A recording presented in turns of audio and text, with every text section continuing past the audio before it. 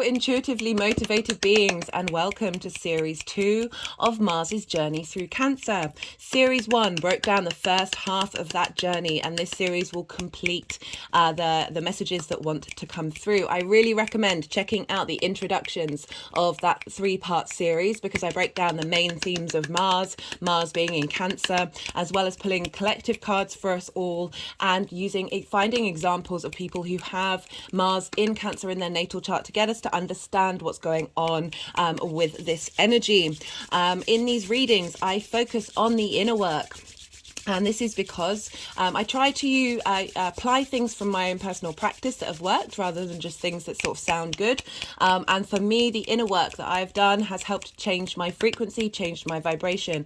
So for those of you looking for sort of love readings or things linked into work, that would be more what would be focused on in a personal reading, if that's what you're after. But for me, it's like when you start questioning yourself, pulling back those trauma responses, really figuring out what it is in your internal integrity for the long term, linked into your soul, your frequency then starts to match that soul energy. And the more that frequency changes and that vibration is more akin to you, rather than to do with all the sort of spells and trauma that we've gone through, the more that our situation changes, the more that the environment changes, and we start drawing people towards us, opportunities, jobs, whatever that may be, that is in match with that frequency. So collectively, the more that we do that inner work, the more that we question ourselves, the more that we walk with our own integrity, the more that's going to bring in the kind of things that you want to manifest.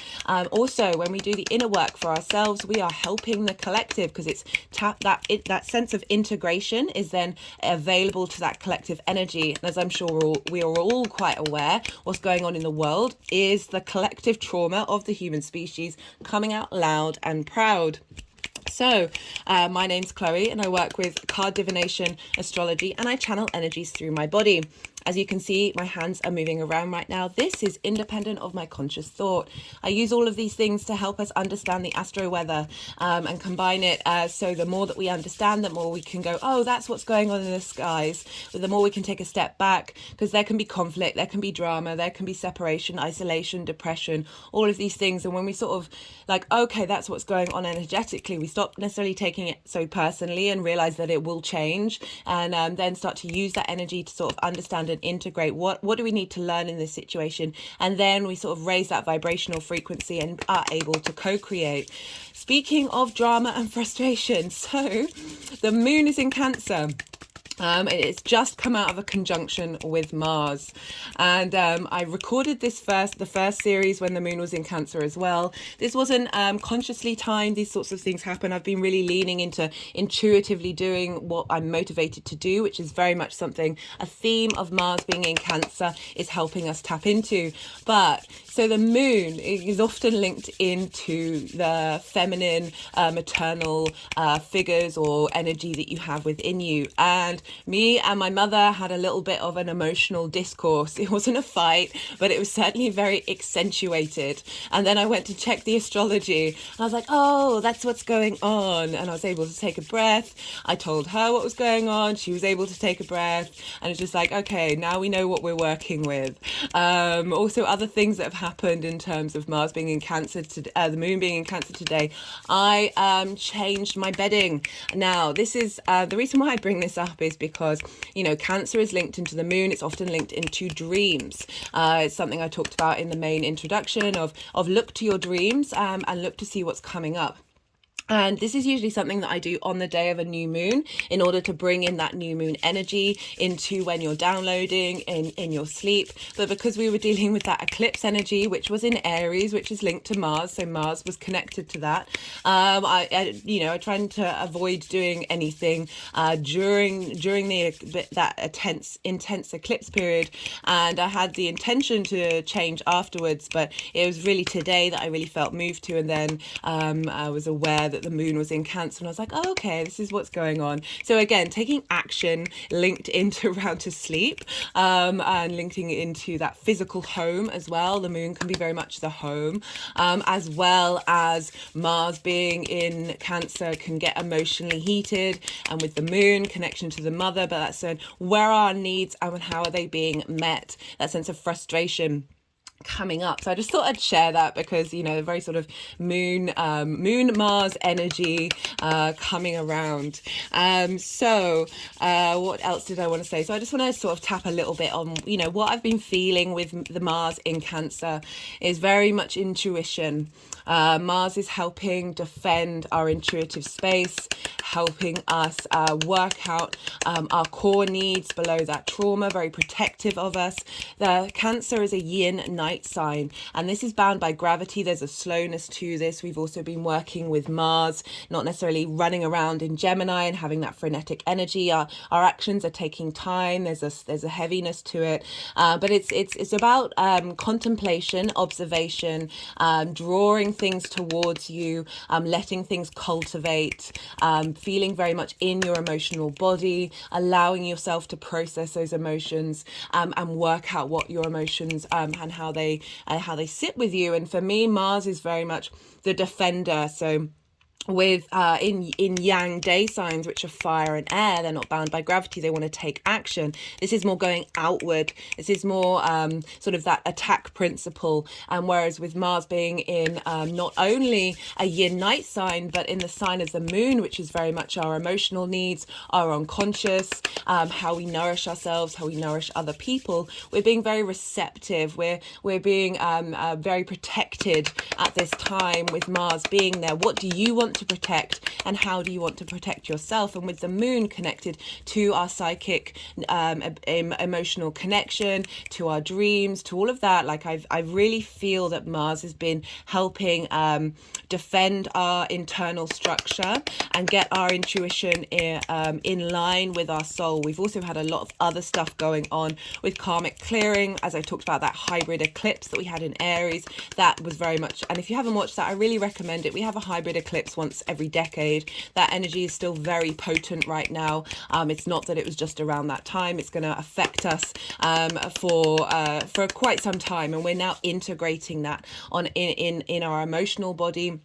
And Mars is really helping get our, our intuition can often be broken because of trauma responses and limiting beliefs. And I really feel that this transit is helping give a sense of solidity to our intuition, and helping that really on a very personal level. Cancer is the individual water sign. Help us be able to instigate. It's cardinal. It likes to start things. And it's also about leadership. So really bringing our intuition to the forefront of being able to make decisions, take actions from our intuition that isn't coming from that potential, imagine like the energy of your intuition from your soul is having to go through all these different layers in order to then express itself. And you can often second guess it or maybe rush into something. Mars being in this yin night sign, so you're taking your time with your actions. You're figuring out it's coming from a space of contemplation, strategy, and this receptiveness of rather than this instinctive immediate response mechanism. So I've really been feeling that, as well as I've got Cancer in my 12th house, which is also linked into the unconscious, and that which is hidden from you, and this sort of dreamlike state. And the dreams that I've been having have been more intense, and they've been recreating trauma response mechanisms in situations, but the character of me in those dreams has been dealing with them from a very different space, and then they've kind of evolved into going about and doing things that are integrating where I'm at now, and that's just the midway point of Mars being in Cancer, that I feel like Mars is helping in that processing, and with Mercury being in Taurus, our physical body, of like clearing out stuck limiting beliefs that our body through survival mechanisms respond to. That a lot of what the work we're doing at the moment is in our sleep, that it is in our dreams, that we're doing a lot of processing, downloading, integration, and Mars is there defending us and helping us be able to defend what it is that we need on a soul level as well. So really beautiful stuff. I've certainly been working with the different energy of Mars being in Gemini to Mars being in Cancer. For me personally, I've got a lot of fire and air in my chart. I don't have very much water, so when there's energy in water signs, that can be, especially for me in the 12th house, can feel quite heavy, but it's helped me slow down. It's helped me tend to my physical needs, my emotional needs, And I really appreciate it, and it's really helped me integrate that ability to take time over something rather than rushing into something. So definitely appreciating the sort of creative outlet of Mars being in Cancer. I've also noticed personally that my intuition is getting stronger. There's a lot more synchronicities going around, especially linked onto sort of like things that you're connecting to on a personal level, and the things that you're appreciating is getting mirrored out in the world. So yeah, that's getting a lot stronger. I just want to say thank you to everybody, and welcome to all the cards on the table. And I do appreciate your time. You're spending time with me. You're sharing your energy. It means a lot to me. And I am eternally grateful for all of you, new and returning viewers alike. If any of the messages resonate in this video, there are things that you can do. So YouTube isn't necessarily promoting a long form content right now, and that is certainly the modality that I'm working with mostly. So the things that you can do to boost the algorithm, because as I say, if this resonates and you kind of want to pay that forward, so people out in the world who might not have come across this channel, it is very small, so obviously it's not getting a lot of traction. There are things that you can do to help YouTube then go, oh, okay, now we're going to push that further outward. You can like the video, you can leave a comment, even if it's just an emoji, because I do appreciate writing personal things is a bit vulnerable. Subscribe. Hello, new viewers. If you are already a subscriber, rather than going from the notification of a video getting posted, type in the name of this channel and then access the video that way, as well as watching more than one video in a row. I'm not asking you to do this for me, but if you do feel so inclined to do so, it would be appreciated. On a personal level, I would love to hear from you. I love finding out what's going on for everybody with the astro weather and how it's affecting you all on a personal level, because remember, these are general readings. Your chart is going to have an effect obviously on you in an individual space. We interact with these energies very differently. And so, yeah, it would just be lovely to hear from you. Speaking of your personal chart, look to where the moon is and where Mars is. And this will give you added layers of how these themes are going to show up and how for you personally. So I just find that really interesting. I gave one of the examples in one of the introductions is I've got my moon in Aquarius, which is in my 7th house of intimate relationships.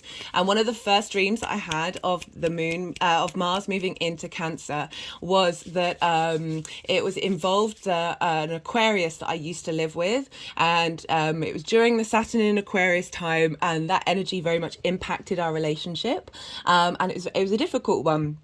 And it was also, we lived together, it was the home, and so the dreams that I was having was sort of integrating that energy and sort of shifting it and saying, well, this has changed, this has moved on, this is different now. And it just really tickled me that that was such an apparent example of Mars being in the sign of the moon, which is obviously linked into the nighttime and linked into our dreams, that just showed up really prominently. And so you may notice things come up in your dreams.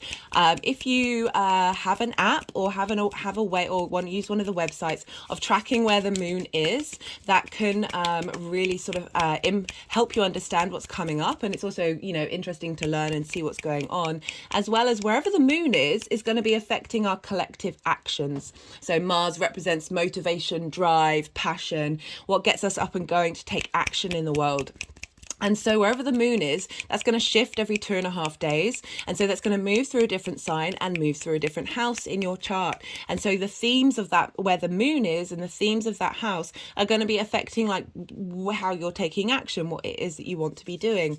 Mars being in Cancer is very protective, and very wanting to defend those who might not be able to defend themselves. And that can be yourself as well as the people around you.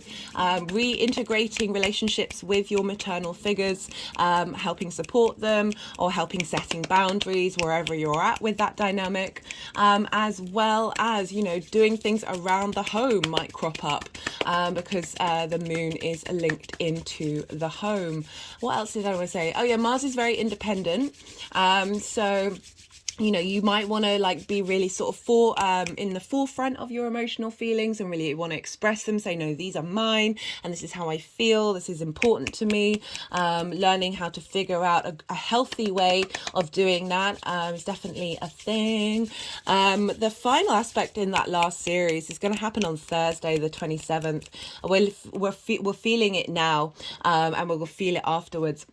And that was the square with Chiron, and that really felt like a real deep healing. The energy was very powerful for that. So I do recommend checking out those videos, even if it is in hindsight, to see what came up and what messages and how that energy is integrating. So I'm going to be pulling cards for 2 aspects, and then like how this energy is cultivating in that sign for us.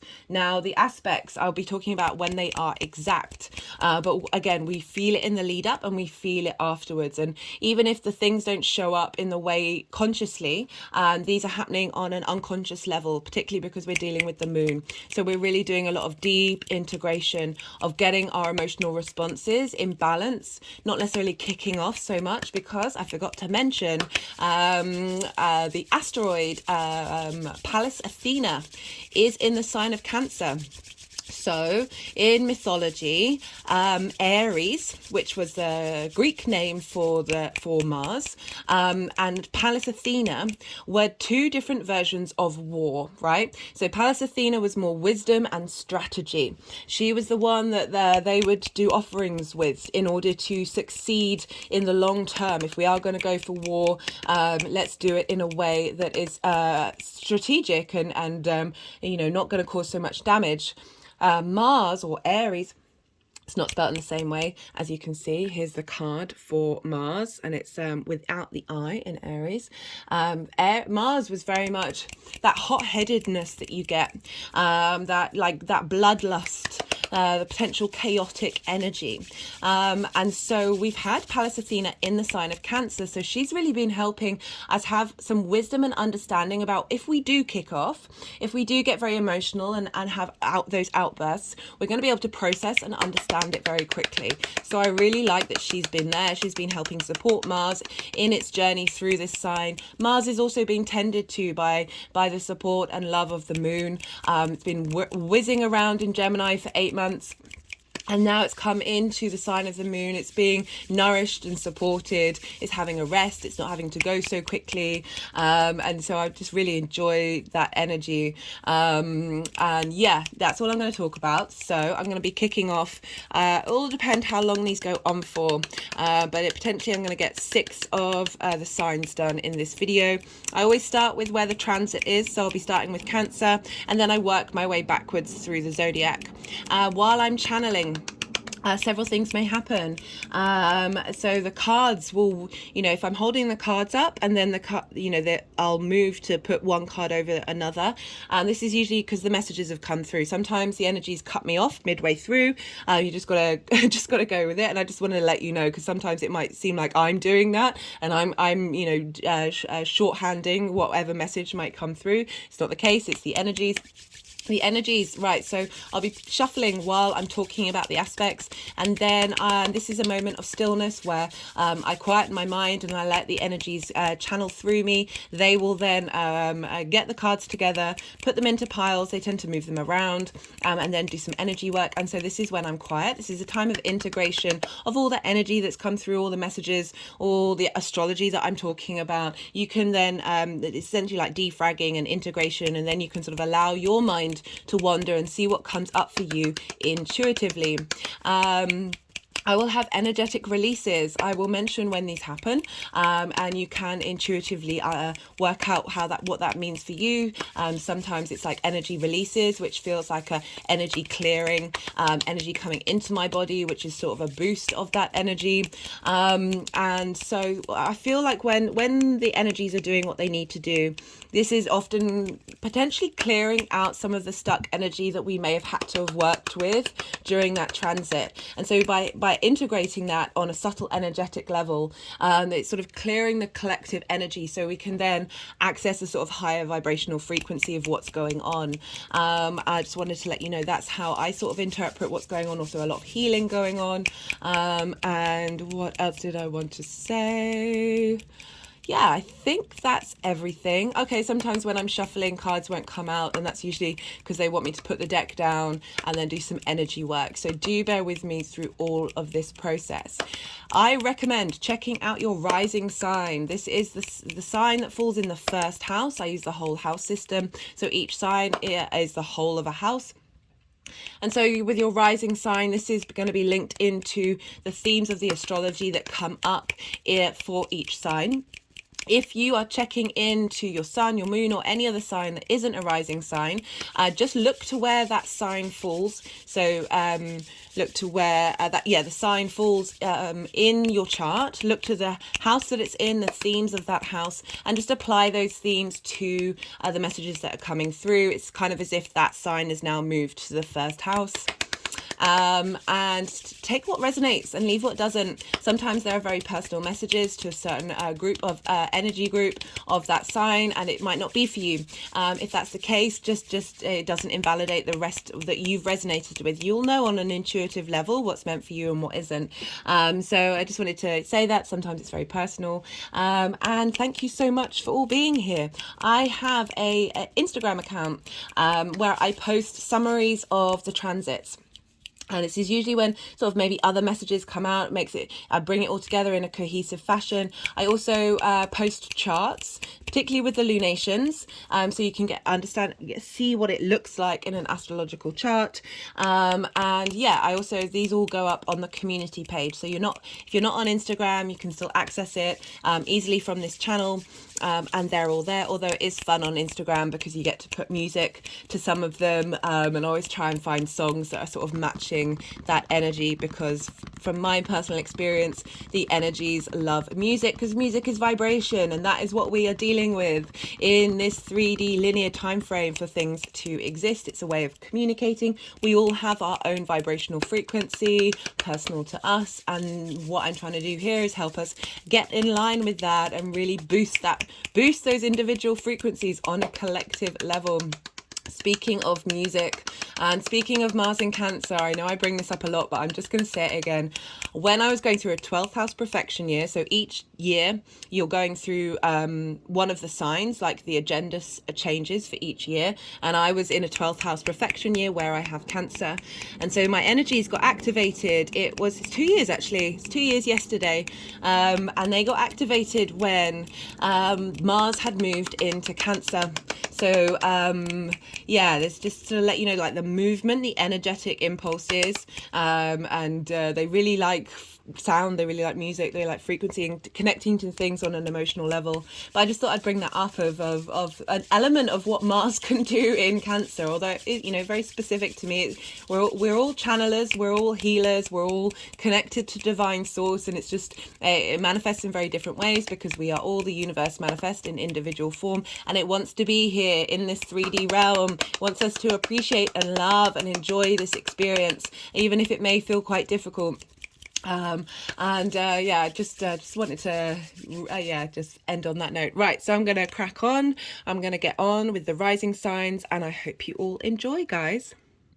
Cancer rising, how are you doing, Cancer?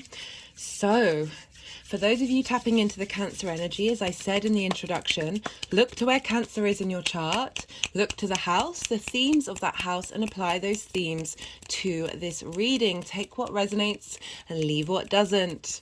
But for Cancer rising, this transit is happening in your first house. It's been happening for a while now, since the 25th of March. I am recording this on, I forgot to say this in the introduction, on Wednesday, Mercury's day, and the moon is here with Mars in Cancer. So being able to communicate the messages of the moon and Mars on this day with the aid of Mercury.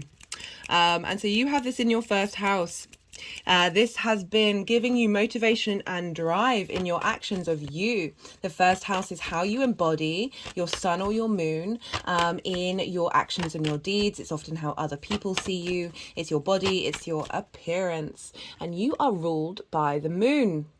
So this is the moon is having an impact on you, and therefore having a stronger impact on Mars. So you're going to be feeling this, as well as it being in your first house. So Mars, motivation, drive, passion, confidence as well. So maybe feeling a bit more confident, feeling a bit more confident in the actions that you're taking, really being able to tap into your intuitive space, and how you are embodying that.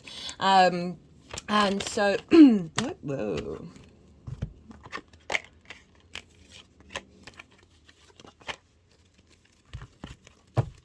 I'm sorry, I just got a little bit distracted by the cards. Yeah, so a lot of heat in your body as well. That can definitely be a thing because Mars brings heat, and adrenaline, and it's like it's our blood. So you just a lot more motivation to do the things that you need to do. Thinking about what motivates you to take action. Could also be a bit of a conflict going on.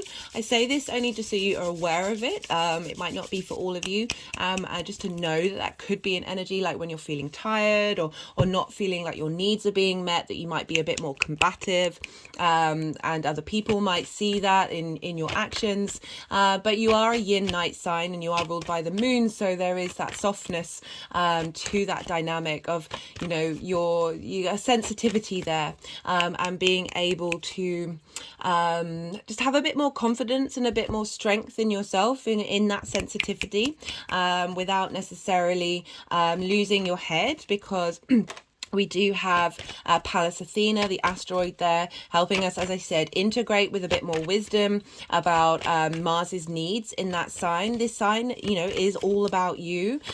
So you may be having, as I said, a bit more focus on you and what it is that you're doing at this time rather than other people. As I said, check to where your moon and where your Mars is, and this will give other themes, as well as if you have the opportunity to track the moon, and see where the moon is, and you'll just see that your actions may be taking a different direction. This means that Mars is very changeable at this time, so it's not as fixed and solid as it would be, say, if we're dealing with Mars in a sign that's ruled by Jupiter or Saturn, where the whole of Mars's journey will be directly connected to one sign. So we're constantly changing during this experience. So they're going to be three piles. So the first pile is going, oh no, sorry, I need to rewind. I'm a bit all over the place. I've got the moon in conjunct my moon. So there's a lot of conflicting energy. It's also there's stuff going on with me energetically that's meant it took me about 15 times to start this video. And usually it's maybe a couple of times for me to get going. And yeah, it was just it was a lot. There's a lot of freneticism. There's a lot of how am I feeling? Like there's just a lot of intensity in the body. But I think it's all appropriate, because that is definitely something that you can feel with these energies, because you're very much linked into your needs, what nourishes you, and also your unconscious. So a lot of sort of movements and space coming out that's just having some energy releases around my heart chakra and solar plexus, that we're working through a lot of those things, and it can, because we're dealing with the hidden energy, that it's that unconscious space, our emotional instinctive reactions, that it can just feel that there's dynamics that might not necessarily feel like your own, but they're to do with those core limiting beliefs. My hands are just sort of clicking around my throat chakra, because we have got a lot of stuff in Taurus. The sun is there, Mercury's there, Uranus is there, the nodes are still there, where we're getting in touch with our voice, and all of this is sort of sextiling Mars's energy, that like the physicality of Taurus, like the senses and how we're emotionally connecting, it can be a bit supportive, but also a little bit you're having to work through that dynamic. Right, okay, because we're dealing with Mars, we look to the signs that Mars rules, and Mars rules Aries, which for you is in your 10th house of your career. So what's going on with Mars is going to impact the signs that it rules.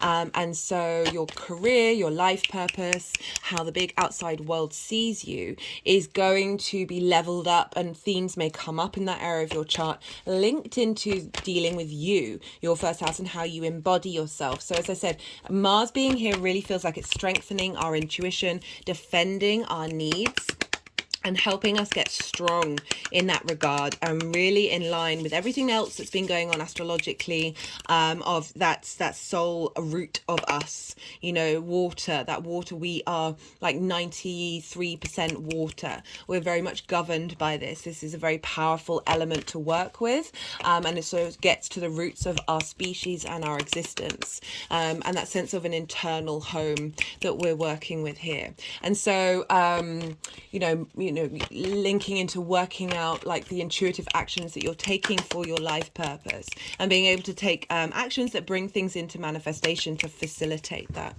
Also, Mars rules Scorpio. And you have Scorpio, a fellow water sign, in your 5th house of your creation energy. So again, you taking action, the focus being on you, is helping you connect to your creation energy, helping you understand how you take pleasure. It's to do with fun and amusement, children, it can be romance, short-term dating for some people, but you knowing yourself and having confidence in yourself with Mars moving through the 1st house is facilitating your creation energy and your life purpose. And as I said, themes may come up around that is going to help you integrate Mars's journey. I would look to where the moon is, but the moon is moving very quickly through the sign. So that's, as I said, it's going to change quite a lot about what your motivation, your instinctive motivation, and how you feel and the needs that you have are going to change repeatedly throughout this transit. As I said, look to where Mars and your moon is in your natal chart, if you have it, because you will get connections from those signs, or sign if you've got them both in the same sign, and the houses that they're in and the themes of that. So that's the kind of general energy that's going around for you right now, Cancer.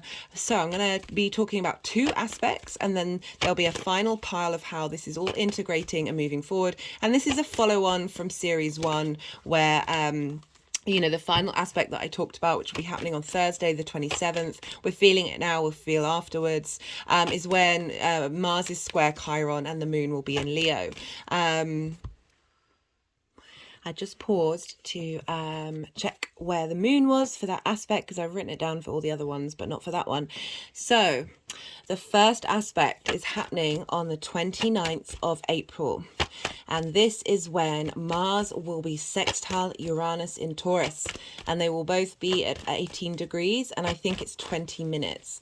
So the moon will be in the lead up to this will be still in Leo, and then at the exact point of this sextile, the moon will be at 0 degrees of Virgo. So very potent energy. Whenever a celestial body has entered a sign, this is very intense energy. So Mars sextiling Uranus.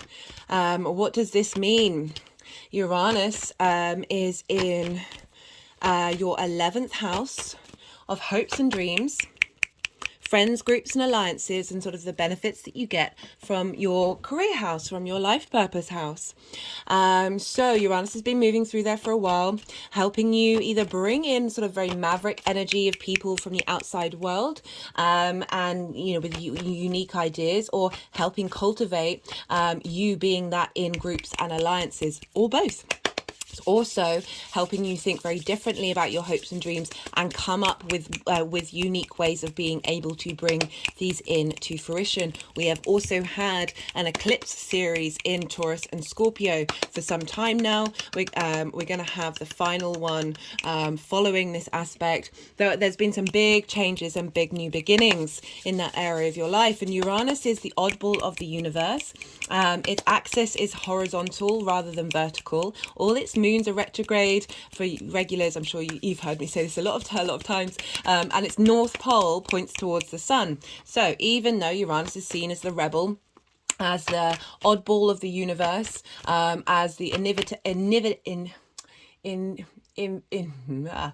inventive, but sometimes I'm just not going to get that word today.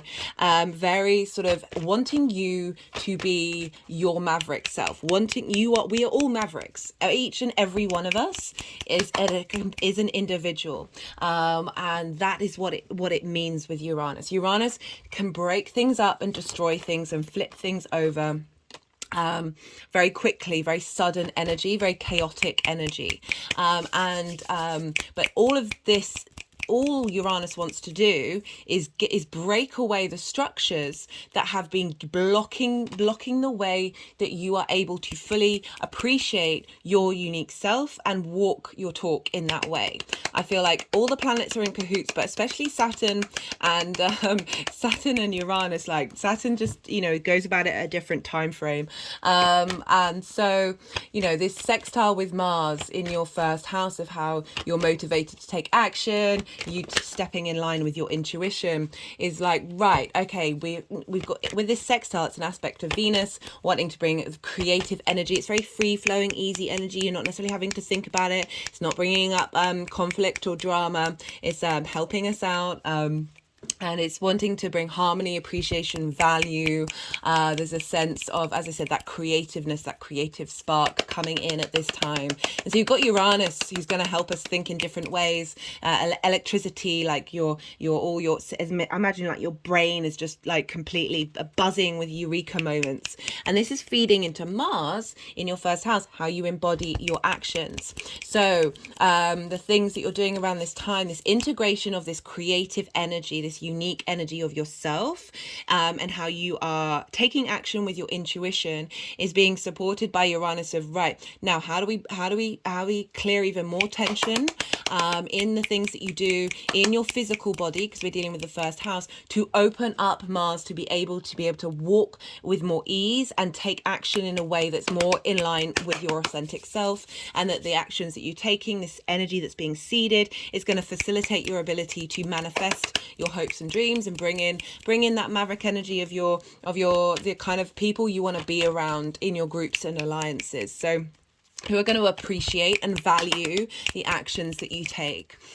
So that's really great energy that's happening. And as I said, the moon's in Virgo. So for you, that is in your third house of communication and local community. It's the house of the goddess. It's the things we do on a regular basis and how we put meaning into them. So 0 degrees, your moon is really connected to your ability to communicate with the actions that you're taking.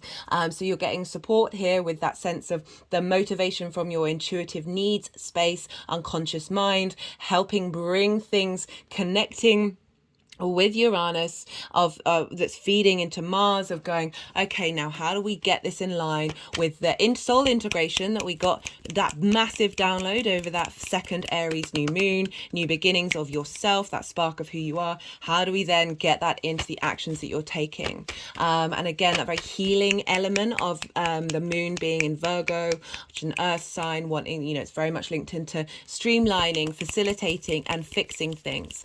It also might bring up some self-criticism, but this is all for you to know your own strengths and your own value and be able to break with confidence with Mars in the actions that you're doing and feel very empowered at this time.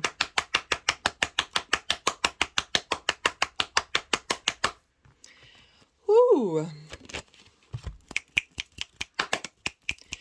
Following this, and I'm not pulling cards on it, but I just wanted to let you know that this is what's going on, is on the 5th of May, we're going to have the final eclipse of this cycle, with the nodes being in Taurus and Scorpio. And this is a full moon eclipse.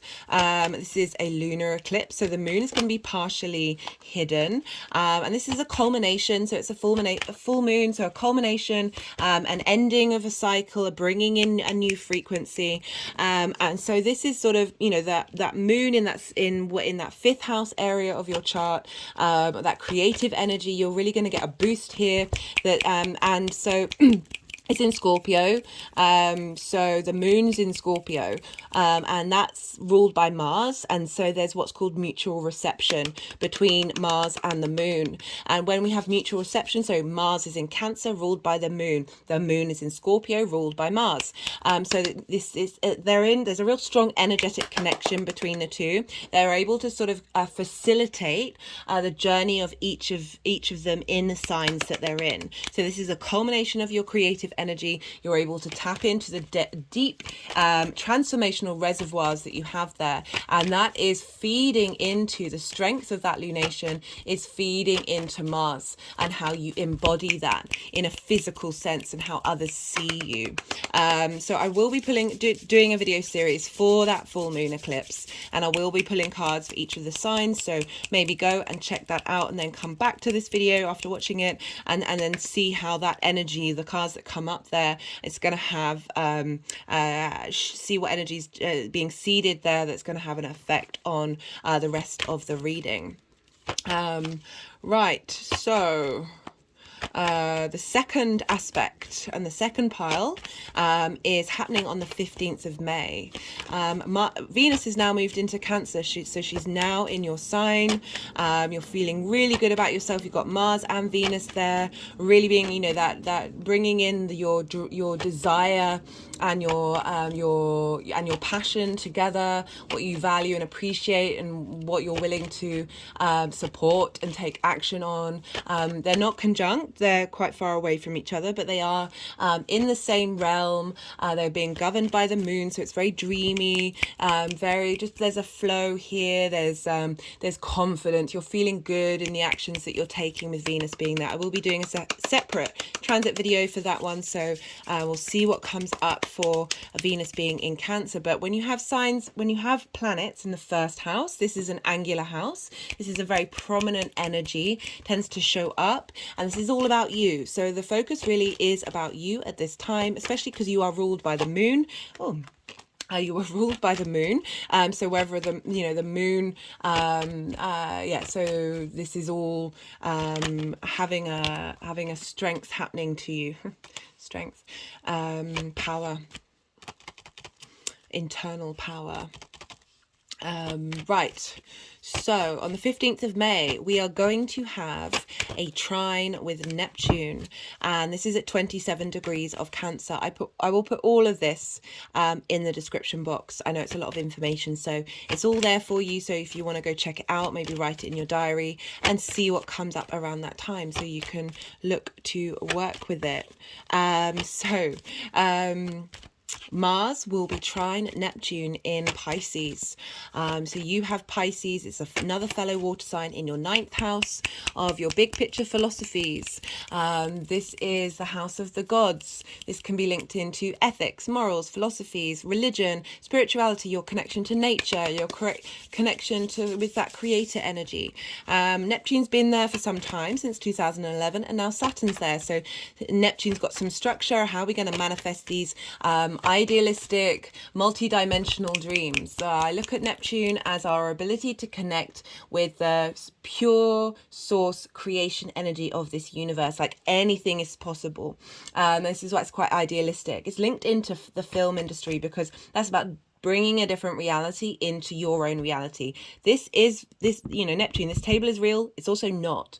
There's many different frequencies, many very different vibrations. There's so little that we know out there. Like this 3D reality isn't everything, and Neptune really helps us understand that. So your perspectives, how you map yourself out in the world.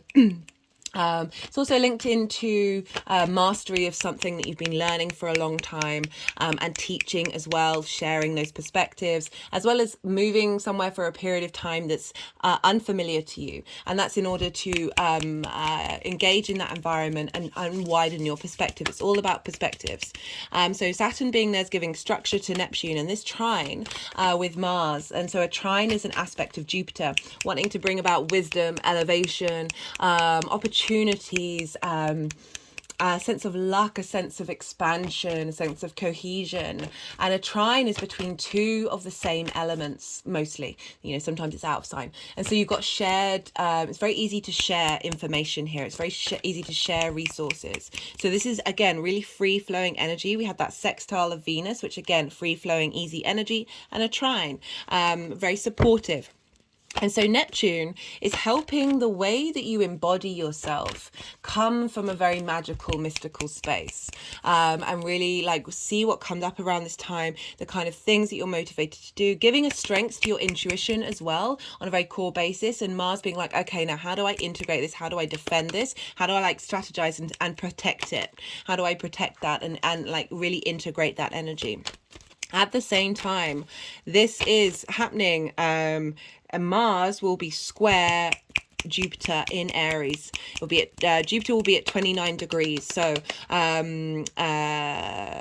this is, we'll feel it a little bit after this, but I just wanted to bring in this aspect because it is pretty much happening at the same time. And again, Jupiter expanding our understanding of that Aries energy, elevating it, bringing wisdom. That's in your 10th house. You've really had an expansion there of what your life purpose means to you. Getting sort of you know, that expansion of that focus, the outside world, perhaps looking at you with a sense of generosity. There's wisdom there, there's elevation, cohesion of what's been going on in your career, in your life purpose, and how the outside world looks at you. And that is squaring your first house, your Cancer energy, and Mars. Now Mars, a square energy, is ruled by Mars. So this can bring up conflict, drama, frustration. All of these things are there. I mention them because when they come up, like the example I gave for this morning, although that wasn't a square, that was a conjunction, but they're hard aspects, and hard aspects really show up. But it's also dealing with Mars. That these things can come up, and then you can sort of go, okay, I see, what was that trying to teach me? What was I trying to learn from that? And then we start to co-create, because for me, squares are a powerful manifestation energy. This is a 90-degree angle, so you got like two energies butting heads with one another, and they feel like they're both very right, because they're usually in the same modality. So Aries and Cancer are both cardinal energy. They want to instigate, they want to start things, they want to be the boss. And so Jupiter and Mars are like, hey, no, I'm the boss. No, I'm the boss, right? That's where there's friction. That's where there's competition. That's why there's, you know, there's potential drama coming up. But friction is what we need in order to create in this linear time frame that we're very conscious of. There are other ways of manifesting, but this is a very primary thing for this 3D tangible world that we're in. And so it's very good at bringing things into fruition. It may be a bit... there may be challenges, but those challenges are good challenges in order to get things going. So you've got this right at the end of these signs. So they're really like, right, everything that we've learned, Jupiter being in Aries for so long, Mars being in Cancer for now nearly 2 months, of like everything that we've learned, we're now going to forge that in the fire of a square. We're going to push those energies together to expand our ability to take action based on our truest intuitive needs. And just really, really beautiful. So that's your life purpose and how you embody your actions. So this is going to feel potentially a bit disruptive, but very good in the long term. But also, like, you've got a lot of energy here. You want to get up and go. You want to do the things you want to do in order to be in touch with your life purpose. That doesn't just have to be to do with work. It's just the thing that truly is at the root of you that motivates you to go, go, go, go, go. And so, yeah, a lot of opportunities in order to take action. So opportunities and wisdom and elevation of Jupiter. It's a benefic planet. It's one of the most positive planets traditionally, and with Mars, which is traditionally a malefic, which can cause frustration and disruption. And they're in action with one another. So, but for me with Mars, it's like, give Mars a job to do. It's in this very soft sign. It's very sensitive, and it's really sensitive to your intuitive needs and how to take action and how to expand that wisdom of Jupiter in the things that you're doing. Right, so that's going on while with that trine of Neptune of really that beautiful, harmonious, very mystical, wonderful planet. It could also bring about delusion and fog, but we've got a trine here, so I feel like very mystical, magical inspiration to take action based on how you see yourself in the world, that is then being forged by Jupiter and Mars taking action to provide opportunities for that to come out into the world and for that to be seen. The moon is in Aries.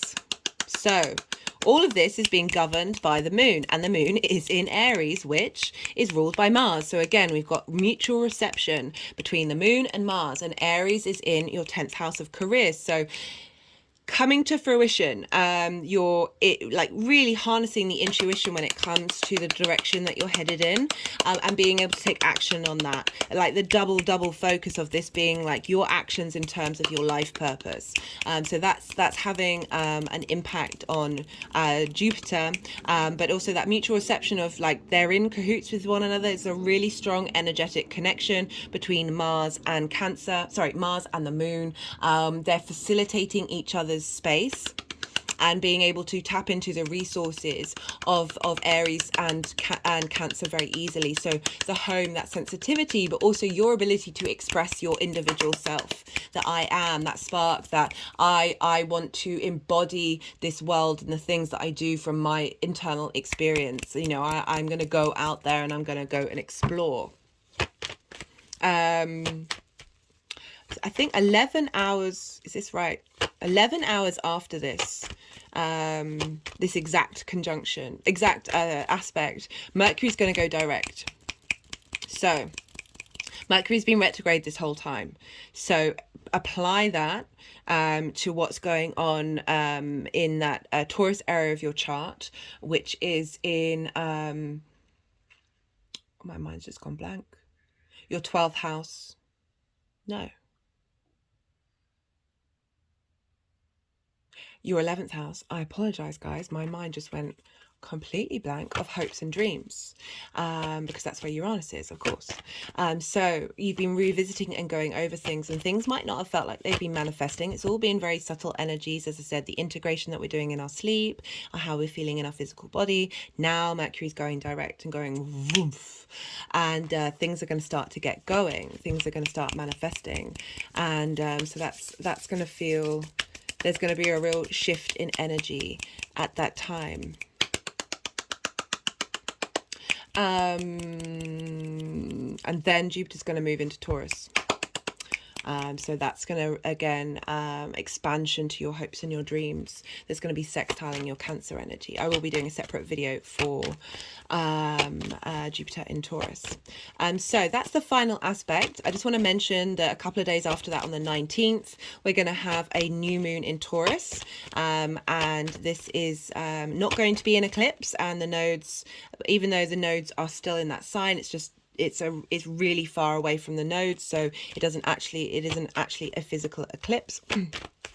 And because we are dealing with the moon, that's going to impact, admittedly it's happening the day before Mars leaves, but it's going to get all that seeded energy from your hopes and your dreams into Mars then moving into your second house in Leo, which is your values, how you value yourself, how you manifest, how you make money. So we've got a lot of stuff to do with the career of your life purpose, and then we're heading into your manifestation space and your values of really like knowing your own value, having confidence in that, and how you make your money and how you manifest. So there's a real shift in gear. The final pile is how these energies are all cultivating in this sign and integrating for this theme, the themes of this house, and how that's leveling up for you then to move forward with that integrated energy. I'm just going to keep shuffling for a little bit. Usually the energies let me know when they're done with the cards coming out, and then I will go on to quietening my mind and letting the energies do what they need to do. So this is when there's stillness, and there's, well, not stillness, certainly not stillness, when there's quiet. So as I said in the introduction, this is a time of letting yourself digest all that information that I've just told you about, and see what intuitively comes up for you. See if you're getting any intuitive hits coming from the cards that have come out already, and then from the energy work that happens. And then we'll put all the cards together, and then I'll break down the cards in relation to those aspects and themes.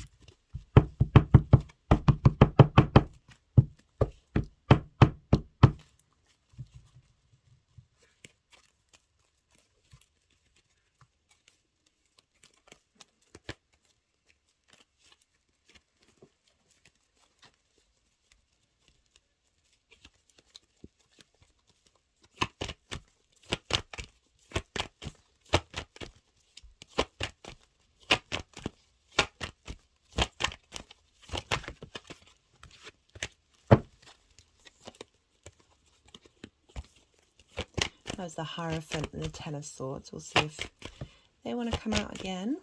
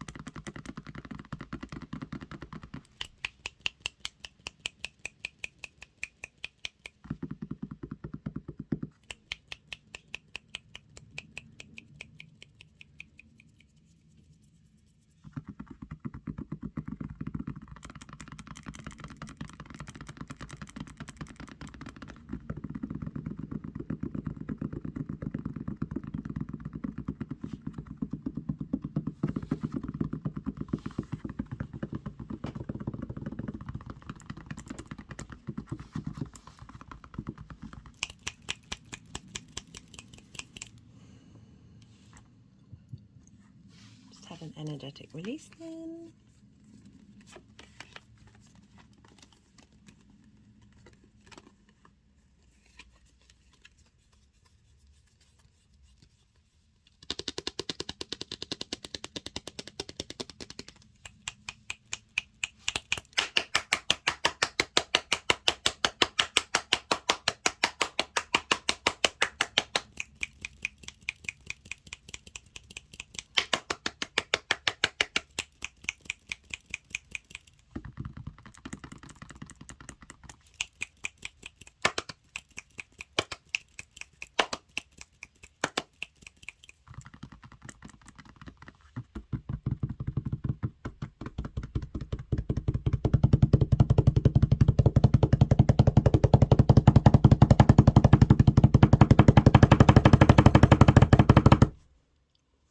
They've never done it quite that loudly before, Cancer.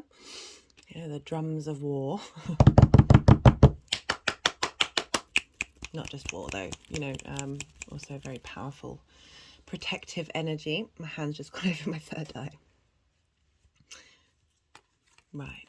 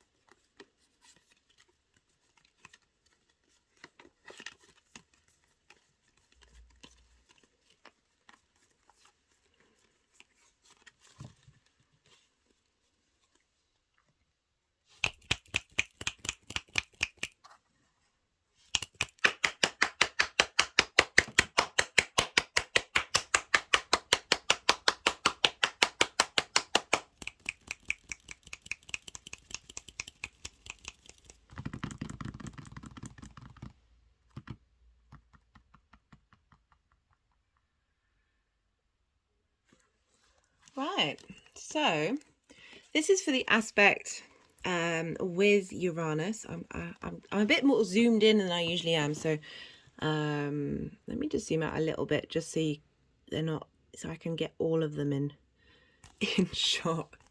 So we've got four. This is the sextile with Uranus, where the moon is 0 degrees of Virgo. And so this is in your hopes and your dreams, and the message that's coming through for these two is holding on to hurt and pain. And my hands have just sort of gone in between my heart chakra and my throat chakra, kind of over the thymus, which is actually a really good, it's part of, oh, what is it? It's a lymph, it's not a lymph node, but it's part of the lymphatic system that actually, if you do a lot of vibrational work or energetic work on the thymus, it helps relax your whole body. You know, and this card, and I don't usually read this card in that way, but that's what came through in my mind, which is also channeling, is holding on, has been holding on to this, and Uranus has been helping break that down, and break down and help you work through that space, and by helping clear that stuck energy, as well as Mars moving through there, of getting into your intuitive needs of how you take action. The Four of Pentacles is also about power and your own internal physical power. So Taurus is an earth sign, your physical senses. Uranus has been helping you navigate hopes and dreams that haven't come into manifestation, and really helping clear the way to bring those into being. And Mars moving through the emotional body, your intuitive needs, that heartbreak that we all feel, that then sort of exhibit in the actions that we're taking. And that together they're helping defend and protect your passions. The Knight of Wands is fire energy, but this is creative energy, passion, movement. There's a lot of movement. I liked how it was like that. It's kind of like I'm stopping this particular energy and dynamic, and now shifting and changing that and bringing in a sense of power. But there's also with the Knight of Wands, it's a very fast energy, and this is about bringing in a new way way of looking at your creative energy. It's also about going on a journey of that energetic shift and change, of helping you be able to tap into a new dynamic, because you've then got the Three of Wands. So you've got the Three of Swords and the Three of Wands. Usually when we get duplicate numbers, this is the universe going, this is bringing things into balance. It's a start of one thing and a moving into another. And the Three of Wands is about dominion. It's about you've got a higher ground perspective in order to start that new journey that the Knight of Wands is really wanting to instigate. And Uranus is very can be very disruptive energy, but also sudden changes of dynamics. So my body's just sort of, my shoulders are moving back and forth, a real shift. You know, our shoulders, we hold a lot of weight and tension in our shoulders, that we're often, that burden, or that, you know, the weight of the world sort of sinks us over. The stretching out, I'm stretched by moving my shoulders back. I'm stretching out the fascia around the thymus, and now my hands are tapping around the thymus, bringing in a sense of calm and ease in your physical body. And the more that you're able to do that Mars in Cancer, the more, as I said, I talked a lot about our frequency getting back in line with truly who we are. My hands have gone over the solar plexus and over these cards. If you can see, the solar plexus is where we take action in the world. It's that drive into, it can be linked into work, but also I'm feeling that those hopes and dreams having been so they've just, I'm going to zoom out even a bit more so you can get, hello. My hand's just gone over the Three of Swords, of clearing that energy that's blocked you from being able to, you know, that restriction that the Four of Swords can be, that rather than you're holding on to structures that aren't actually giving you power, and that the Knight of Wands here and really is you know, is the way that they're moving the cards around, is saying, no, we're shifting that. You are now within your own power in order to be in a state of dominion. You know, this figure is, they've done a lot of planning, they've got the lay of the land. This is following the Two of Wands, and this you see the ships, they are heading out onto a new adventure. You're what's cultivating with this energy, this sextile energy, which is creative energy, is bringing in this strength of who you are and an understanding in order to be able to go on a new energetic journey. For some of you, that might mean going on an actual journey, but certainly there is an energetic movement. We've got the Eight of Pentacles here, and this is a new appreciation of your 3D realm. So the Eight of Pentacles kind of implies, like, for me, it's every day is a school day, but you really enjoy all that learning, you enjoy that growing and that change. It's a getting to a space of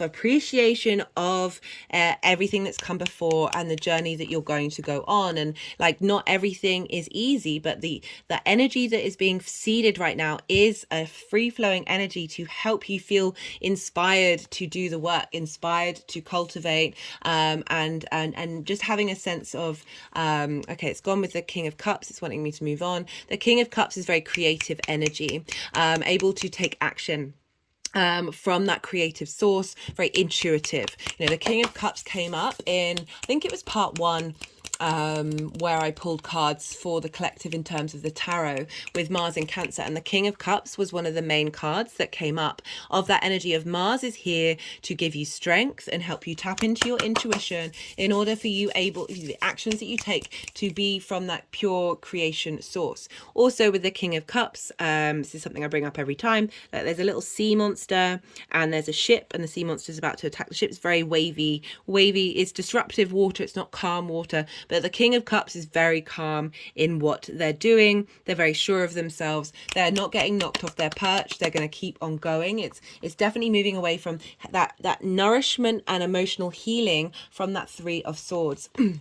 So the things, the dreams that you're hoping, the imagination behind them, you know, kings take action. There's also longevity there. There's authority there. And the crowning energy for this is the World card. And this is Saturn's card. So I say, like, I really link Saturn and Uranus together, because Saturn wants you, this is essentially the knowing yourself, and in knowing yourself, the world opens up to you. And for me, that's very much Saturn's energy, wants you to be in line with your own integrity and your own authority. And through that, the less boundaries that we need, but the clearer we are in our boundaries. And so for this energy to crown it with that Uranian energy with Mars of, Uranus wants you to be your maverick self and wants you to feel good about it and feel okay about it and be able to, from that space, and how you embody your actions, what's your motivation to take action, your motivation to express yourself, is coming from it is establishing a very genuine energy, filtering in with Virgo moon of how you communicate to your physical body based on your hopes and your dreams. So that's the energy that's being seeded for you, therefore, for that particular aspect. Love that, Cancer. So for the second aspect, and this is the trine with Neptune in your 9th house and the square with Jupiter in your 10th house of career. So we've got the 9 of wands, the 5 of cups, the Knight of swords. So we've got 2 knights coming in to help you out, and the hanged man. So this energy, I feel like this is, if this comes up, this is being cleared. This is you're helping understand different ways of looking at things and dealing with things. So that 9 of wands, I'm going to keep talking even though the cards are down. That 9 of wands is very much about feeling exhausted, feeling battle worn, like felt like you've had to defend your ideas. So we're dealing with the 9th house of how you see yourself in the world, seeing yourself as this figure on top of the image of grief, of feeling that sense of lack. Grief is a very important message for us all. It's also, it's very much a part of the human condition, and it's important for us to move through that but not hold on to it, because we've got the Knight of Swords here. So this is kind of like how this may be unconscious, the moon is very much linked into the unconscious, of unconscious limiting beliefs that are blocking your way of seeing the magic and wonder that is you, with Neptune being in that sign, of like really being able to tap into the fact that you are divine, you are a magical being. The human being is phenomenal. I'm in so much gratitude for our species existing, even if we are terrible at the same time, but that's not the point. Anyway, the Knight of Swords is coming along and saying, okay, we're cutting through this energy. We're coming to defend who you are and how you see yourself in the world. You're able to feel that connection, that confidence of Mars being in that sign in your 1st house, with this ability to, with Neptune, to be able to cut through the illusion, because Neptune is also about illusions and delusions, and it's not just about creating delusions but helping us see clearly. We've also got the Hanged Man, which okay we've got the Hanged Man, which is about being in, there's a limbo phase here. So this is kind of tapping into that trine energy of letting things come to you, the things that come up, let it integrate. This is about being in receipt of divine wisdom. Also Neptunian energy here, changing your perspective. So Neptune's coming in and helping you change your perspective on how you take action. They're being quite frenetic today. I'm not surprised. We're dealing with Mars here. So we've also got that square with Jupiter, and the moon is in Aries, so really embodied and very powerful energy, and your motivation. We've got the Queen of Swords and the Queen of Pentacles. So we've got this real strength of being able to take action, and with clarity, with that sense of Jupiter wisdom energy that comes through with Jupiter, and we've got the sorry, they wanted me to move on quite quickly. We've got the 6 of wands, and this is about victory. This is about your individual self being celebrated. So we're dealing with the 10th house here, as well as the 9th house, how you're now seeing yourself in the world, rather than feeling that you've been attacked. You're the one being celebrated. There is this sense of inner strength within you. With the Queen and the with the two queens, even though I focus on the inner work and don't necessarily relate these to other people, we are dealing with your career house. So it could be people in your life showing you that you have these qualities within you, because Jupiter in the 10th can mean support from the outside world. But there's a shift in gear. You're able to see yourself.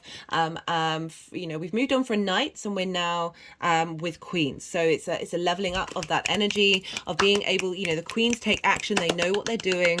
They're not second guessing themselves. They're very sure of the direction that they're heading in, and the energy that's being seeded here, this sort of creation energy and this shift of this dynamic of how we see ourselves is bringing about fertility. They're just wanting to go with this hair that I have over the springtime. That this has all been cultivating and instigating, and you might see the results of it during the spring season for some of you. I'm just wondering, because there's a sense of, hares having a lot of children, that this could be linked into that fertile aspect of things being birthed, lots of things being birthed.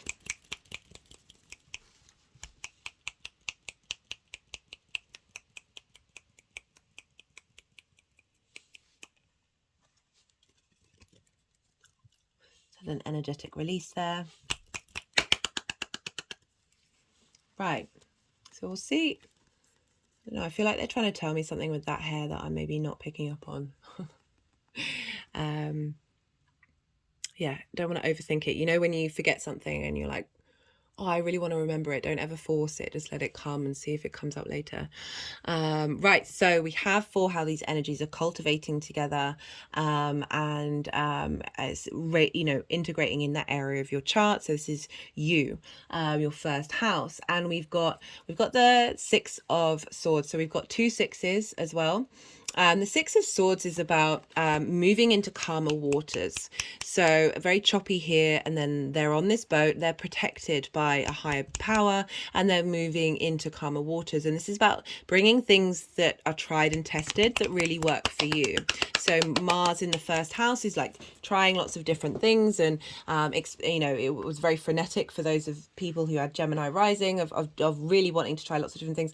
Mars is cultivating, been working out, planning this long-term strategy of what's important to you in order for you to take on this journey. So there might be a physical journey that you're going on, but this can turn up energetically. It's just there is movement here, and we did have two knights, but I felt like they were very much defending you, that your ability to feel sure of your intuition as well, because I did talk a lot about how Mars moving through here is facilitating your intuition. Like, you may have had to have gone through some things that have been a bit disruptive, but it's getting you to a place of really, again, knowing yourself. And there's that victory of you're moving to a different way in which you embody yourselves based on things that are actually truly true to who you are. We've also got the Page of Wands. So this is sort of representing vitality. This is Wands. This is creativity. This is passion.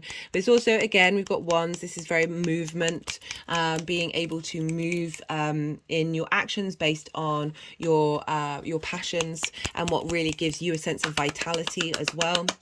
It's very youthful energy, heralding in a new way of opportunities coming in, because we've got stuff linked into the 10th house, but very much feel more you are there's a sense of maturity to this, because it is about tried and tested things. And then I like how we've got the renewal of the page of being like, now that we've figured these things out, now we're able to start in a new space based on this a spring in your step.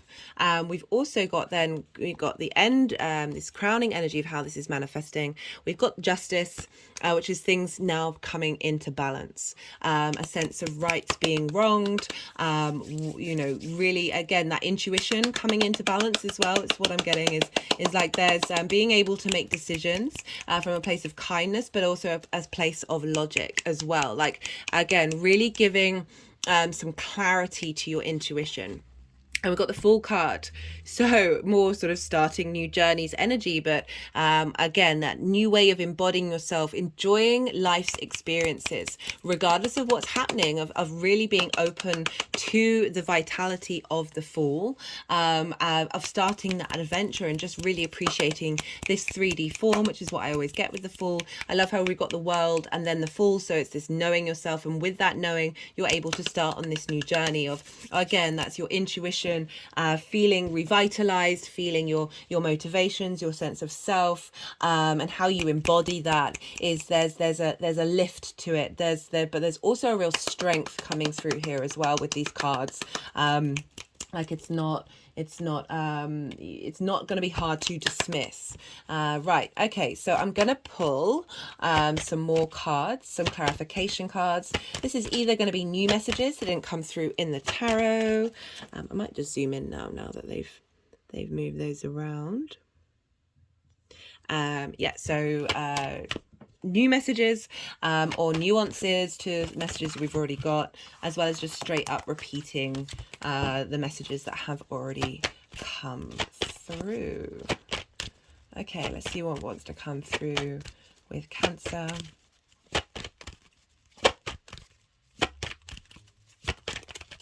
Just trying to... got manifestation. So it's sort of going over where the sextile with Uranus. Being able to create your hopes and dreams, getting very fertile. This is a fertile time of creative energy coming through, a sense of appreciation and value and a harmony of your hopes and dreams, and your ability to, through your actions and the intuition that you're tapping into, and what's being seeded and how that's moving forward is bringing in your ability to harness those powers together and get your emotional needs and your unconscious soul needs to really come to the forefront. You know, if you're regulars, you know I've been talking about this eclipse that we've had, the karmic clearing that we've gone through, and now we're integrating. Now Mars is sort of squaring that energy where those new moons were, of like, okay, now how are we bringing this out? What are we starting? What new things are we starting?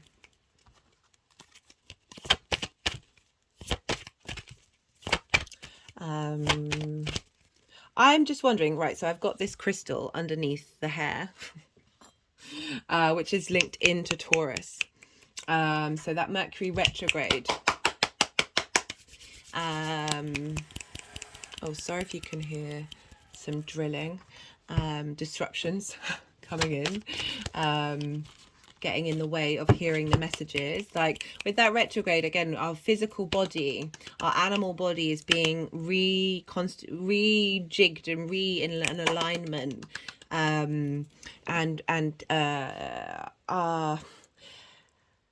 like animals have an intuitive, instinctive knowing of what they need to do. Okay, my hand's just gone over my third eye, that you're just gonna know. It's like it's gonna be like second nature to yourself. They're really obsessed, man. I've just gone to the eyes. The sun. I was just about to say, like, that energy of the bunny rabbits in springtime. It's very useful. It's full of vitality. There's an ease in those actions that are being taken. They've just gone over my ears. They're clicking over my ears. Maybe I'm really missing something. And with the sun just came out, this is the first light tarot. This is freedom, nature, free-spirited innocence. There's a real sense of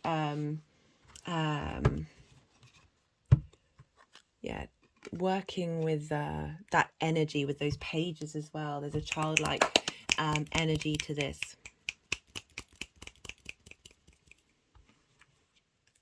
I mean, maybe I've already got it and I'm just second guessing myself. Ooh.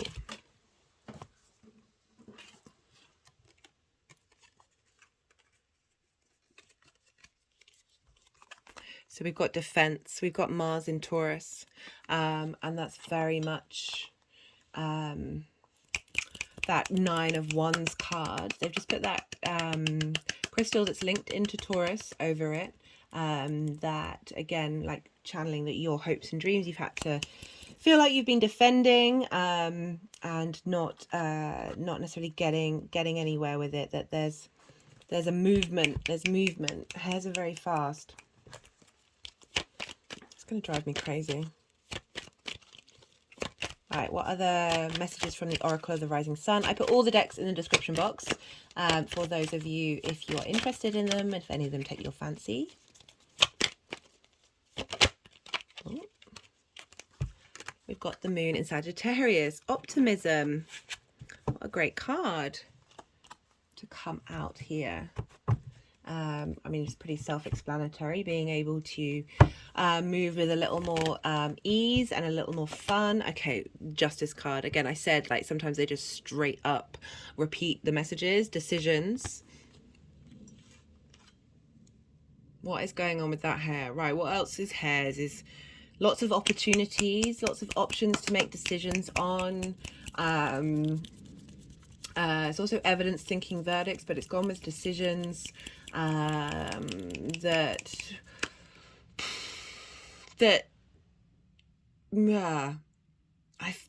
just something's definitely going on here with this hair. There's a sense of, again, that fertility, as I said, lots of options, speed at making decisions, knowing how to make decisions, because it's more that instinctive, intuitive space that you're being able to tap into. There's maybe there will be lots of decisions that you need to make around this time, but I don't really want to limit you to that and give a sense of fear that you've got to be making decisions. But balancing your that sort of instinctive side with your mental side, with the Justice coming through. Goodness me, like, okay, right, energies, which decks are going to help give some more understanding to this hair? I should really pause and like look up the metaphysical meanings of hair. For me, it's fertility, it's the springtime, that things are coming into balance during the spring period, that the right things that may have not felt fair are going to be balanced and righted, and it's going to bring into a sense of optimism that's going to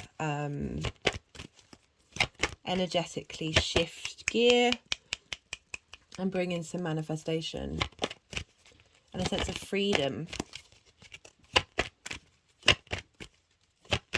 Like, there are lots, like with, you know, with hairs, there's lots of rabbits. Like, they are able to multiply very quickly. There's a lot of there's never just one. There's lots going on. So perhaps the actions that you've been taking during this time, there's been a multitude of things that have been, oh no, I'm losing it. Right, got the moderation card. So you may have felt very having to take care of lots of different things. Maybe there are lots of people in your life that you shall I zoom out so you can't see it, that you have had to nourish and take care of, and that's felt very overwhelming with that hair. Like, there are lots of baby hairs, baby rabbits, that this is going to calm down. There's going to be things coming into balance where it may not seem so frenetic, and that's going to give a space of optimism. I'd be really intrigued to hear from you, Cancer risings, or Cancers in general, about what this is about.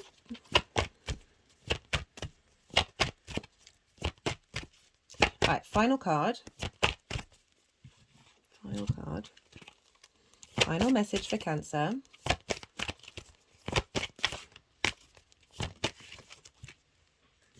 Karma, domino effects. Okay. Something's being cleared again. Something's being brought into moderation and balance. Justice is turning up. I do apologize for the drilling if you can hear it. Justice is turning up and leading leading to a space of optimism where you're able to feel good about your situation, good about you, good about the actions that you're taking, good about your intuition and your unconscious mind coming together, clearing out the freneticism, the multiplicity of different unconscious trauma responses and limiting beliefs that may have been very fertile. Just had an energetic release. Right, finally we got to it. that is there's, you know, in maybe you've been blocking in the way that you're able to be yourself in your actions and your deeds. That's getting integrated and cleared out, you know, with that sun card, that freedom of feeling good about yourself, feeling a lightness. Right, I'm going to leave it at that, Cancer. I'm glad we finally got there. Yeah, so I had an energetic release at that one. I really hope you resonated with something in this video. I thank you for sharing your time and your energy with me. It really does mean a lot. And I'd love to hear from you on a personal level. If you want to pay it forward, you can like the video and the other things that I've suggested in the introduction. Be good to yourself, Cancer. Be good to those around you, and be well until we meet again. Gemini rising. How are you doing, Gemini? For those of you tapping into the Gemini energy, you just look to where Gemini falls in your chart, the house that it's in, the themes of that house, and apply those themes to the messages that are coming through. Take what resonates, leave what doesn't. It's as if that Gemini energy has now moved to the first house.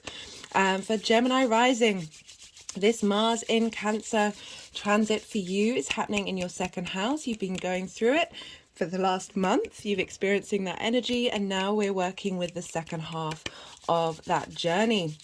And so Mars has been moving through your second house of your values, what's important to you, how you value yourself, what motivates you to take action on the things that you value, as well as how you make money. It's your resources and it's your manifestation energy. So very much that nurturing space, that a sense of intuition. And Mars moving through there has been giving you some confidence in how you value yourself, helping you defend that inner value and see it clearly, as well as being able to take action in ways that are going to help bring in your resources, your income, and facilitate the growth of your manifestation, particularly linked into intuition. Because we're dealing with Mars, we look to where the signs that Mars rules, because themes will come up linked into those houses, and also will be leveling up those areas of your life as well. And so Mars rules Aries, which is in your 11th house of hopes and dreams, friends, groups and alliances. It's a very lucky house, and it's also where you reap the benefits from your 10th house. You know, themes may come up about that, of how you value yourself, impacting the way that you're able to hope and dream. It also rules Scorpio, which for you is in your 6th house of work, health and routines. So Mars moving through here is giving you a stronger foundation in the way that you work, in how you take care of your health and the kind of routines that you're establishing. Cancer is ruled by the moon. So this means that wherever the moon is going to shift and change what Mars is motivated to do. So this is going to go all the way around the wheel. And so this is going to change every couple of days. So this is going to shift with the influence of the moon in that particular sign and therefore that particular house. And that's going to impact. So we're getting a full-bodied integration of how we emotionally feel about things, how we nourish our intuition, our sense of our needs being met and whether they are, in each area of our chart. So that's really going to facilitate the growth of your inner value. My hand has just gone over my heart chakra. So that's kind of the energy that we've been working with, that you're working with. Also look to where your moon and Mars is. So this is going to bring up other themes as well, and link back to where that was just the 10 of Wands. We'll see if that wants to come out. Link back to those themes and predominant energies in your natal chart. So there's going to be 3 piles. Do we want all of those? So it's the Hanged Man and the 7 of Swords. See if they want to come out. We're also, okay, they wanted that to be like that. So there's going to be 3 piles. There's going to be 2 aspects, and then how all this energy is going to integrate in that area of your chart. I'm going to be talking about the aspects and shuffling, and then all this information is going to be in the description box. So I know there's a lot of words going around and a lot of different concepts.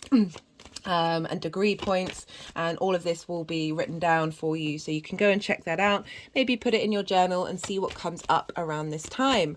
So on the 29th of April, we're going to have Mars at 18 degrees of Cancer and Uranus also at 18 degrees of Taurus, and this is forming a sextile. A sextile is an aspect of Venus. She wants to bring, this is creative energy, she wants to bring ease, a sense of appreciation and value, bringing in some harmony here. This is a free-flowing energy. This is just you're feeling good at this time. You're being able to think of creative ways of integrating this energy. And you've got Taurus in your 12th house, your hidden house. This is the house of mysteries. It's the occult. There's magic here, but there's a lot of unconscious response mechanisms that we work through.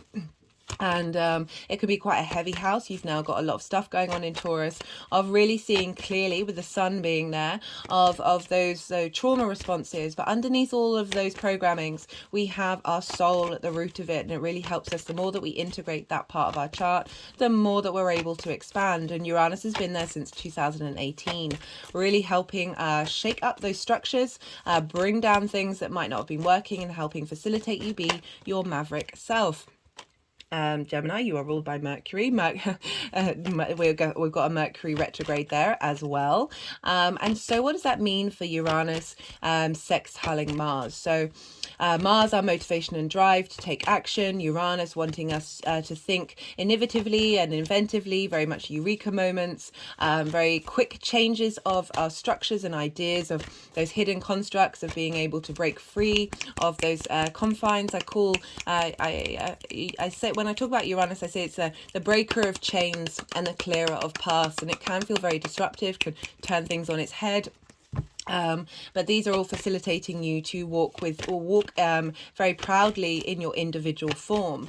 And this is sextiling Mars. So messages coming from the hidden part of who you are, messages coming from that very magical space, your senses, the things that give you pleasure. That tangible sort of earth energy, there's a fixed structure there that is going to be is sort of being broken open by Mars's ability to take action in terms of your value system, and based off of the inspiration and maverick energy coming in from Uranus. The moon will be at the exact point of this sextile, will have moved into 0 degrees of Virgo. And Virgo for you is in your 4th house.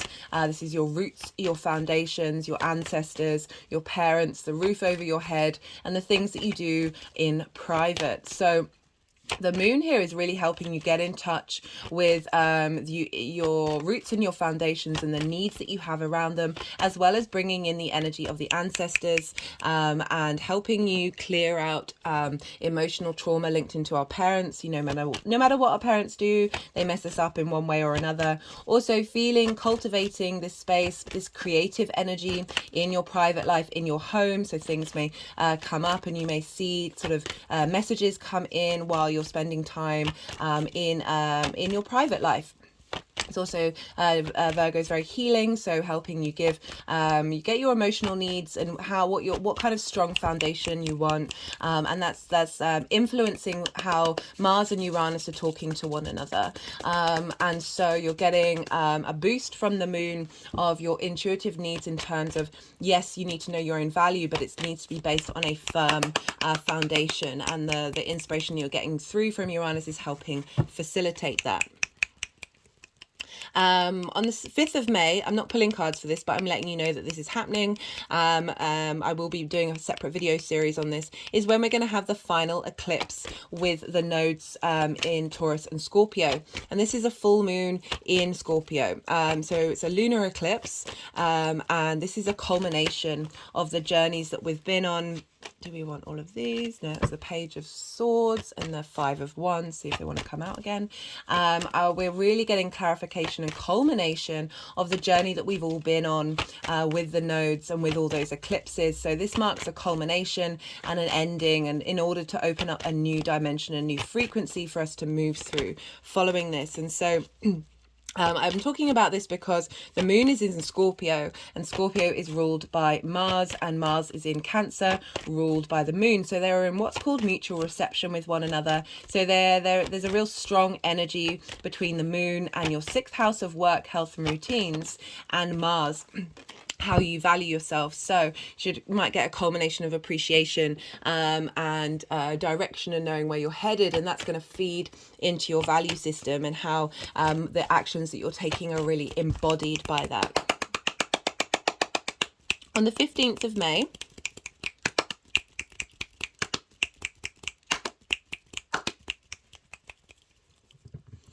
had an energetic release. On the 15th of May, Mars is going to trine exactly Neptune in Pisces, and this is happening at 27 degrees of each of the signs. And Neptune is in your 10th house of your life purpose, your career, the direction you want to be headed in, the thing that's really important at the root of who you are. This doesn't just have to be work, it's just that real core essence of what your soul wants to do, and it's also how the outside world sees you. Saturn's there, giving structure to Neptune and the ability to bring your fantasies into reality. Neptune for me is very much tapping into the core essence of the universe, that creation energy of anything is possible, that abundant quantum field, all the frequencies, all the dimensions. This is the 3D realities and the realities that we can't see. The film industry is very much linked into Neptune in order to bring in a different reality into the one that we're currently in. And I feel a trine is an aspect of Jupiter, wanting to bring in wisdom, elevation, cohesion, and a sense of expansion, opportunities, and wisdom. And so this is in your 10th house, feeding into your value system. So you're getting a lot of, again, more creative energy. Sextiles and trines, very easy, free-flowing spaces. Neptune and Cancer are water elements, so they're sharing resources. They're on the same team. It's very easy for this energy to move from one to the other. So a lot of inspirational energy coming in, a lot of wisdom, a sense of expansion of opportunities, of how you bring in your resources, how you manifest, and how that's impacting the dreams that you have of your life purpose. So really beautiful energy here. Your actions being able to receive the wisdom from Neptune of how to bring these into reality. I apologize for it's not quite drilling, it's soaring going on next door. Someone's doing some home actions today. You know, Mars and the moon are together in Cancer. Speaking of Cancer, the Cancer cards just come out. What did I want to say? Oh, also, so this is happening at the same time as a square with Jupiter. Jupiter's at 29 degrees of Aries, so we're still... and the next day we'll move into Taurus. So we're not getting an exact square between Mars by sign, by modality. We're not getting an exact square between Mars and Jupiter in Aries, but they're still in very close conjunction, close aspect with one another. And a square is an aspect of Mars. And this can bring about potential frustration, drama, competition, very combative energy. But I always mention these just to highlight what might come up, but it's also about friction. It's about bringing things into the 3D reality. It's high manifestation energy, and Jupiter is in Aries, which is your 11th house of hopes, dreams and wishes, friends, groups and alliances, as well as reaping the benefits of your career house. And so Jupiter's been moving through here, helping you give opportunities to embody your and take action with your hopes and your dreams, bringing people into your life from your friends, groups and alliances that are going to facilitate your hopes and your dreams. And so with this square between Jupiter, which is a benefic, so it's really wanting to help you out, with Mars, which is a malefic, so there can be difficult energy. But if we're focusing on the manifestation energy of the opportunities and the wisdom and the integration that Jupiter's been doing. This is also activating the hybrid eclipse that we just had. And it's you know, we're dealing with Mars, which rules Aries, so we've got very strong energy coming into your hopes and dreams being in alignment with your manifestation energy and your ability to take action based on your intuition, because not only that, the moon will be in Aries. So this is again mutual reception, because Mars rules Aries. So the moon, your emotional needs, your intuition, how you nourish yourself and those around you, is in strong energy connection with Mars, of how you embody that and take action. So again, like really tapping into your intuition, knowing about the magic of your hopes and your dreams, or highlighting your ability to nourish yourself. I think it's at 4 degrees, so it's kind of hitting that first new moon that we had, but it's just sort of helping Mars be able to embody your hopes and your dreams from a very intuitive space. Not long after this, Mercury's going to go direct. And so everything that I've just been talking about, we've had a Mercury retrograde, so we've been revisiting, going over things, and now Mercury, our ability to communicate, is kicking up. So that's good. It's just generally going to be an energetic shift. Venus had also been in Cancer since the 7th of May. So there's a real sense of ease, a sense of appreciation and value and love for yourself, you know, a real tapping into being able to understand your true value and your ability to manifest with a bit more ease and a bit more flow. I will be doing a separate transit video for Venus being in Cancer. Right, so that's the energy. Those are the two aspects that I'm going to be pulling cards for. After this, there will be a new moon in Taurus. I'm just letting you know of this because, you know, when we're dealing with these prominent moon transits, with Mars being in Cancer, they're going to have an impact on Mars. Admittedly, Mars is moving. This is happening on the 19th of May, and then Mars will be moving into Leo. So this is just going to give a real boost to Mars right at the end of its journey of the freshness and the newness of that Taurian energy, which is your 12th house. So really getting an understanding of this new beginning that you're going on with the magic of that 12th house, with that integration of what has been hidden, before then going into Leo, which is how you communicate. So you're getting a real boost to Mars at this time from that lunation. Right, so that's everything. The third pile will be when with this integration of everything of Mars's journey in your second house of your values, and how this is going to level up this house and the themes of that house moving forward. So now this is going to be the time when I'm going to be I'm going to be quiet. I'm going to keep shuffling until the energies want to put the deck down, and then the energies will want to move the cards around and do some energy work. So do bear with me in this stillness. It's the time to integrate all of that information that I've just said, maybe get some intuitive hits from what's going on in your own life and see how that's affecting you personally, or responses that you've had from the tarot, seeing the cards that have popped out already. So yeah, it's all part of the process. Do bear with me during this time, and then I'll move the card. The energies will move the cards around, and then I'll apply what cards want to be with each aspect, and then I'll re-go over these aspect points in relation to Mars's journey.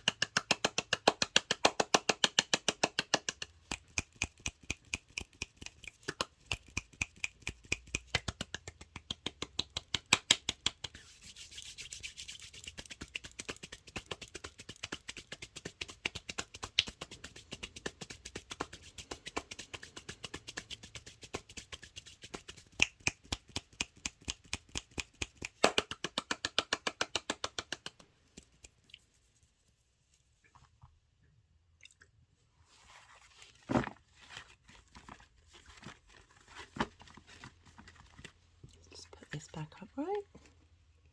I do love these cards, but they're can be a bit...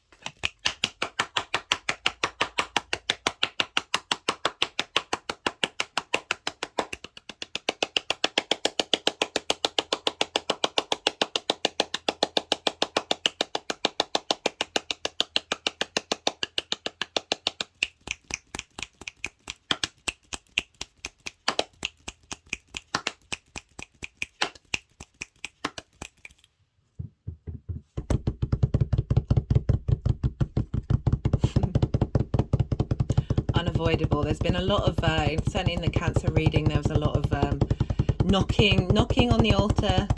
The energetic drums of, I wanted to say war, but it's not just war. It's just that momentum, that movement of Mars, that activation energy, very powerful blood. Mars is linked into iron, and we have iron in our blood, the things that get us moving and taking action.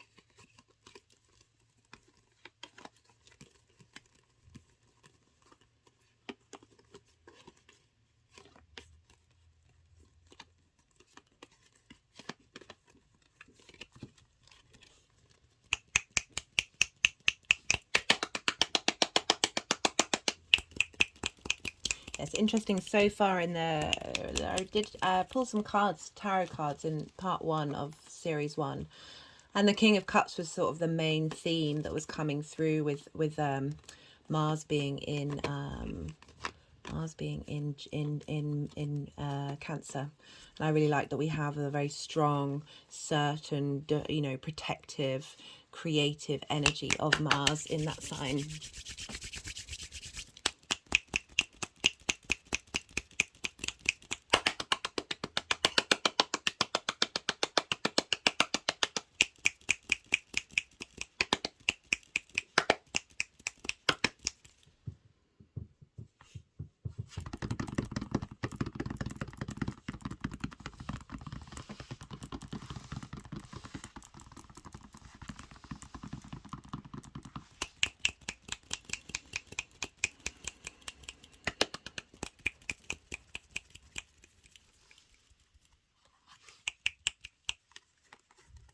So we have for sorry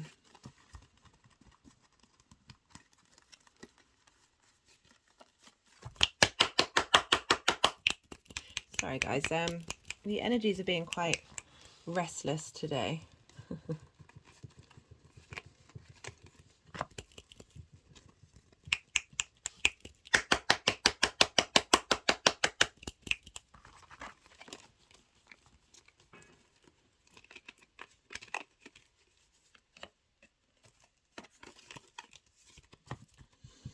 We've got for the sextile with Uranus. Now, we've got the Devil card and the Tower card. For me, the Tower card is a Mars card, but I also very much link it into Uranus because of that sort of things beyond your control, breaking down structures that may have felt safe, disappearing. And I like how we've got it with the Devil here, which is about you know, being in chains that are that feel heavy and feel like they have a power over us. And I talk about Uranus as the breaker of chains, and the combination of these two energies of Mars and Uranus is like a real ability to move and shift that energy. So the Devil card's also linked into sort of trauma and addiction, but essentially things that bind us that aren't that there are a shadow part of who we are that we're structuring, that's getting in the way of your hopes and your dreams. The Tower card in reverse is like those internal structures being broken down in terms of how you value yourself. We've been, you know, got that soul integration that we've had with that hybrid eclipse in Aries. It's really open up new timelines for us to engage in, that's helping the energies, the cosmic weather, work with us in a way that's a lot more direct and a lot more in alignment with that new timeline. We've got the Six of Cups here, which is being able to look at the past with a sense of peace. You know, see here, this figure is you know, is representing something coming from the past that's giving you a gift. So also can be about past lives, sort of this integration of yourself, and you're able, like it's a gift. There's a gift coming through. There's a new opportunity as well, because we've got the Ace of Pentacles. That Uranus is helping you and Mars are helping you understand your motivations from a true authentic space. So everything that you've been through, everything that you've gone through, is there's a clearing of the decks, and a new perspective coming in. So that Uranian energy of flipping that energy upside down, from maybe being trapped from that space, from maybe feeling internally a bit like, oh, nothing's going the way that I wanted. Those structures are being internally pulled down, and now there's this kind of space of abundance coming in. We've got the Ace of Pentacles, Judgment, and the High Priestess, as well as the Page of Cups and the Chariot card. So the Ace of Pentacles, you know, we're dealing with Taurus here, with Uranus being there. And for me, this card is a catch-all phrase, but new earth for me, this card, because this is still being in the 3D reality, but going through a portal and operating from a 5D space. We've got the Judgment card, and this is about integration of self in a way that every part of you, your frequency is raising up. That vibrational level, you're a way of being able to value yourself, and therefore even if you think you value yourself, you still potential limiting beliefs blocking that way. That this is really, we're cultivating, we're clearing that with speed, right? So we've got the Chariot card, which is the Cancer card. And there's this movement, there's this sense of something is shifting in order to bring you into balance, so you're able to use all your resources that you have. They have the stars in the canopy, there's astrological symbols, there's the moon, there's that sense of using your what you have been given in with this outside world, like, and there's a real command with the Chariot card, like they don't have any reins guiding this balance of yin and yang together, but they are able to move forward. There's a sense of no matter what's coming your way, you're gonna able to be strong in that, and that frequency is shifted, that your dreams and your hopes, you are able to take action to bring these into force. We've got the Page of Cups and the High Priestess, which I love for you having Cancer in the second house, because this is tapping into how you manifest, right? So that's the intuitive space. The Page of Cups is very creative, very imaginative. It's a very fresh new way of looking at what you are able to bring to the table and how you bring in your resources, how you make money, how you manifest. And that's doubly confirmed by the High Priestess. You know, this is the Moon card. You know, it's ruled by the Moon. The Moon card is actually Pisces, but it's this sense of knowing your innate power and your intuition, having a lot of strength come through here with this this shift and change in how you value yourself,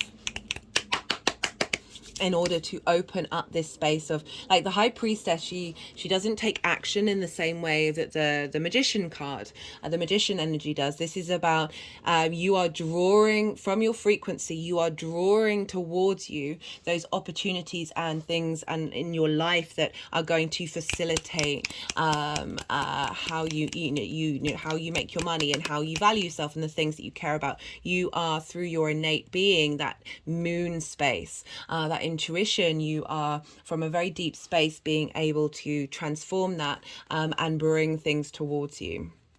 We have for the trine with Neptune and the square with Jupiter. So we've got the Knight of Cups and the Knight of Wands. So the Knight of Cups is very romantic and very dreamy. And I'm kind of getting that as the Neptune energy. This is, they're coming to, there's a movement here. There's a sense of inspiration of what it is that you're going to defend and protect, but also what are you moving towards? What it is that you want? We've got the Knight of Wands, which I'm feeling is Mars in Cancer, even though, you know, it is wand energy, but Mars likes to take action. Wands, a fire sign. There's a sense of movement, of journeying, of creativity, of passion, right? Mars is linked into passion. Of these two cards, like, coming together of, like, we've got your back. We're providing inspiration from a very fantastical, romantic, dreamlike space of those cups, of your intuition, that water energy, but it's being fed by the fire and motivation to take action of Mars. So very, very inspirational. And then we've got Jupiter squaring this energy. So got the Emperor card. This is in Aries. No, Jupiter's in Aries, and the Emperor card is Aries. You know, the wisdom of knowing yourself and knowing your own sovereignty, which Jupiter's been helping bring to that Aries area of your life. We've got the Strength card, and so this is about balance. This is harmony between your emotional instinctive space and your cognitive higher mind. Again, I'm kind of getting that connection with the High Priestess of your ability to use your intuition in terms of that sort of higher self perspective. Like, you're drawing this in. The strengths of who you are is being cultivated in order to bring things in to fruition from a very balanced space.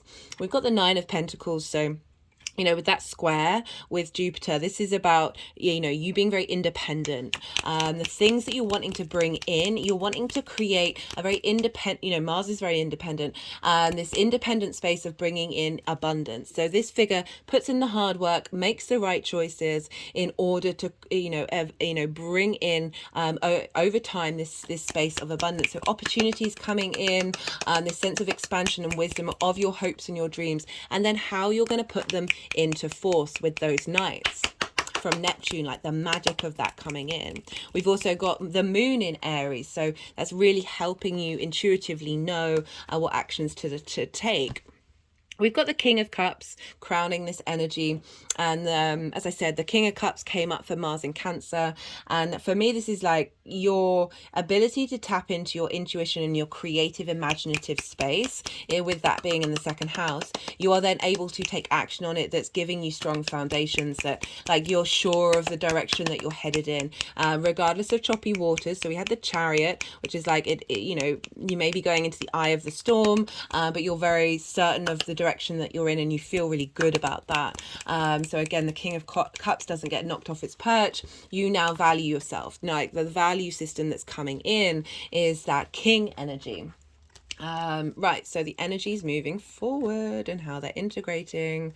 We've got the Ace of Cups. This is lovely. This is a sense of renewal of who you are, your emotional connection to your intuition, the things that you care about, how you value yourself. You're giving from your cup, so your actions are coming from a space of abundance.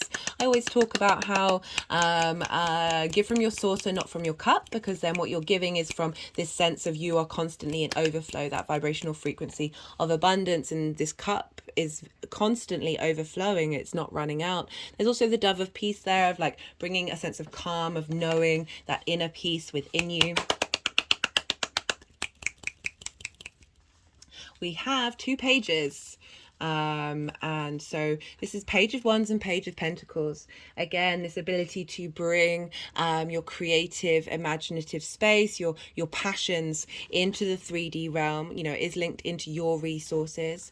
Okay, they're wanting me to move on quite quickly. You know, we've got the Magician here. You are ruled by Mercury. So this is, we've got the High Priestess and the Magician. So that cultivation of knowing that you're drawing things towards you, you're also now with this renewed sense of your values and who you are. You're aware of the resources that you have, and that you are able to take action on that. It's very creative energy. Like, you know, there's this sense of cultivation of your internal resources, and how that's bringing a sense of vitality with those pages. Sorry, you can't see the Magician card is just down here. Of bringing in like that vitality of that creativity with and that passion and that drive to take you know, that new way of going on this new vital journey with what was it, the Page of Pentacles, which is material, the 3D, you know, your wealth, your resources, and that's heralding in a new space of stepping through with that, with Magician energy. We've also got some really beautiful cards to end this, especially for the second house. We've got the Empress card, which is Venus's card. She will be in Cancer, of this sense of abundance, like this being able to feel good about yourself in the 3D realm and how you value yourself. Like there's a real sense of fertility rather than lack in the way that you view what it is that you have to give, and how you value yourself. We've got the Four of Pentacles and the Three of Pentacles. So the Four of Pentacles, this is about knowing your own innate power. Okay, and the Three of Pentacles is about mastery and knowing, no, it moved on quite quickly, and knowing what you have to offer, knowing that you are in mastery of something, that you are of value. You know, the Three of Pentacles, this is about collaboration with other vibrational frequencies, that you're working together to create something beautiful and long lasting. It also could mean that you've got more than one skill to your belt that you're bringing into harmony in order to create. What was what did yeah, just really, I like this energy here. So we've got that receptivity, but we've also got, you know, the King of Cups, which is able to be sure of that intuition, be able to be very certain and comfortable in taking action on that intuition. Right, I'm going to pull some clarification cards for you, Gemini. This is either going to be new messages coming through, or it's going to be clarification, or straight up confirmation, exactly the same messages, or nuances to the messages that have already been in here. Right. Let's see, these, I put all the decks in the description box if any of them take your fancy. This is the numerology deck. Let's see what wants to come through for Gemini with Mars being in Cancer. Got spiritual partnership come up. So in these readings, I always link it into being in spiritual partnership with yourself. My hands have just gone over my heart chakra. Spiritual partnership with your own intuition, and your now renewed sense of divinity in your sense of how you value yourself. My hands keep going. It's actually, they're more over the thymus, so it's in between the heart and the throat chakra. And the thymus is a really good, it's part of the lymph system, and it's a really good energetic, it's a really good space to do energetic work to help bring in a sense of peace and a sense of balance. Right, let's see what wants to come through on the First Light Tarot.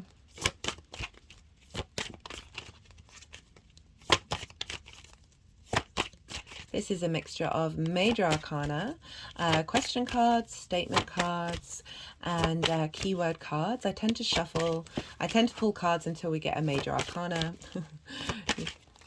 Got battle, good versus evil. So battling with trauma can get in the way of how we value ourselves.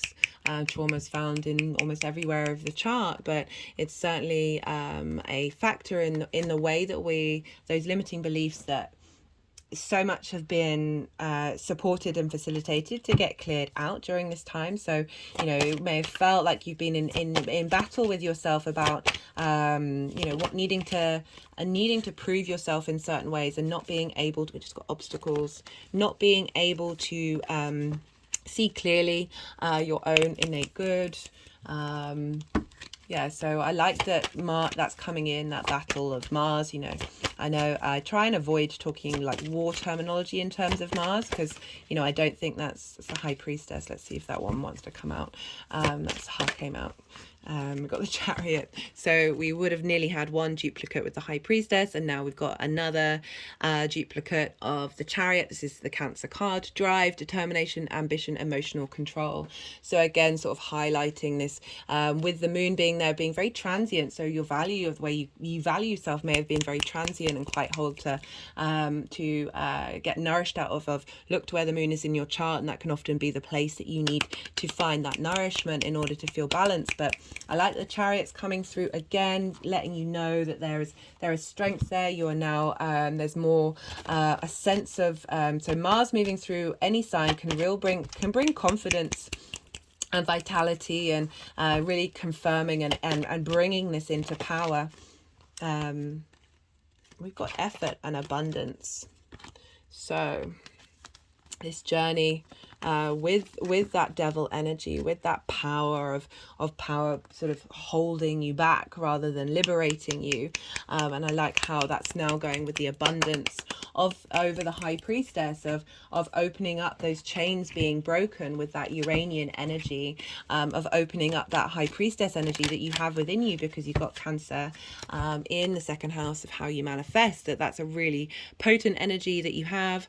This is fulfillment. This is Saturn in Sagittarius, and I was talking about how having Cancer in the second house of how you value yourself, that with it being transient in nature and sometimes needing to be nourished by the outside world, that and that needing a sense of security that can be so often so difficult to find, that I'm loving that the fulfillment card is coming up, and it's wanting to go at the end of saying you're moving into a space of feeling that nourishment and feeling that sense of value within yourself.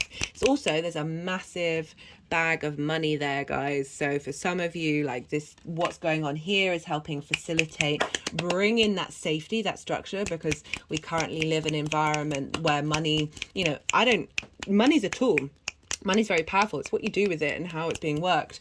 I have no shame against money. Obviously it's great to do trading of skills, but it's a very useful energetic tool that we have, and it can be used in a very meaningful spiritual way. I'm not one of those people that shames that.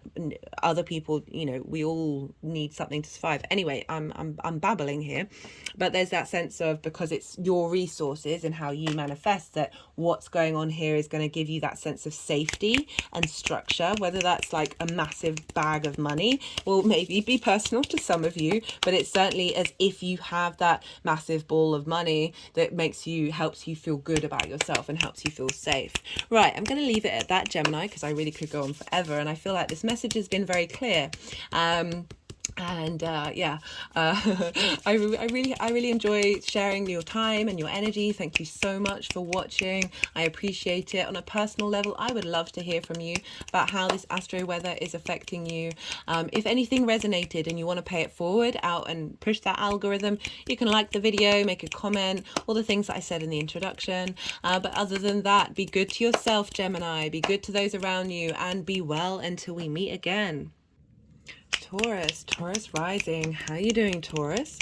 For those of you just tapping into the Taurian energy, look to where Taurus falls in your chart, the house that it's in, the themes of that house, and apply those themes to the messages that are coming in. But for those of you with Taurus rising, this transit of Mars is in your third house. We're halfway through Mars being there. We've got a sense of understanding of what that kind of means for us. We're now at this sort of building momentum phase of things starting to take a bit more action. And this is in your third house. This sextiles your Taurus energy. So this is an aspect of Venus that wants to bring creative energy, appreciation, value, harmony, love. There's a connection here. It's wanting that's interrelationship in terms of, that doesn't just have to be other people. It's you and your surroundings. And this is the third house of communication. So a sense of value and appreciation and connection to the way that you communicate. My hand's just gone over my throat chakra. And this is also about local community and the things that you do on a regular basis. This is the house of the goddess. And so this is where we bring our big picture philosophies, how we map ourselves out in the world and the universe into the things we do on a day-to-day basis. But as I said, it's mostly about communication. It can be about short distance travel, starting to learn something new for the first time. These things may come up. I'm not necessarily going to focus on them so much because I will just be focusing on that sort of embodiment of you in your day-to-day, as well as how you communicate. That keeps happening. I love those cards, but they're quite difficult to put on show because obviously they're, you know, it's what shape is that? Is that a hexagon? Yeah. So we're, you know, as that's, so how you communicate and how you take action and your intuition of the motivations and drives in order to communicate is, so that's Mars in Cancer, is giving you inspiration in your first house, which is how you embody your sun and your moon in your actions. So sort of the mode in which you embody it. And now Mars is taking action, maybe going and doing more things in your local community, maybe just having a little more momentum to do the things on a day-to-day basis that might have felt a bit tired. You're able to tap more into your intuitive ability to communicate. And communication isn't just like speaking, it's how, like, body language, it's writing, it's things that you sort of, the way that you communicate with the outside world and with yourself in any form. And so Mars is giving you motivation and understanding. There's a sense of direction, of taking action in this area of your life, just maybe a bit more busy, but also helping you defend your needs, defend the way that you speak, clearing out emotional trauma linked into blockages that have got in the way of the way that you communicate. I very much feel like Mars is really defending us during this time. It's essentially as if you've got like a warrior energy protecting you and helping you get in line with what your true motivations are, what your true desire to take actions are, not based off of emotional responses that might be linked into trauma. Remember, we've also got Pallas Athena there. She's an asteroid. She's helping us bring in embodied wisdom and a sense of clarity and longevity to Mars's action. Because we're dealing with Mars, we look to the signs that Mars rules, because what's going on with Mars is going to bring themes from those signs and those houses, as well as level up those areas of your life with this transit. And so Mars rules Aries, which for you is your 12th house. We've had a lot of action there. That's all quietened down now. I mean, admittedly, we've still got the nodes will move in there. And anyway, regardless. So that's your 12th house, your hidden house. You would have had a real revamp there, like a real integration with your soul being in the 12th house. And now Mars is working out how to communicate that integration. Again, my hand's clicking over my throat chakra and moving to my heart chakra, my third eye, back to the throat, back to the heart, back to the mouth. Right, so had an energetic release. So really helping transfer that ability of your innate inner soul and how it's able to communicate also with you. And so you're really getting a lot of strength here from Mars in the actions that you're taking at this time to help integrate the hidden part of who you are, and the magic. I was just about to say magic, and the magical side of who you are, and there comes the magician. Mars also rules Scorpio, and for you have this in your 7th house. This opposes your Taurus energy, and for Taurus rising, this is in your 7th house of one-to-one intimate relationships. So that's business, friendship, romantic. It's anything that's sort of like there's a sense of real commitment, real intimacy, and it's linked into contracts as well, because marriage was deemed to be a contract. So this is often, you know, where marriage falls in the chart, but it's also, you know, business partnerships or clients that you have, all these sorts of things that have a one-to-one impact, and what kind of relationship that is, and how that, what kind of energy that is, where the priority is in what those relationships are. And so Mars moving through your 3rd house of communication is helping you then bring that communication from a very deep intuitive space, and that sense of knowing what to protect and what's important to you and how your needs are being met. It's feeding into your 7th house and helping level that up. There may be things that come up from those intimate relationships that are marking that Mars journey.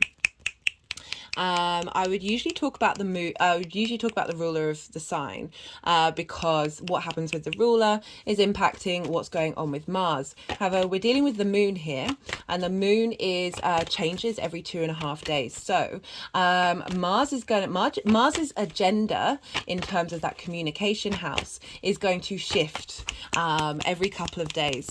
We've been going through this. You may have noticed that your actions sort of have a certain different energy to them, and what you're prioritizing, and so this is helping us get a full-bodied integration with this Mars transit. Every time we've got transits in Cancer, we're going to get more integration of our emotional needs, our intuitive, instinctive, unconscious responses, how we nourish ourselves and how we nourish other people.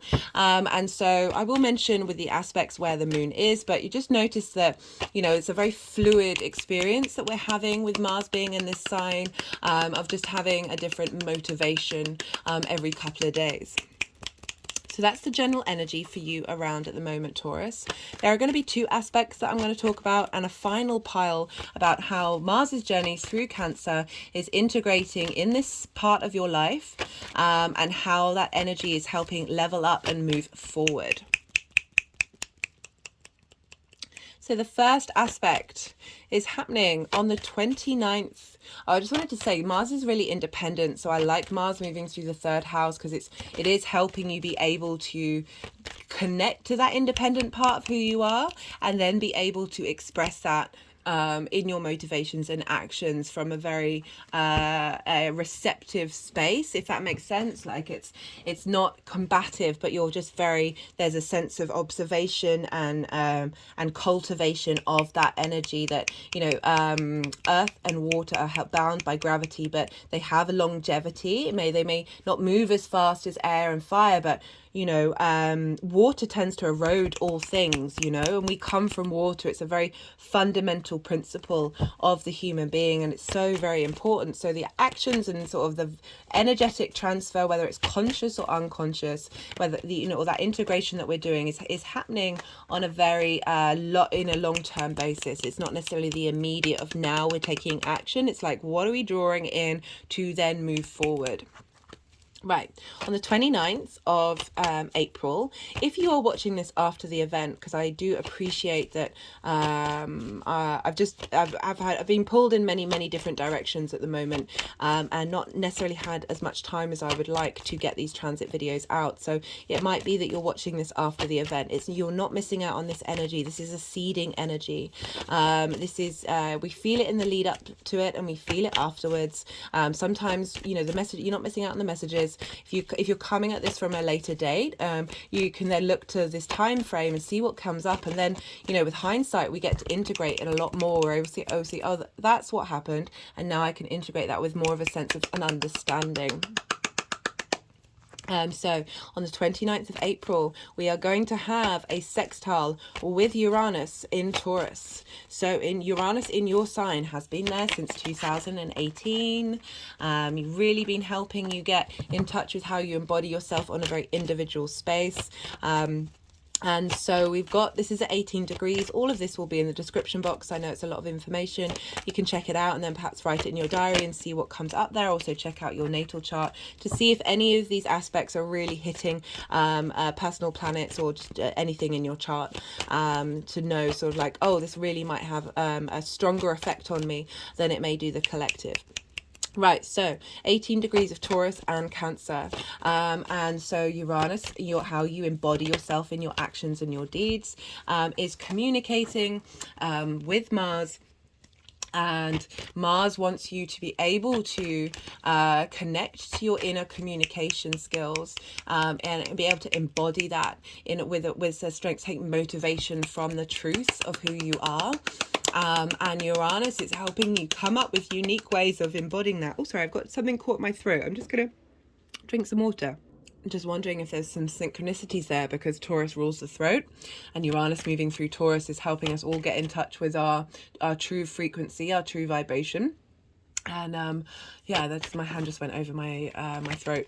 That was the Seven of Pentacles. Let's see if that wants to come out. My hand just went over my throat then. Of Uranus really wanting you to be comfortable being your maverick self and being able to embody that in your actions and deeds. It can be very disruptive energy, but I like Mars and Uranus coming here in a sextile energy. So that's an aspect of Venus. Again, that creative energy. It's free flowing. It's easy. It's supportive. I mean, they're all supportive, but just in different ways. It's a sense of appreciation and value of how you embody yourself in a unique way, and how, you know, Mars is really going to be able to cultivate the actions and the motivations that you have in the way that you communicate, the things that you're doing in your local community, the things that you're doing on a day-to-day basis. Again, it's the house of the goddess, bringing that meaning into the day-to-day, coming from the creative energy, the maverick, unique, rebellious, innovative and inventive eureka moments that Uranus can really bring. It's sudden changes of your dynamic, of your ability to speak. It's not just speaking, but your ability to communicate on a sort of regular basis, on the day-to-day basis. And because it's about learning something new as well, the third house of really being able to be open to that change, and starting that new journey, or the integration of everything you've done already and raising up that frequency. We did get the Judgment card, which is about raising of frequency. The moon will be at 0 degrees of Virgo at the exact sextile. And you have Virgo, it's a fellow earth sign, and it's in your 5th house of creation energy. So the moon is governing Mars. And the moon is in the sign of Virgo, which is going to help you streamline and facilitate and work out how to get your creation energy to facilitate your needs and nourish you from a very intuitive space. So there's a sense of bringing some healing in here with Virgo into your communication in the way that you've been speaking and interacting on a day-to-day basis, and bringing some support to facilitate the Uranian energy to feed into Mars. Following this, and I'm not pulling cards for it, but I'm letting you know what kind of energy is happening in between the two aspects. I'll be doing a separate video series on this. It's going to, on the 5th of May, is the final eclipse that we're having with the nodes still in Taurus and Scorpio. And this is the full moon eclipse, lunar eclipse in Scorpio. So this is a culmination of that journey that we've been on. We're still going to feel the effects of the changes and new beginnings and endings that we've had with that eclipse season. They take a while to sort of show up, but this is the final one. So it's a culmination of that Scorpio energy, which for you is in your 7th house of your one-to-one relationships. So again, that's a sign ruled by Mars. And the reason why I'm bringing this up, because the moon affects Mars, and the moon will be in Scorpio, which is ruled by Mars. So therein, the energy between the two is really strong. They're helping facilitate each other's journey. And so the moon helping bring a culmination to your one-to-one relationships, or perhaps ending things. It's all variable. That haven't worked for you and haven't been nourishing you and the way and the kind of form of communication that you need and you want. This is also, really strengthening those relationships that are working, and helping Mars then have that information of what it is that you really want from those one-to-one relationships, and how it is that you want to be able to live your day-to-day engaging in them, as well as how you communicate with that and want to be communicated with. So that's happening on the 5th of May. So that's a lot of, I just wanted to say that that's kind of feeding into the rest of Mars's journey. On the 7th of May, we're going to have Venus moving into Cancer, and so Venus is now going to be in the sign with Mars. This is going to be a sense of ease in the way that you communicate, sense of appreciation and value and love, a sense of interacting with people on a day-to-day basis. There's just an ease here. There's perhaps intuitive connections are coming through from the outside world that are really helping you understand how to embody the way that you communicate.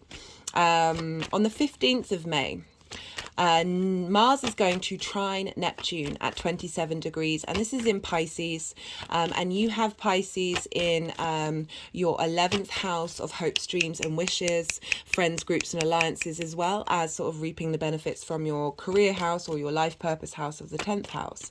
So this is a very this is a lovely aspect. They're in the same element, so they're sharing resources really easily, like there's a free flowing energy here, and it's a trine. So sextiles and trines, very easy energy, very feeling good, and so a trine is an aspect of Jupiter wanting to bring in wisdom, elevation, cohesion, opportunities, expansion. So really great energy from Neptune, which for me is our ability to tap into the core creator source energy from the universe. So the quantum field, all the different dimensions, all the different frequencies, everything all at once, this 3D realms that we can't possibly tap into. Neptune is very much linked into the film industry because you're able to bring a different reality into your own. The opportunities are endless. And I love this trine with Mars because we've had a lot of squares with Neptune, which could have brought up a sort of delusion and fog and not quite getting anywhere. And now we've got, that's only one version of it. It didn't quite affect me in that way. It was certainly very supportive. But I just, I highlight the things that might come up but sort of help you understand what you've been dealing with anyway. So Mars is now going to trine Neptune. So your hopes and your dreams, communicating big picture fantasies to how you communicate, and your day-to-day opportunities coming up, a sense of expansion in your local community about your dreams, in the way that you communicate, in what's important to you, the things that you want to take action on, like really beautiful facilitating energy here. At the same time, Jupiter will be squaring Mars. So Jupiter will be at 29 degrees of Aries. We're not going to get an exact square between Mars and Jupiter, because then Jupiter's going to move into Taurus, into your sign, guys. So big boost to you for the next year. But anyway, but this is still within 2 degrees of one another. So this is still a very tight aspect. And so Jupiter is in Aries, that 12th house, that hidden part of who you are. It's activating that hybrid eclipse that we had of that soul integration. So it's really bringing opportunity, wisdom, and a sense of abundance into our ability to bring things into manifestation. So a square is an aspect of Mars, could bring about conflict, drama, frustration, competition, but it's also friction, as I say, like it's helping you bring things into reality in this 3D linear time frame that we're very consciously aware of, whereas Neptune kind of helps sidestep that. We do still live in the 3D realm, and this aspect of manifesting is really important. So we've got Jupiter wanting to give strength, a sense of wisdom to Mars's actions, a sense of opportunities to what it is that you want from your local community, what it is that you want from the way that you communicate from your hidden house. So that's where a lot of our trauma responses, our limiting beliefs are, but also the root underneath all that level, all that has been hidden from us in our unconscious, is our soul, is all of that essence of who we are. And that activation of that sort of soul integration hybrid eclipse is then feeding that wisdom into Mars in order to take action, in order for you to understand your intuitive motivation. The moon will be in Aries at this time, so we've got another mutual reception, the moon being in a sign ruled by Aries, and Mars being in a sign ruled by the moon. So again, they are in sort of direct line to one another. The energy connection between the two is very strong. They're facilitating each journey. So the moon moving through there can feel very emotional, can feel you're connecting to hidden parts of who you are, also very helping you tap into your intuition of the magic of who you are.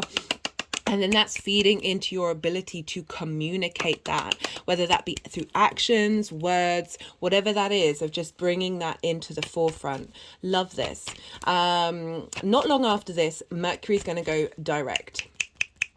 And so all of this energy is happening while Mercury is retrograde in your sign. So you've been revisiting, going over your actions and understanding yourself. So all of this strength of Mars is feeding in to that Mercury retrograde.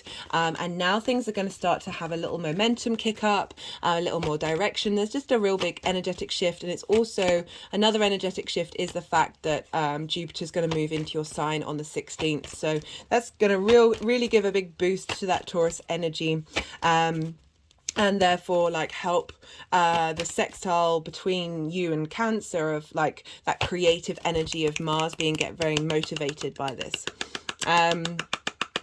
I will be doing a separate transit for Jupiter in Taurus. That's going to be great to do. So right before Mars leaves this sign, I'm not pulling cards for this one. I am going to do a separate video transit. This is for the new moon in Taurus. This isn't an eclipse because the moon is very, very far away from the nodes. So it's not an eclipse. But I just want to let you know that right at the end of Mars's transit on the 19th, we've got that new moon at 28 degrees. And so Mars is at 29 degrees. And so that's sextiling each other. So this new moon, this fresh new start or in your sign, this embodiment of self is feeding into Mars of everything that, and Mars is feeding into that new moon of everything Mars has been learning and helping integrate is feeding into that space. And then that freshness, that newness is feeding into Mars of like, you know, what it is that you want from how you embody yourself and how you feel, this new start that you're going on. With that Taurus energy into when Mars then moves into Leo, which is in your 4th house of home. So Mars is getting a real boost right at the end, that it's going to imprint into Cancer about the direction that you want to be headed in even further. Like, we're constantly evolving, we're constantly growing, and then Mars is going to get a real strength of boost. It's going to imprint just before it then leaves into Leo. Right, that's everything that I want to say. The third pile will be how these energies are going to integrate and manifest in this area of your life moving forward and help elevate. And then I'm going to keep shuffling until the energies want to put the deck down. And then this is the time when I go quiet and there will be still, I keep saying stillness, there won't be stillness. There will be a sense of stillness, but not necessarily I will be moving around. And this is a time of integration. I've just said a lot of words, a lot of information. And this can be a time when you're letting that integrate, see what comes up intuitively for you of what's been said, what you're kind of getting a sense for, because we sort of preempt this energy as well. Like it's you know, I often find with some transits, like the event has happened way before it should have done. You know, it's all, you know, we're amazingly intuitive beings, all of us, and yeah, so just get a sense of what might come up, or just let your mind be still, see how you respond to, because they'll then move the cards around and put them in piles and want to do some energetic work. So let's see what comes up for you, Taurus.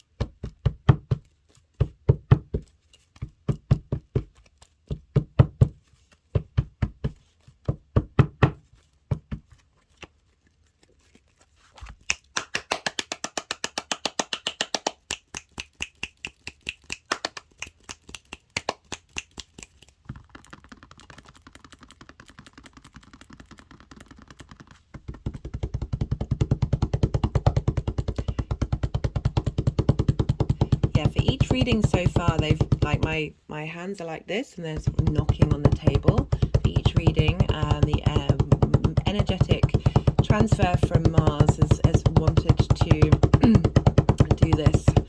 And I keep thinking of the drums of war, but it doesn't feel like that. It's more letting the energies know that you are defended. There's an energy that's got your back right now.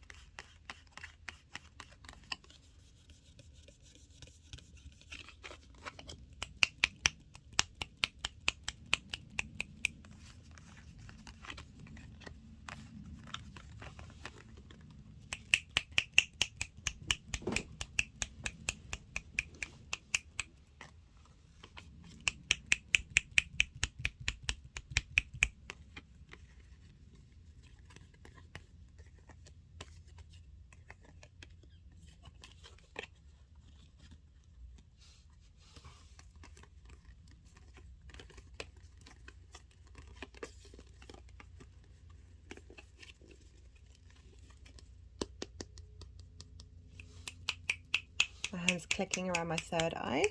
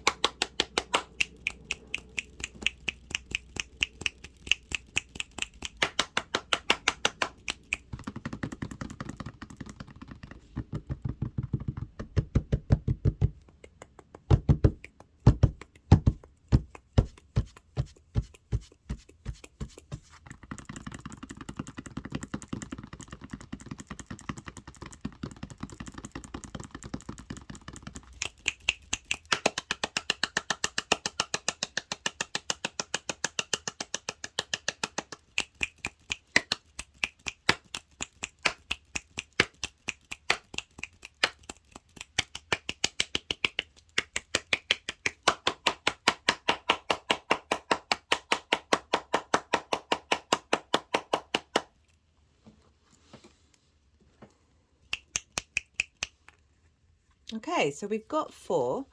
the conjunction with Uranus. We've got, so this is in your 12th house.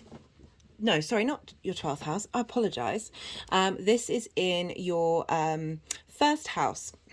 And so this is yourself, your body, how others see you, how you embody your moon or your actions. It's very much your house, your vessel of who you are, the direction of in which you move through the world. And we've got the Five of Pentacles, and we've got the Nine of Wands, and along with the Tower in reverse. So I'll get to that in a second.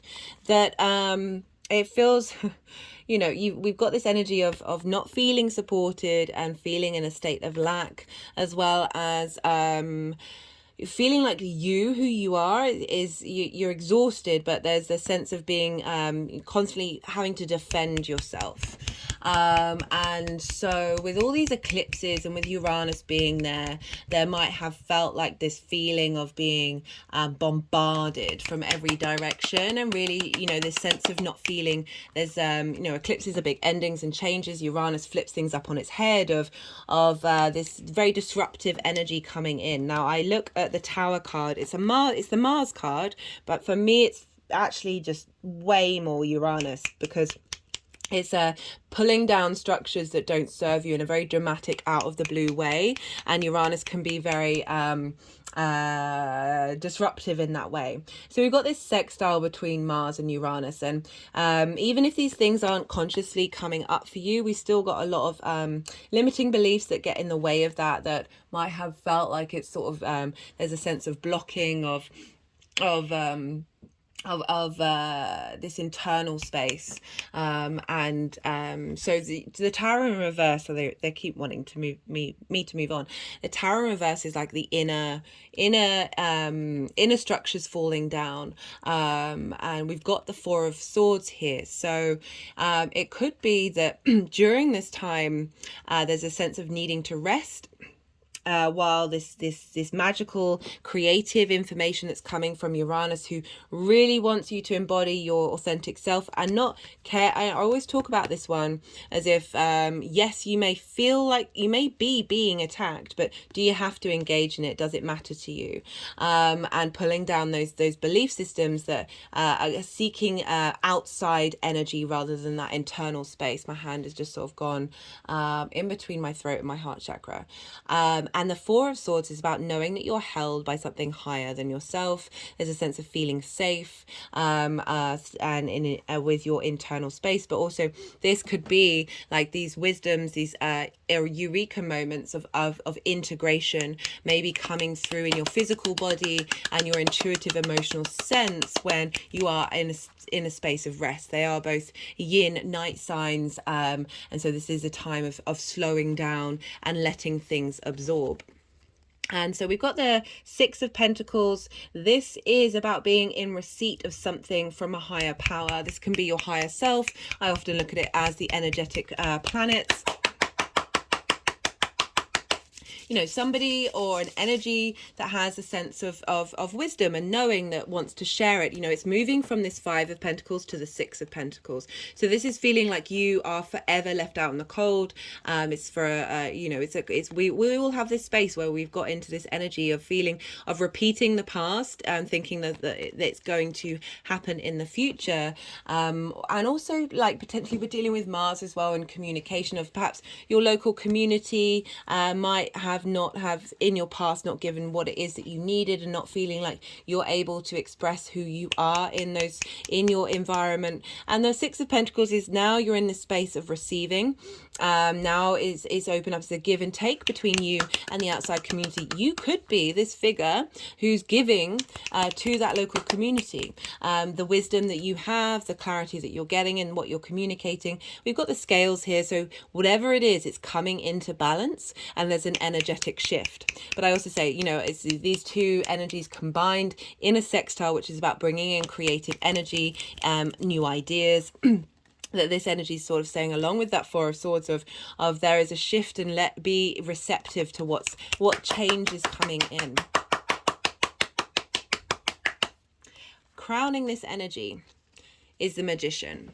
So This is Mercury's card, but it's very much about knowing you have all the resources you need. So I was talking about this energy, like more looking outward at what's happened to you. There is could say victim mode. We've all been in it. It's certainly a space that's very understandable for whatever reason, but it's you know, in a lot of therapies it's like I can't remember what the triangle is between sort of the victim space, the enabler space, and then like the thing that you blame, and you're just going around and around and around, and it's not creating anything new, right? This might be personal to some of you. It's a human experience. There's no shame here. I know I've certainly been in that space very many times in my life, and I may probably do so again. Like it's a very easy space, especially because of the communities and the life that we live in. The society that we live in is fear-based, and they want you to feel this. They want you to feel this at all times. So it is a perfectly normal human response to lean into that, because it's being funneled at us from every single direction. But what I love about this is the Magician, right? Knowing you have all your internal resources that you need in order to create the world that you want to be in. Right, so that's not going outward, that's going inward. That's why I always try and focus on the inner work in this, because the more that we step into our own autonomy and our own power, Mars is very independent, the more that we are not giving ourselves away to external forces. Just had an energetic release then. Ooh, especially around the throat. Ooh, just cricked my neck. So the Magician this is about, with the Uranian energy, this unique maverick way of ideas coming in, of how you embody yourself, feeding into Mars, the thing that motivates you to take action from your intuition. It's like, it's going, hey, you've got what you need, and now the energy is being seeded in order to create that. Love, love, love. For the next aspect, this is the trine with Neptune and the square with Jupiter. So we've got the five of wands and the death card. So we've got two fives, the Five of Pentacles and the Five of Wands. I always mention that because when we get duplicate numbers, it's kind of like the universe letting us know that we're moving through a phase, and shifting that energy and things coming into balance. So the Five of Wands is chaotic energy. You look here, no one's heading in any direction. You're being battered around in all different spaces, and there's this sense of, I'm just getting the feeling of that communication, that ability to speak and communicate, and maybe overloaded with lots of things you're doing on a day-to-day basis, but more that communication of, like, there's a lot going on, there's a lot you want to say, but it's not quite getting anywhere. And again, we've got that Nine of Wands, which is feeling like you're having to stand up for yourself and stick up for yourself, and feeling like it's very combative. And again, we've got this combative energy with your hopes and your dreams as well. So we're dealing with your hopes and your dreams, and also the hidden house, where you might have had a lot of energy going on through there that's getting blocked, to help you bring things into fruition. But they wanted me to move the cards over when I said the hopes and dreams, where Neptune is, of like maybe starting lots of things and them not getting into fruition, or just feeling like they're not quite getting momentum going on. We've got the death card in reverse. This is about having gone through a letting go phase, and being able to, because what's great about this is that the Knight of Swords is crowning that. So moving from this chaotic wand energy, sorry, I meant wands, which is passions and drives and motivations, and the death card, which is the Scorpio card. So this could be linked into relationships that have been cleared during this eclipse season that have blocked those hopes and dreams. Okay, my hands are really clicking around my throat chakra. And that cycle's ended, that's being cleared out. Yeah, because this is following that eclipse. Sorry, I meant to mention. So this, what I'm talking about, has followed that Scorpio full moon eclipse. And then got the Knight of Wands coming in. So this is speed, this is direction, this is momentum and movement, rather than this, which is movement. There is activity here, but it's not getting anywhere. The Knight of Wands is coming in. I keep wanting to say the Knight of Swords for some reason. That may be have meaning to some of you, but the Knight of Wands is like, what are your passions? Let's fight for them, let's go for it. And Neptune being your hopes and your dreams, Mars being in Cancer of how you're communicating, like how are we bringing this into our local community, how are we helping facilitate these big hopes and dreams, this inspiration that's coming in, sense of opportunities from the Knight of Wands. It could be someone in your life who comes in. You know, I try and read these court cards as more the energies that are coming in within you, but it could be an energetic energy that's coming in, but also it could be somebody turning up in your life from your local community that's like, right, let's do this, I like what you're saying, I like what you're doing, and now I'm going to help facilitate that. But generally on an individual level for your inner self, it's like now you have the strength to take action on your hopes and your dreams, and you've got that momentum to do so. We've got the Page of Wands as well, so we've got, you know, more wands, more creative passion, more drive, more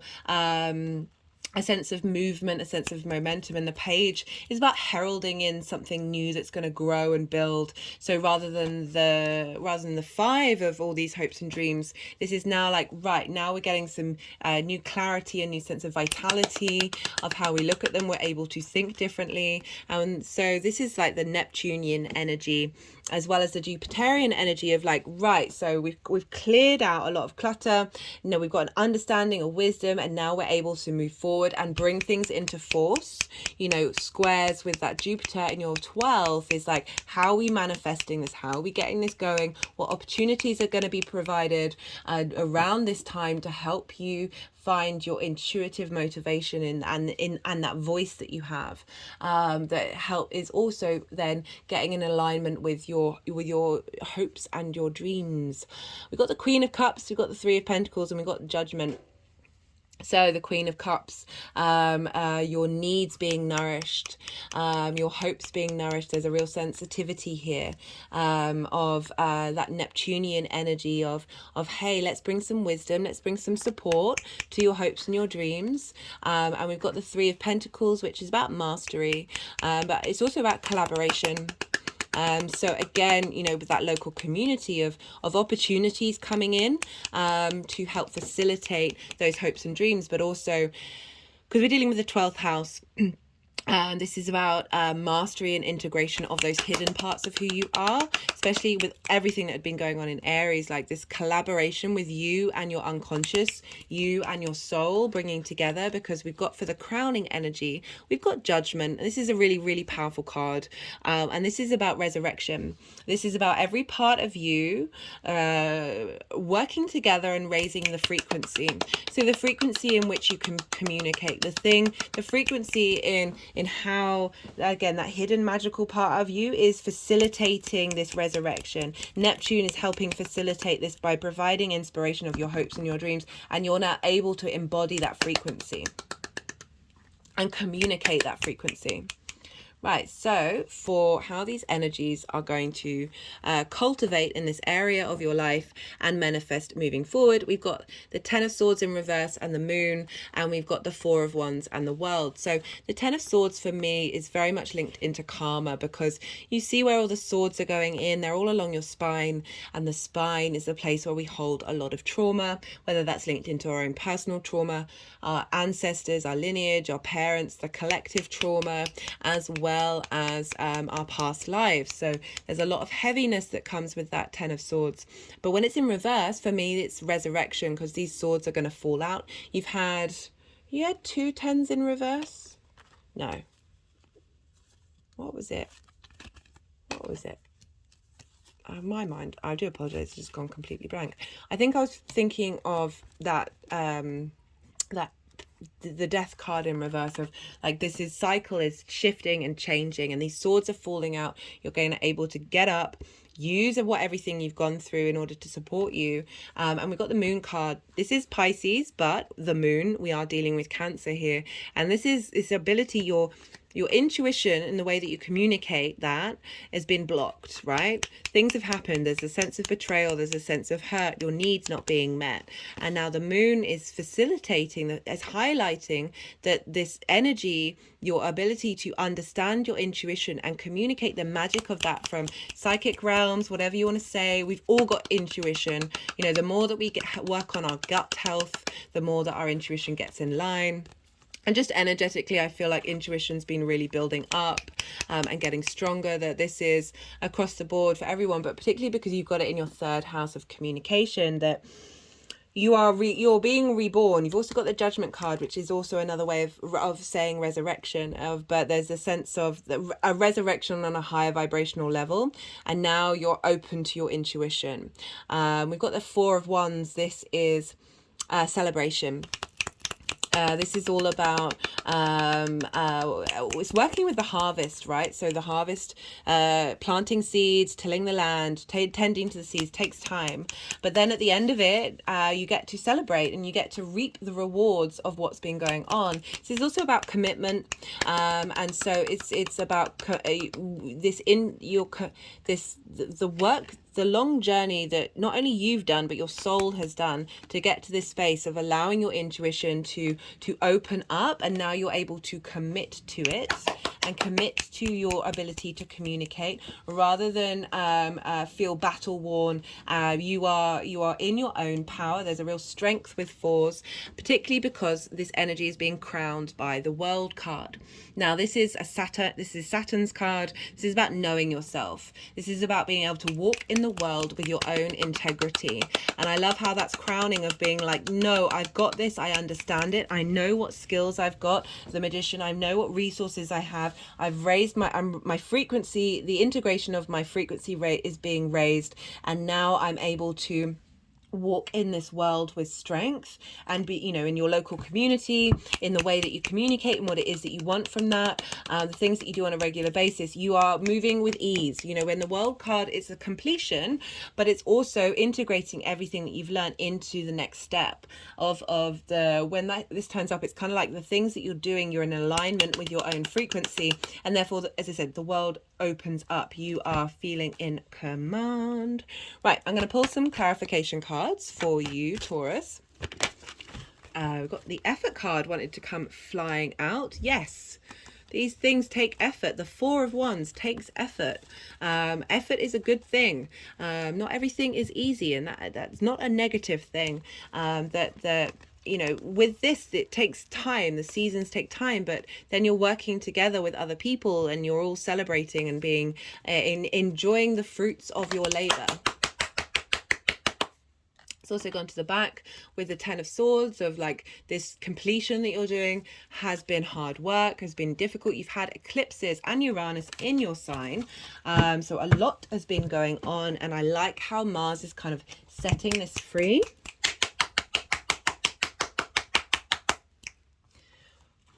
Okay, right, this is the First Light Tarot. All the decks go in the description box if any of them take your fancy.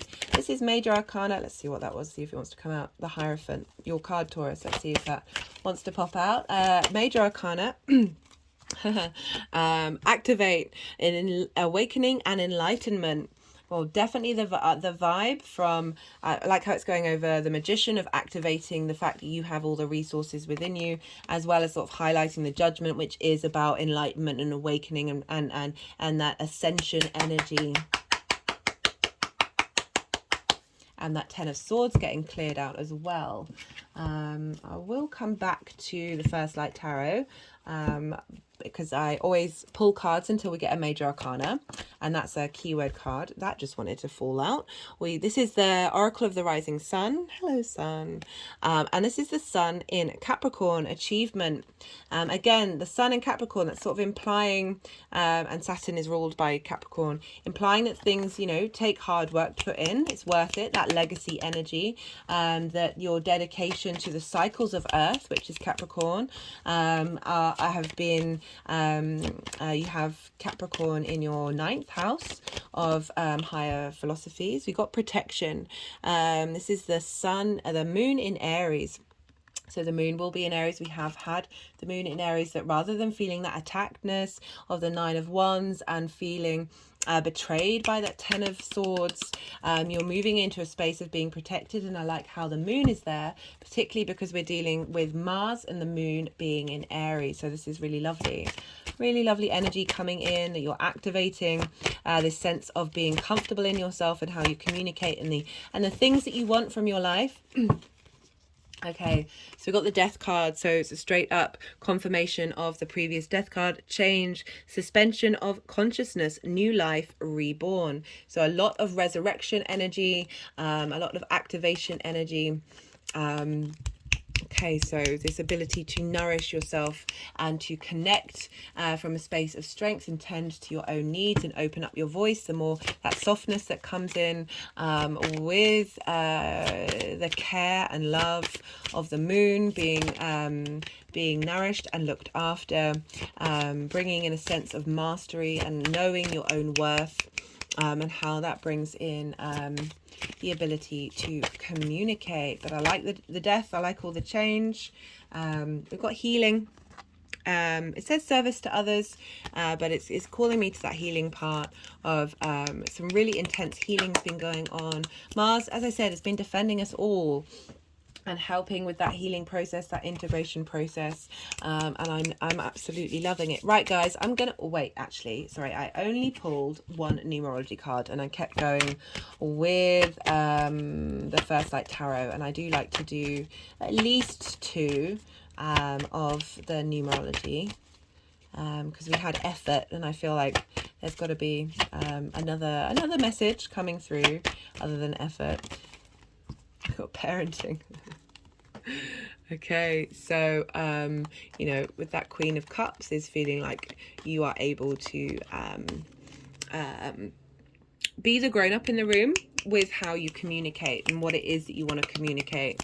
Again, like that sort of defensive energy, that feeling of lack, of like really being like, okay, I'm here now in the moment. Who am I? What do I want? What's important to me?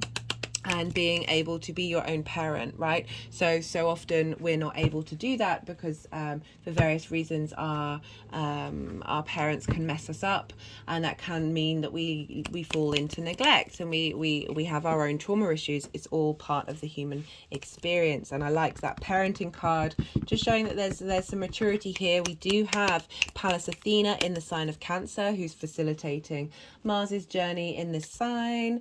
I'm going to leave it at that. Taurus, thank you for sharing your time and your energy with me. It means a lot. If anything resonated, and you want to pay it forward with the algorithm, you can hit that like button, and there are other things that you can do that I mentioned in the introduction. On a personal note, I would love to hear from you, and be good to yourself, Taurus. Be good to those around you, and be well until we meet again. Aries rising. How you doing, Aries? For those of you just tapping into the Aries energy, look to where Aries falls in your chart, the house that it's in, the themes of that house, and apply those themes to the messages that come through. Take what resonates, leave what doesn't. But for Aries rising, you've had this transit happening in your 4th house since the 25th of March. We're now midway through. Everything is being cultivated and getting stronger, and you're affected by this transit a little more than other people because you are ruled by Mars. Well, one of your rulers is, your Ascendant is. And so this is going to have a bit more weight to it. And also because it's squaring your Aries energy. So Cancer and Aries are both cardinal energy. You like to instigate. There's a sense of leadership.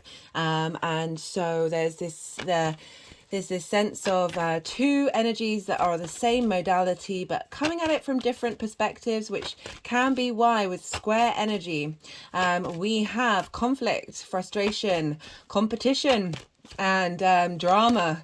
I bring these things up because they might show up in your life, but it's usually to get you to understand what it is that truly matters to you in the long term. And what's genuinely, when you get down to it, what's important for you on a personal soul level. But for Aries rising, this is happening in your 4th house. This is your roots. Your home. Okay, we've got the 5 of Cups. Yep, they want them out. So we've got your roots, your foundations of who you are. This is linked into ancestors, lineage, parents, the roof over your head, and your private life, the things that you do in private. So Mars has been moving through here, helping you get maybe motivated at the home to take action, home renovations. That's certainly something that could happen. Feeling that you just got a lot more more motivation around the house, feeling a bit more confident in who you are in your home. But it's in the sign of Cancer, so we're dealing with the moon here, your emotional connection, your need for safety. My hands have just gone over my heart chakra. Being able to connect to your ancestors through the actions that you're taking, your motivation, your drive to what is your roots, what are your foundations, where do you want to make that strong, what are you trying to defend, what's important to you. Also potentially taking action with your parents, maybe doing a lot more things with them. This can help, you know, we store a lot of trauma in the fourth house linked to our parents, and I feel very much energetically at this time we're doing a lot of clearing away of limiting beliefs, and a lot of karmic clearing, and now we're in soul integration. You know, for those of you Aries who've not watched the hybrid eclipse, the second Aries new moon that I did, as well as the spring equinox and the first Aries new moon, those two were really prominent collective energies, and you know, a lot of it, that hybrid eclipse was very much what I channeled was like a quantum leap of soul integration. And I watched a few other astrologers after that, and there was and a lot of other channelers, and there was a lot of that energy kicking around, like it was, you know, it's across the board. And now we're integrating that. Now we're bringing that into force. You know, these things may take time. It all depends on your chart. Maybe you've been quite aware of it quite quickly because you are Aries.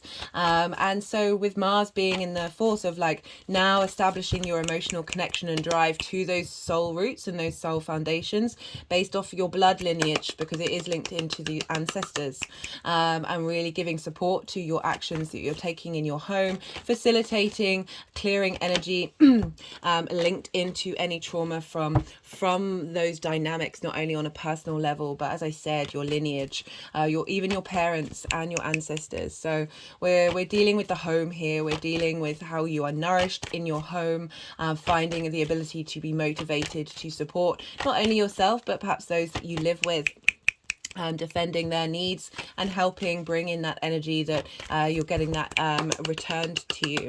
And this is squaring your first house, so this is how you embody your sun or your moon in your actions and your deeds, the sort of the lens in which you do so. This is how other people can see you, and also your body and your appearance. So this can be good motivation to understand your core roots and foundations of how you embody your sun and your moon, like really getting to that foundational point of what, as I said, what matters to you in the long term, and how do you emotionally connect to that.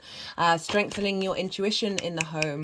My hand's just gone around my throat chakra, well no, clicking around my throat chakra and around the heart chakra, giving that sense of internal security and what motivates you to find that security, and working through what that means for you and how your intuition is showing up to let you know that you are held by the universe.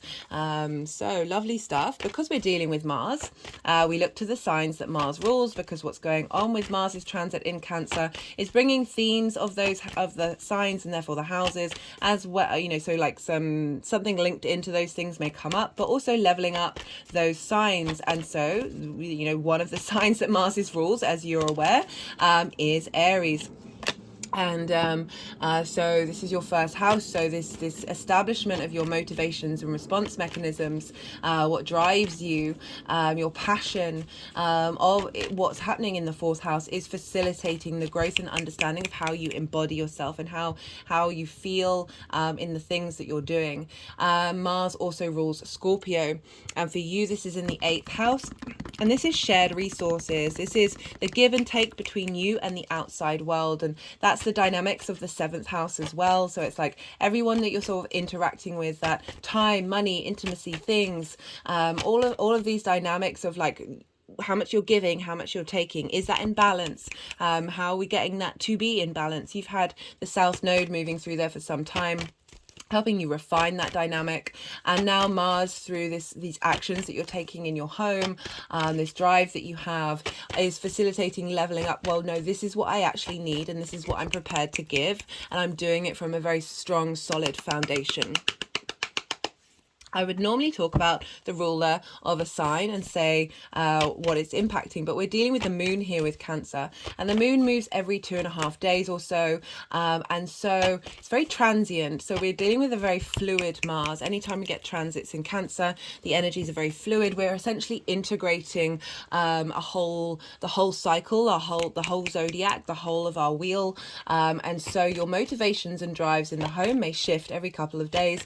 And as I said, this is a holistic integration of the whole of who we are during this time, of how we embody our actions. So I will mention where the moon is for aspects, but just to know, in between these will shift and change, and so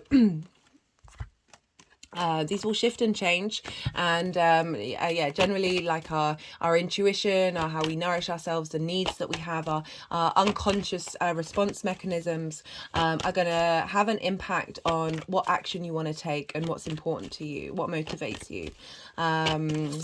Look to where Mars and the moon are in your chart. This will add just another layer of how this is affecting you personally. So I'm just doing general themes here. It's a general reading, but if you have an understanding of your chart, you're going to be able to sort of see what crops up in terms of the dynamic between how's it affecting your moon and how's it affecting your Mars natally. Right, so that's the general energy of what's going on for you, Aries. There's going to be 3 piles. There's going to be 2 aspects, and then the final pile is going to be how this energy is going to integrate in that area of your life and level up and moving forward.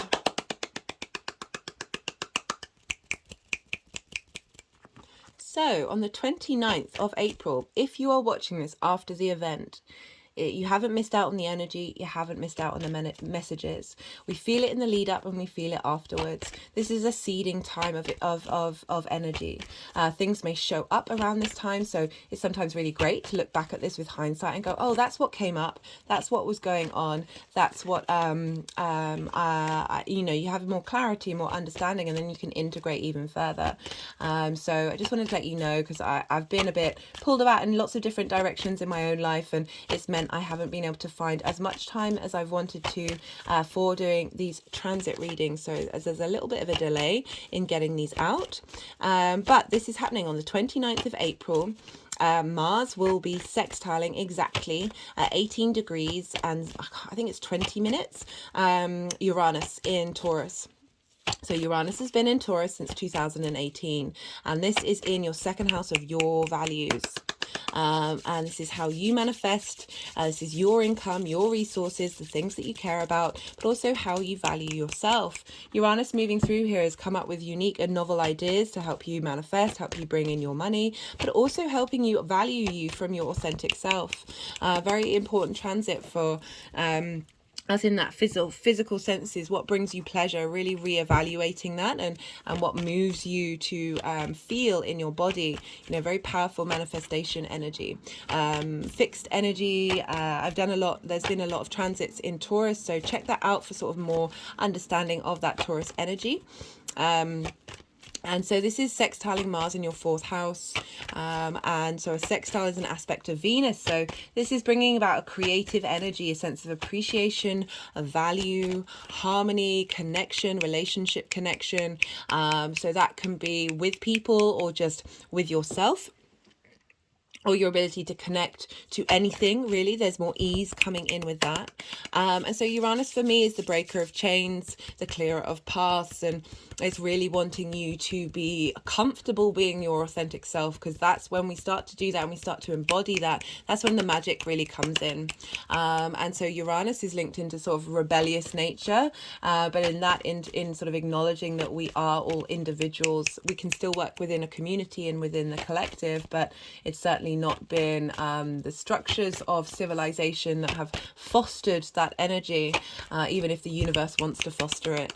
And so lots of intuitive eureka, innovative and inventive ideas are going to come through in how you take action. So that's sextiling Mars, very creative energy. Mars, how you want to motivate and what drives you to take action, your passion in your home life. So it might be that the things that you do around this time in your private life, this creative outlet, and that can be absolutely anything. It's not just limited into the stereotypical ideas of creation. That there you're going to be in receipt of some really beautiful creative seeded energy. As I said, you're not going to miss it. It's still going to be seeded there in order to cultivate and grow. The moon at the exact point of this sextile is at 0 degrees of Virgo. And so you have Virgo, sorry, my mind has just gone a bit blank.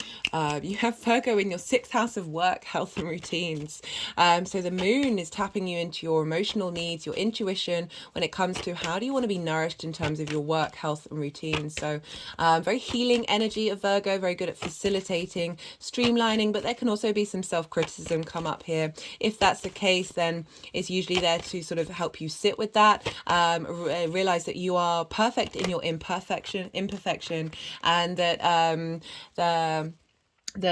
perhaps there are things that come up that you do need to look at and address as well. And all of that's helping you really understand, like, are these kickbacks from Virgo really facilitating you long term in what it is that you want to do, and as well as being very nourishing and very healing. I like this energy coming in, especially linked into your value system and your home life. So it's really like, how do we get these all into balance? How do we get, because this, the moon will then move into sextiling Mars, providing creative inspiration to the 6th house is difficult. It's like the parent in the room. Sometimes it takes a lot to get up and do the work, do the routines, and get our health in gear. We can be very neglectful in this area of our lives, and I feel like with this Uranian sextile with Mars, and the moon will then trine Uranus, of like, how do we get this in line with our essence of who we are?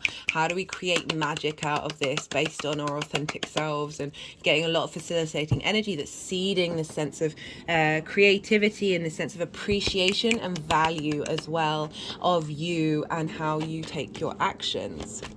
Right, so that's the first aspect. Following this, and I'm not pulling cards, but I'm letting you know that this energy is around. I will be doing a separate video series on this. On the 5th of May, we're going to have our final eclipse in Scorpio, with the nodes being in Taurus and Scorpio. And this is a lunar eclipse. And the reason why I mention this is because, Cancer is ruled by the moon. So the moon is going to have a big impact, and this eclipse will have an impact on the rest of Mars's journey. She's also in Scorpio, and that is a sign ruled by Mars. So Mars is in the sign ruled by the moon, so that's called mutual reception. And so they're in each other's realms, they're able to access each other's resources, facilitate each other's journey. There's a stronger energetic connection here. And so that final eclipse, it's a full moon, it's a culmination, it's a completion of something and moving on to a higher frequency of what it is that was important for you in that Scorpio area of your life, which is a give and take between you and the outside world. So some benefits, some boons may come in, but like really getting to harmony and balance in the sense of completion of what you've been working on. Of getting that one-to-one relationship in balance. And so Mars is going to be infused with that culmination energy and sort of leveling up. It's wanting to give you strong foundations and want to give you a sense of you feel safe regardless of where your home is. Like, so one of those things with the 4th house is like that sense of not feeling like you've got structure and not feeling like you feel safe, that especially with the moon being there, of really needing to feel that this eclipse, I feel, is really facilitating the strength and the confidence of Mars into that feeling of like, no matter where you go, no matter what you're doing, your foundations will be strong and you can feel safe no matter what's happening. The Venus will then move into Cancer on the 7th of May. So now we've got Venus with Mars. We've got a sense of ease and flow in our home life, sense of appreciation, value, a desire to move in your private life, in your home, connection with your parents, your ancestors, with the people that you live with. of enjoying your private space, and it's really sort of cultivating the support to Mars of being like, this is what I desire and what gives me pleasure and what I love, and now how are we motivated to take action on that, and just like, it's really lovely having Venus pop in there to help us appreciate our dreams and our needs and be able to nourish ourselves and those around us. And so on the 15th of May, we have a trine between Neptune in Pisces and Mars in Cancer. So this is at 27 degrees. I will put all of this, the Tower card's shown up, I think, for nearly every reading. We are dealing with a Mars transit and Uranus, and I associate both of them with that card. What was I saying? Yeah, I will put all of this will be in the description box. So I know it's a lot of information. I'd mentioned the degrees so you can sort of see where on your natal chart, whether this is impacting any of your personal planets or anything in your chart strongly. So you might feel it a bit more than the sort of general messages that's coming through. And so you have Neptune in Pisces, which for you is in your 12th house, your hidden house. And this is the hidden constructs of who you are, and limiting beliefs and trauma responses, but it's also where your soul is, right at the bottom of all of that. It's the house of magic. This can be a very heavy house. It can be linked into depression, loss and grief. You've now had Saturn in there, and Saturn's helping you. Saturn loves being in the 12th house. I've talked about this in every time Pisces has come up, is that there's a real strength here of giving authority, of understanding and organizing the integrity of what's going on there. And so, but Neptune being there is like really being able to tap into the magic of what you are, the sort of collective magical space of Pisces. And Neptune's linked into like the film industry. And the reason why I bring that up is because it's the ability to bring a different reality into your own reality. And for me, Neptune is tapping into the pure creation energy of the universe. So it's every dimension, every reality, every frequency, and there's a sense of the quantum field of anything can happen, big dreams, idealistic dreams, very magical space. And the fact that it's trining Mars, and trines are when they're in the same, well, it's not always, but the main traditional aspect of a trine is when they are in the same element, so they're sharing resources really easily. Like the flow of information is just coming through very quickly. It's very, sextiles and trines are very easy flowing energy. They come from Venus and Jupiter. They want you to feel easy. They want you to enjoy life. And so a trine is bringing wisdom, cohesion, elevation, a sense of opportunities, sense of abundance in terms of just like that expansion of self, that ease of feeling in yourself because of the wisdom of Jupiter being able to see a sort of a bigger, higher perspective. And Neptune talking to Mars is sharing that dreamlike, mystical, magical fantasy realm with Mars of being like, how are we going to take action on this? How are we going to be inspired by the magic of your inner self in your home, in your private life? Really lovely how like really helping that magic of Neptune tap into your intuition. It's grounding into your strong foundations there. At the same time, Jupiter is at 29 degrees of Aries, activating that eclipse that we just had, that new moon, that second new moon. And so it's squaring. It won't be exact because the next day it will move into Taurus. And so that's at 29 degrees and Mars is at 27, but it's still 2-degree orb. So it's still a very close aspect. And so Mars is squaring Jupiter. So you've got all that wisdom and knowledge that you've learned about yourself and how you embody yourself in your actions and your deeds, feeling good, sense of opportunity and expansion, of just feeling a little bit more comfortable and assured in how you're moving through the world. And that energy is feeding into Mars right at the end of Mars's journey, of being like, right now, let's bring this into fruition. Let's create opportunities. Let's give a sense of magnetism and strength to your intuition and how you're motivated to take action based on all that wisdom. And as I said, it's activating that hybrid eclipse, which was for me the soul integration of all the different lives our soul has been on and will be on, all coming into sort of like lockstep with one another. Aries is linked into the, it's Mars, it's sort of martial. And one of the visions I sort of got on the day day of that eclipse was this sense of all the past lives that I'd had, all the ones that are coming. They were all marching in time with one another. There was a sense of unification in the individual form of myself. Like, that was very powerful energy, and Jupiter's going to be activating that. So it's really going to be giving a sense of expansion to that soul integration and feeding into your intuitive emotional response mechanisms and how we take action in the house of your roots and your foundations, and tying into your ancestors as well. So bringing those all together. Love this for you, Aries. The moon will also be in Aries, and I think it would have gone over that first new moon that we've had, and then it will go over that second one over those 2.5 days. And so again, we've got another mutual reception because Aries is ruled by Mars, and now the moon is in Aries and Mars is in Cancer, ruled by the moon. Again, that mutual reception, they're both on the same page with one another. They want to facilitate each other's messages and journeys. They're sharing the sort of resources from each other's realms. So the moon has kind of got the moon's resources, and Mars has kind of got Mars's resources at this time. So really being able to tap into your core emotional needs, your core sense of safety in how you embody your actions, your very intuitive self, with that spark of Aries, with that martial ability to, I'm going to feel confident in who I am, and we are going to bring that resource into fruition. Not long after that, Mercury's going to go direct. So Mercury's in your second house of your values. So during all of this, Mercury's retrograde, which might mean that a lot of these energies are just internally cultivating and not necessarily showing up. They still may do. Like, Mercury retrograde doesn't just like stop everybody else in its tracks. It has a possibility of doing that. But I just wanted to let you know that this is energy that's now shifting. There's now movement in your ability to communicate and how you collect information and the details that you're getting from it. So there's a sense of moving forward here now.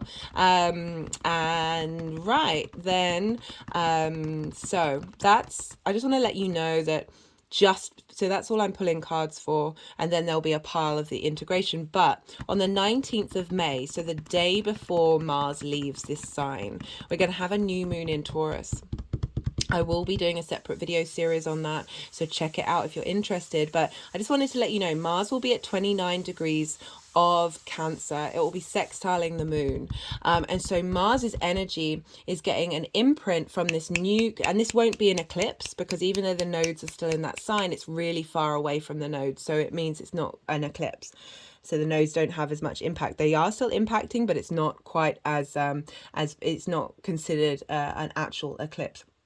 That we got this fresh new start coming in at the later degrees. We're really getting boosted by this shift and change of the new moons moving from like the beginning of the sign now to the end of the sign, and now we've got like all the wisdom of that Taurian energy kick-starting into a new journey, and that's feeding into Mars right at the end of its journey in Cancer. So really imprinting this knowledge, this freshness, this advanced energy into Mars, which will then imprint that into your Cancer area of your life of like, right, no, this is what's happening, this is where we're headed, based off of all of this wealth of information, before it then moves into Leo. Right, so 3 piles, 2 aspects, 1 pile with how this energy is cultivating and moving forward. Now, this is usually the time when I go quiet, allowing you to integrate all this information that's come through, as well as let the energies do what they need to do. There'll be some energy work going on, as well as the energies all want to move the cards around into certain piles. And then I'll start and I'll talk about the cards in terms of the aspects. But, you know, this is when I quieten my mind. I let them do what they need to do. And they may rearrange the cards in many different ways, or just get started. Okay, energetic out of that. 3 of Wands, 3 of Cups, Chariot, Knight of Pentacles moving over. Sense of feeling dominion, feeling celebrated, being able to move through your environment with ease. And the Knight of Pentacles is slow and steady, wins the race. Right, I'm now going to go quiet and just let them do what they need to do and not let my mind get in the way of it.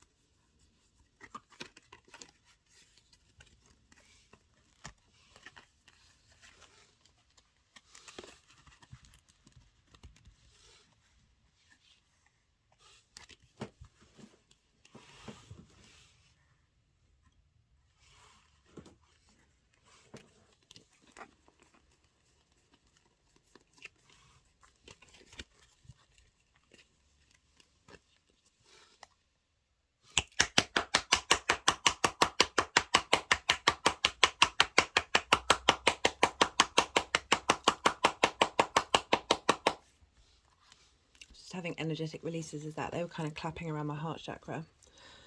Righto, so this is for the sextile with Uranus. So we've got a lot of energy here. So Uranus moving, and you've had a lot of eclipses in your second house of your values, and as well as Uranus there shaking things up.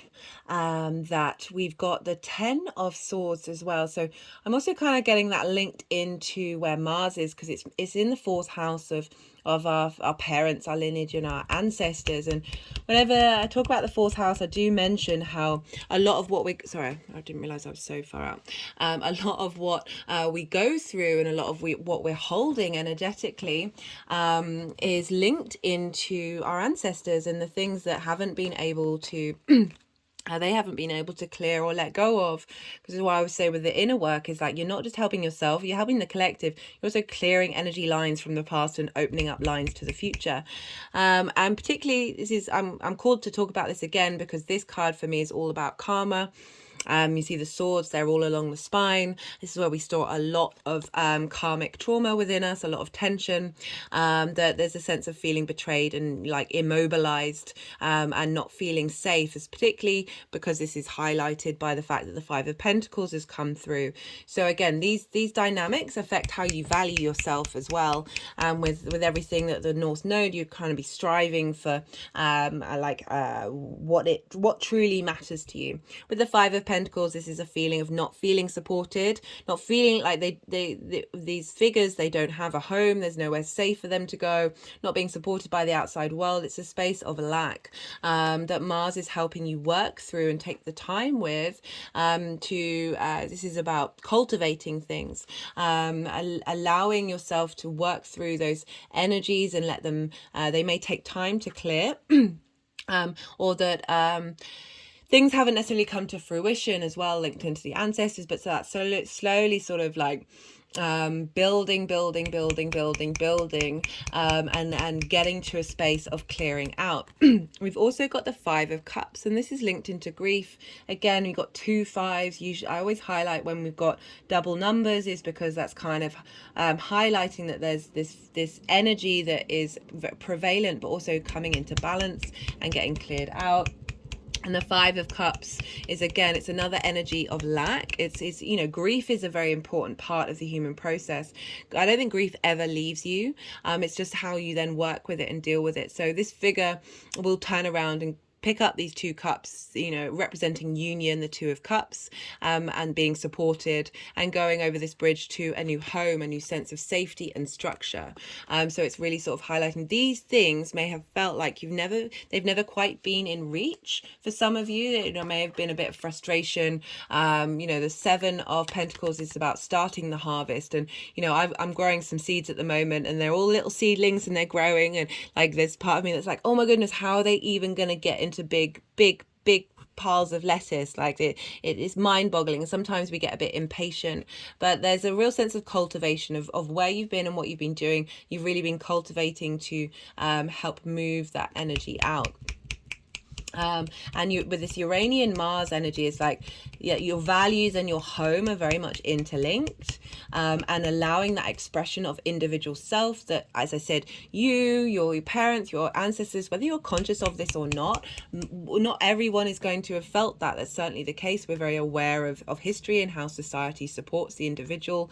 It's and our sense of care of the community, that, as I said, regardless of whether it's conscious or not, these things are lingering, and then you're going to find creative ways of breaking out of these patterns. I talk with Uranus about how it's like the chain breaker and the clearer of paths. Like there's a lot of stuck energy that's there, and we've got the 2 of Wands in reverse and the Tower card. So the 2 of Wands in reverse is moving away from a space of stillness and an inability to make decisions. Okay, they've just wanted to move that around, whether they're putting it back or not. Right, the Tower card, so I do wonder why they just don't do this to start off with, but it is what it is. We've got the Tower card, as I said, that's a Mars card, but I link it into Uranus as well. It's like pulling down structures that haven't served you, in order to get you to really feel and be in a space where you are able. It's interesting, they've never done this before. They're sort of that Uranus does this and Mars does this in its own way, I shouldn't deny that, of getting you in line with what it is that you really need, the truest version of your value system, not marred by your own trauma, spells that have been cast, past life connections, soul connections. In the Sun in Taurus video, it was really highlighting that so many of our soul contracts we fulfilled them, and we're now moving forward. So speaking of moving forward, the two of swords in reverse is very much about now being able to see clearly, and being able to make a decision. Those opposing forces that may have put you in a space of pause, of not being necessarily to get the motivation to understand and think clearly, that's now being shifted. And we have we've got the seven of swords and the two of wands. So this is about thinking differently and thinking strategically. That seven of swords is like your resources being taken away from you in a way that now then you've got to think differently. You've got to be able to be a bit more maverick and think on your feet, or you've averted a situation by running off in the night with these swords. And we've got the two of wands, which we've got two twos. So we've got, it's taken a while. This has taken a while to get to this space. And the two of wands is like long-term manifestation energy. You're getting the lay of the land. Mars has been moving through there for a while. You've been figuring out your intuitive space, the strength of your intuition. You're starting to understand it, work with it, but you're not quite going on a journey yet. This energy hasn't quite broken free, but we've needed this time in order to cultivate. We've got a lot of energy in yin at night signs of being receptive.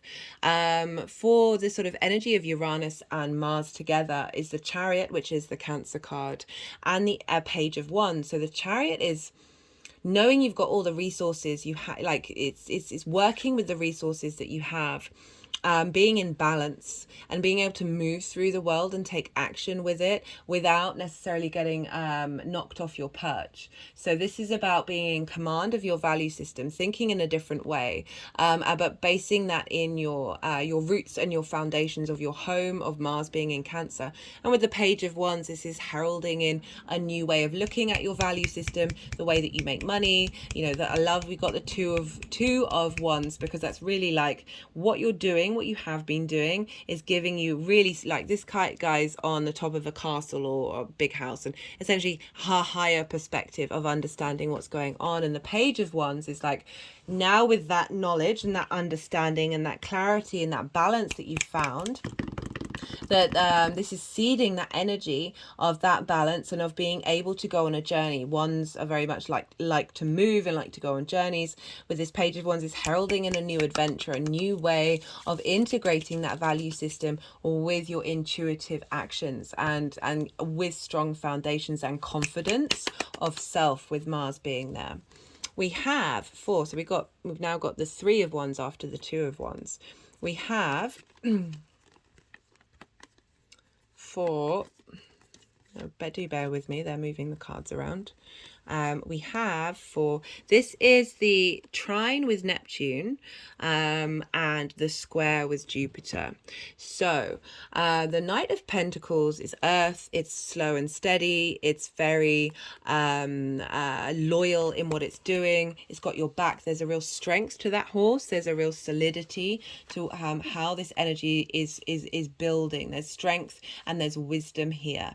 This is with your hidden house, like you are being defended, you are being protected, and you're allowing that cultivation of that magic to come through, because we've got the Hanged Man, and this is about being in receipt of divine wisdom. So very Neptunian energy of like, also you've got Neptune and Cancer, they're water signs. It's being very receptive to what's coming in, allowing things to integrate and to build, and receiving that wisdom of Jupiter, that trine, from Neptune into Mars, of like, we can think bigger than this. We've got more resources than we thought at our hands, and now they're really being cultivated. Like, we're getting a real boost, because remember, we've also got that square with Jupiter activating that eclipse point.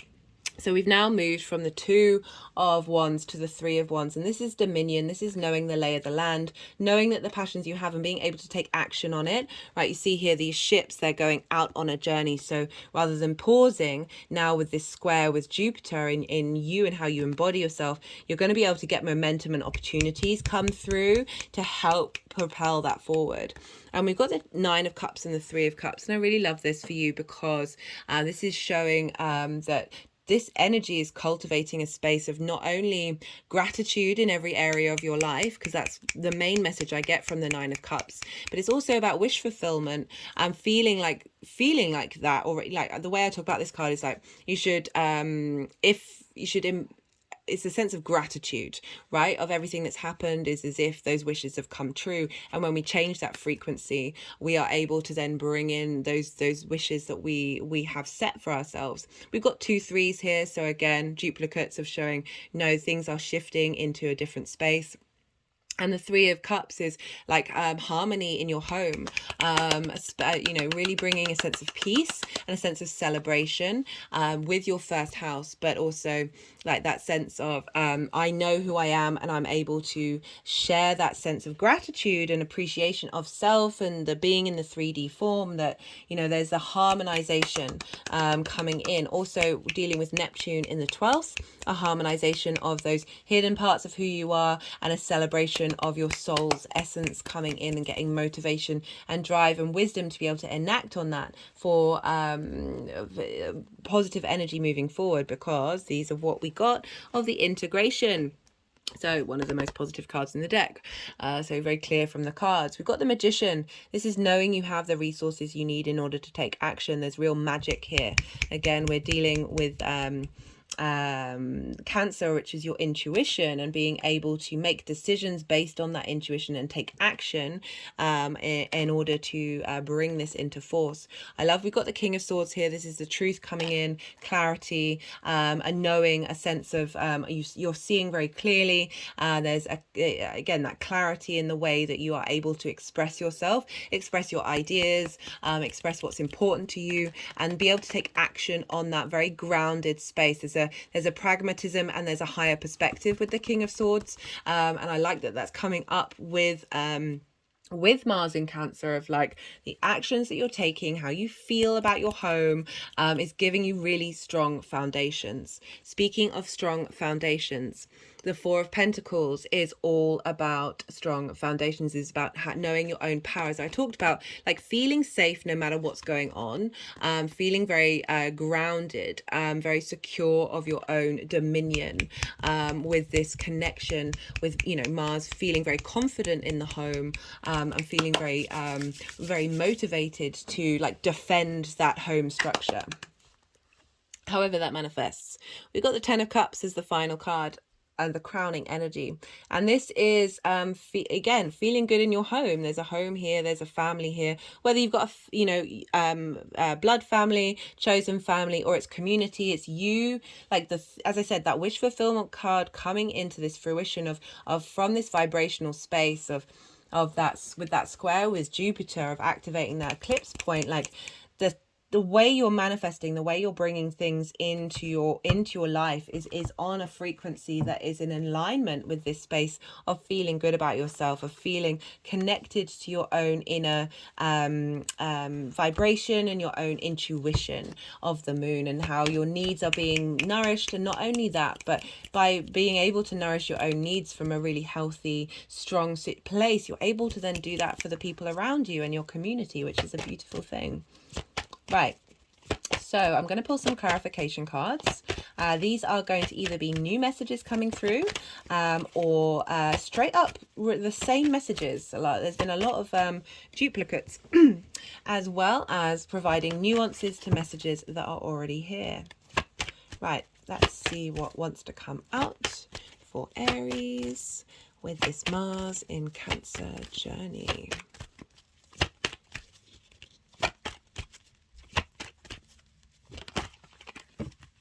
Got relationship change.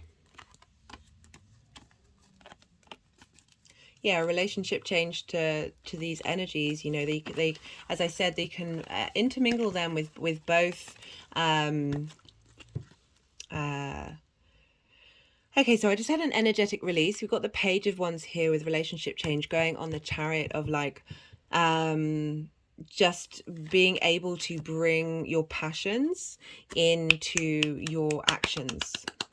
Perhaps for some of you who work from home, that this is really going to be a great time to like bring that sense of vitality to the stuff that you do at home, or just reignite having fun in your home as well. You know, pages are very useful energy, the sense of release of, but very much just making me think, because the Chariot can be a bit like you're going through the battlefield but you're not getting knocked off. Like it is somebody going into battle in you know, the older traditions, that not needing to go into battle anymore, of that shift and change energetically of being a bit more playful with yourself and with your surroundings, of feeling, you know, letting go. We've got spiritual partnership as well. You know, with these, I do link into, on an individual level, it's your spiritual partnership with yourself. Again, that feeling safe, connected to something higher than you. It's gone on with the Neptune energy. So spiritual partnership with the hidden parts of who you are, that's blossoming out your intuition in your home, being a bit more ease. You know, I did talk about how this is, for the 12th, is more harmony in terms of that space that might have been a bit disruptive and a bit combative. Let me pull from another deck. But also it could be being safe in your own home, feeling good about that, that you're able to then draw people into your home life that match that vibrational frequency. Spiritual doesn't just have to be your stereotypical ideas of what that is, but it's anything that sort of is the frequency that is matching what your soul, how your soul wants to express itself. So there's a real, you know, with all those cups coming after all of that, like there's a real shift in energy being seeded and cultivated at this time. Again, maybe the relationships that you have at home are going to be more in alignment with this current dynamic. You are going to have the nodes move into the North Node into your first house and the South Node into your seventh, where you'll be refining relationships. So this is saying that the energy that's being cultivated is sort of preempting and helping facilitate that nodal transit. We've got the Fool card. Voyager, journeys, progress, pathways. It's just wanting to focus over pathways you know, I talked about the ancestors and the lineage of, and how the work that we do here clears stuck energy from the past and opens up pathways to the future. So it's highlighting a different energetic field, a different dynamic coming in that is new, is fresh. The Fool is very much walking through life, the good, the bad, and the ugly. No matter what happens, is very open to the experience of the human existence from a space of this is an adventure. This is a fun new voyage. And it's going over those cups of like feeling good, feeling celebrated. For those of you who might not have felt that way at home, it's as I said, the fourth house is a big place for trauma. That this is bringing in a different dynamic, a different energetic field. Perhaps a new dynamic with your parents that is helping liberate your sense of self-worth that may have been impacted by that relationship. As I say, like your parents, no matter how good they try to be or how supportive, they mess us up no matter what they do. It's all relative. I certainly know a lot of people who have had really great relationships with their parents, or their parents did everything that they could, felt very supportive and nourished, and they still face trauma, just in a different way. We've got empathy. We've got the moon in Pisces. So the ability to look at yourself with empathy, which might be something that might feel a bit blocked, and you, like so it's like understanding the journey that you've been on, understanding the situation, understand that your parents may have messed you up, or what you're holding is linked into ancestors, past lives, lineage, and the collective, and you can feel a sense of, okay, I get why these things have come up, and it's not necessarily personal, but it's also you're able to give yourself kindness, give yourself a sense of compassion and understanding of your journey. like sometimes we can do that for our friends, but we can struggle to do it for ourselves. And Aries is very independent, very much like I want to embody this in my own way, and might find that difficult to bring into balance, which is why I'm really enjoying the fact that the nodes are going to move into those signs. I think it's really important for us all right now for that nodal shift. And you're going to be like, the North Node's going to be in your sign, so you're really going to be striving for this thing. You're going to be hungry to understand how you embody yourself. Okay, 2 just came out. Happy ending and domestic harmony. Love this for the 4th house. Really, really, really love this. This is beautiful. I'm going to leave it at that, Aries. I think that's pretty self-explanatory. I'd love to hear from you if any of this resonates. Yeah, I just really enjoy talking to you all about the astro weather and seeing how it's all affecting you. If any of it did resonate and you would like to pay it forward, there are things that you can do. Hit that like button, do all the things that I said, or not all the things.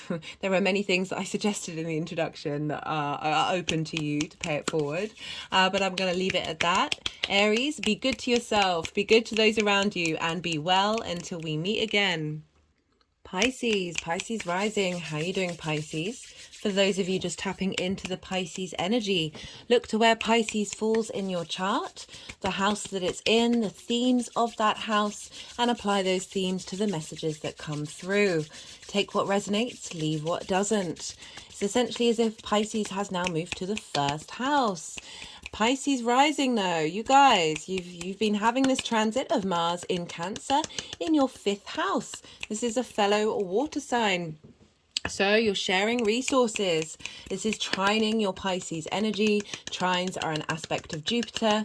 Jupiter wants to bring expansion, wisdom, elevation, growth, a sense of abundance and opportunities coming in. It's, you know, it's just because it's the same element, they're sharing this, the ability to transfer that energy and the information that they have is happening very quickly and very easily. This is free flowing energy. So this is a very supportive transit of Mars being in Cancer for you. And so this is in your 5th house of your creation energy.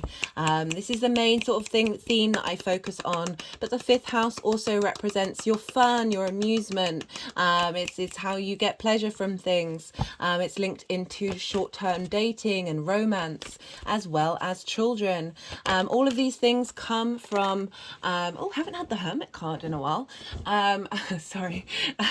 All these things come from your creation energy, and the more that we're in line with that and work out what does give us pleasure, what does move us to be human in this beautiful 3D existence, the more that those other things get in line with what your soul's frequency really wants to vibrate at. And so Mars moving through here, as I said, Mars has been here for a while now. And this is the sort of the midway point till the end of the journey that I'll be talking about. Mars has been helping you get in touch and motivated, and you're finding your drive, in touch with your intuition, with your emotional connection to things, like what's important to you and how you take action with that. Maybe you've been getting a bit more creative, you've been taking action with finding fun and pleasure, but this is really getting you to go through those layers of like emotional quick response mechanisms. We can blow up, we can get very stuck in our emotional space. Pallas Athena, the asteroid, is there as well, so really helping getting us long-term strategy and wisdom of how we want to take action in this area of our life, how we are motivated by the joy that we feel. And again, really defending that. Mars, my hands have just gone over my heart chakra. Mars is really helping us defend that and protect that from our very deep core emotional individual response to our surroundings. The moon, as I said, is linked into dreams, intuition, working with your dreams could be a really creative way of engaging with this energy, seeing what comes up in your dreams during this time. But yeah, we're getting a lot of support from Mars in terms of, for you, with this trining your first house, of how you embody yourself, how you embody your sun or your moon in your actions and your deeds. This is kind of the flavor in which your actions take form. It's often how other people see you, and it's your body and it's your appearance. So Mars is helping you get in line with your creative energy, that's helping you find wisdom and understanding in how you embody that and how you take actions through that modality. I'm really, yeah, really loving this energy. Very watery, very dreamy, very inspirational. And so, yeah, good transit. Right, because we're dealing with Mars, we look to the signs that Mars rules, and because what's going on with Mars will be helping, you know, either level up that area of your life, but also bring in themes from those two signs and those two houses. So these things may crop up for you during this time. Mars rules Aries. And Aries is your values, your resources, how you manifest, how you make money, and it's how you value yourself. So you understanding your true creative force, your true creative nature is going to help you understand how to value yourself and remove limiting beliefs that may be trapped in the emotional body, that may have been blocking that in terms of things being blocked, of you not being able to express yourself creatively. Mars is helping transform that energy and also defend that inner core, and that's going to impact on how you're able to manifest in the world, how you're able to bring in your resources, and understand who you are. We've also had that big hybrid eclipse at the end degrees of Aries, and if you haven't watched it, I really recommend the collective reading. That we know we only have hybrid eclipses once every 10 years, so big energetic change. It felt like a seeding point of our soul coming together. For me, on the day, I just got this vision of, well, it wasn't a vision because I don't see things in my mind's eye, but I don't get visuals. But this sense of the past lives and the future lives all coming into sort of lockstep and walking in the same momentum. My legs are sort of moving up and down as if they're marching, because you know Mars is the god of war, and you know Aries, that sort of very sort of martial element that we have within us. It's one of the frequencies, and that's just how it showed up for me. That even if we aren't consciously aware of it, that's been seeded on a very integral level for us all collectively. So like, you know, Mars is now helping us integrate that on the emotional field by its journey through Cancer. So themes around that nature can crop up. Mars also rules Scorpio, which is a fellow water sign, and in your 9th house of how you map yourself out in the world.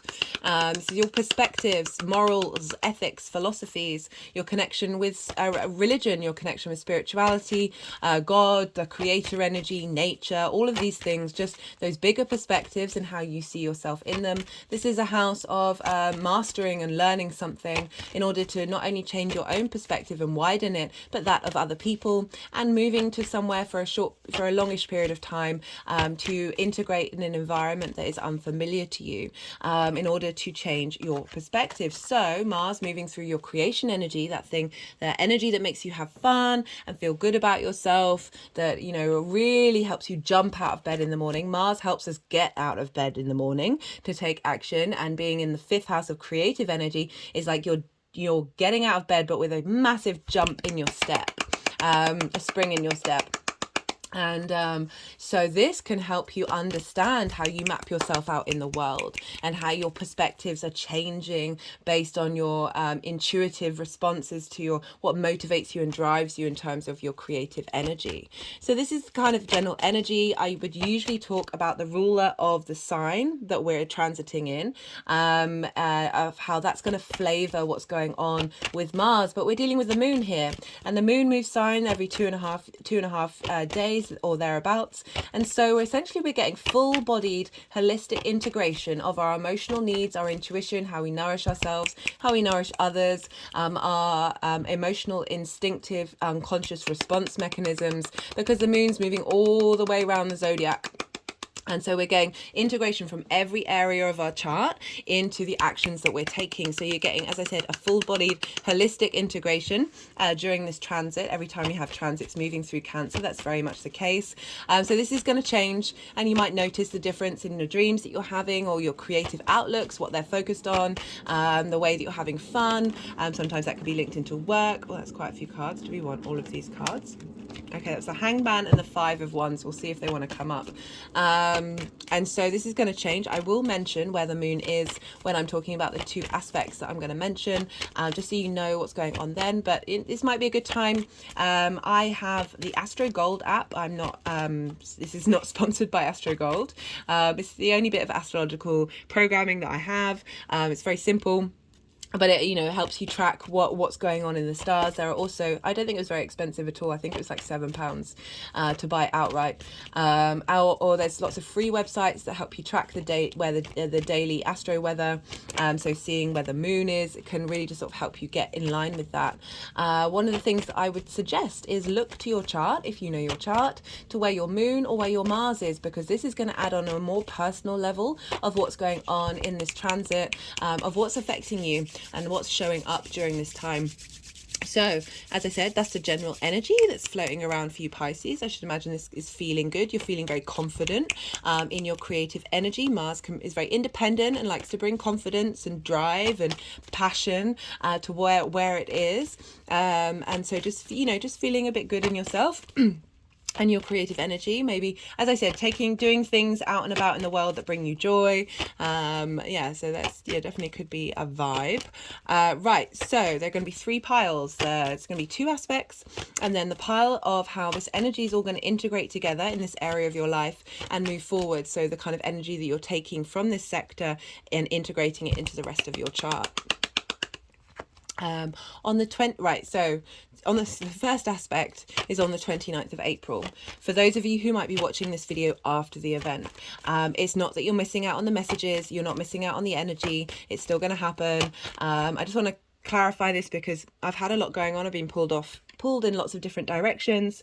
That's meant I've not been able to give as much time and find as much time basically to putting these transit videos out. So I'm hoping this is going to be uploaded tomorrow on the 27th. So yeah, I just want to say that, you know, you're not missing out on it. And sometimes when we look back on hindsight, so if you're watching after the event and you look to what's happening around this time, we feel it in the lead up and we feel it afterwards. when I talk about aspects, it's the exact moment when they make that aspect. So as I said, this is all seeding energy. It's also things may come up. So when you're looking back in time, you can be like, oh, that's what that's about. And then you can work with that and integrate that energy even further. Right, so on the 29th of April, we're going to have an exact sextile with Uranus. I think it's at 18 degrees and 20 minutes. All of this will be in the description box. I know it's a lot of information. It's there for you to maybe, if you want to write it down in your diary and then see what comes up around that time, or then go back to your journal and then see what came up with hindsight. So a sextile with Uranus in Taurus, and you have Taurus in your third house of communication. This is linked into community. This is the house of the goddess. This is where we integrate our big picture philosophies into the actions that we do on a regular basis. It's also linked into starting to learn something new, as well as short distance travel, but I'll be focusing mostly on communication and community, and sort of the community that you want to draw into you. So this is communication with your creation energy. Uranus has been there since 2018. We've had eclipses there. We've now got a Mercury retrograde there. The sun is there now. So we've got a real illumination on that house. And you know, with Uranus is the oddball of the universe. Its axis is different to the other planets. All its moons are retrograde. Its north pole is pointing towards the sun. Like, it's very maverick energy. It's called rebellious energy. It shakes things up. It flips things up on its head, and that's because its axis is horizontal rather than vertical. So it's like flip. I call Uranus the chain breaker. That's the Judgment card. Let's see if that wants to come out. The Chain Breaker, the Clearer of Past. And this is usually when we're not comfortable being our authentic self and expressing that in the world around us, and Uranus will come along and break down those structures and clear the paths of the things that have been blocking that if we haven't been able to do so ourselves. I talk about my own Uranian experience where essentially Uranus blew up every area of my life: home, work, mental health, absolutely everything, and it was very disruptive, but very facilitating. I just use that as an example. I'm not saying that's going to happen to everybody because it all depends on other what's the word? There are other, what is the word? It'll come to me. There are other ways of looking at the chart that are very specific to each individual chart, what year you're in, that means that certain signs have more impact on you for that year. So, I just use it as an extreme example of what Uranus can do. The more that we look to the tension in our lives that's blocking us, the more that we clear that ourselves, that less Uranus is going to come along and really upheave everything, because you've already been doing the work. That's why I always say when we look to transits, we especially those bigger outer planets, look to work on the energy that they might be coming along to shake up before it happens, because then you can start to co-create. So Uranus wants you to be true to your voice. My hands have just gone over, it's sort of midway between my heart and my throat chakra, and it's kind of it's happened a few times in these readings over the thymus gland, and this is part of the lymphatic system. And when we do work there, you can do energetic work there. There's also sort of massages that you can do. I found playing the vibrational frequency of Om there really sort of calms the whole body down. We're dealing with the physical body here with Taurus, that that sense of safety, a sense of what it is that you value, that Uranus is really been helping you get in line with that maverick energy. You've also had eclipses, so you've been striving to work out what is your true voice and really getting that integrated. And now we've got Uranus sextiling Mars in your house of creation energy. And Taurus also sextiles your Pisces energy. So you've got sextiles and a trine here. And a sextile is an aspect of Venus, wanting to bring in harmony, appreciation, creative energy, and a sense of love, desire, connection, and value to Uranus, between Uranus and Mars, but also between Uranus and your Pisces energy. So you've got two sextiles and a trine. These are both aspects of the benefic planets, Jupiter and Venus. So it's just easy. It's free flowing energy. All of these energies work together really well. So you've got this support from Uranus with Mars. Like Mars in its own way, like there's a different octane. Mars can be a higher octane. Uranus can be a higher octane of Mars. There's a sense of, the Tower card is linked into Mars, but I see it very much to do with Uranus as well, even more so. That Mars wants you, very independent energy, wants you to feel strong and confident in yourself, wants you to feel empowered, right? And so it's helping you empower your intuition, but through the actions that you're taking or the feelings that you're feeling, and how you connect to them. And Uranus is going to provide, they're both going to feedback loop to each other of like, hey, how do we enact this individual maverick part of who you are? We are all mavericks. We are all individuals. We all have our own unique vibrational frequency. And how do we get in alignment with that? So lots of wisdom and clues coming through from Uranus. Can be very eureka moments, very inspiring, lots of things coming out of the blue. And so like ideas, this is creative energy. It's Venus. It's a sextile. Creative energy between Uranus and Mars, seeding that energy within you of getting you your authentic voice to really be able to figure out how your motivations, your creative energy is motivated, and expressing and clearing that energy out in order so your actions are in alignment with your ability to communicate. The moon will be at the exact point of this sextile. Okay. The moon will be, all right, guys. They're like, all the cards, we want all the cards. The moon will be exactly at this point, exact point of this sextile will be at 0 degrees of Virgo, and you have Virgo in your 7th house. It's opposing your Pisces energy. This is your house of one-to-one relationships, intimate relationships, business, romantic, friendship. And so the moon here is like, what are your emotional needs when it comes to the kind of dynamics you want to bring towards you? How are you being nourished? How are you nourishing others? But how do you intuitively feel about that energy impacting your creative energy? Sometimes we've been in relationships where we've been stifled. Our creative energy hasn't been able to express itself. We've given too much to the other people, whether that's business, romantic, or friendship, and we're not necessarily got what we've needed back in order to heal and grow. And so the moon in Virgo is going to be feeding into Mars of being like, this is what we need, this is what we want moving forward.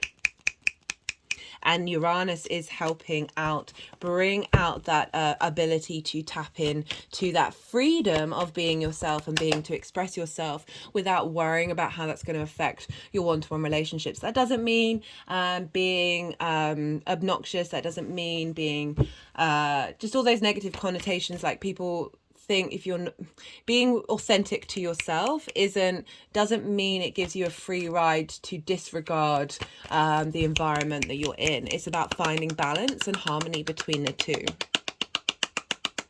But I love this. And the moon will then move into an exact sextile and then trine with sextile with Mars and then trine with Uranus later on.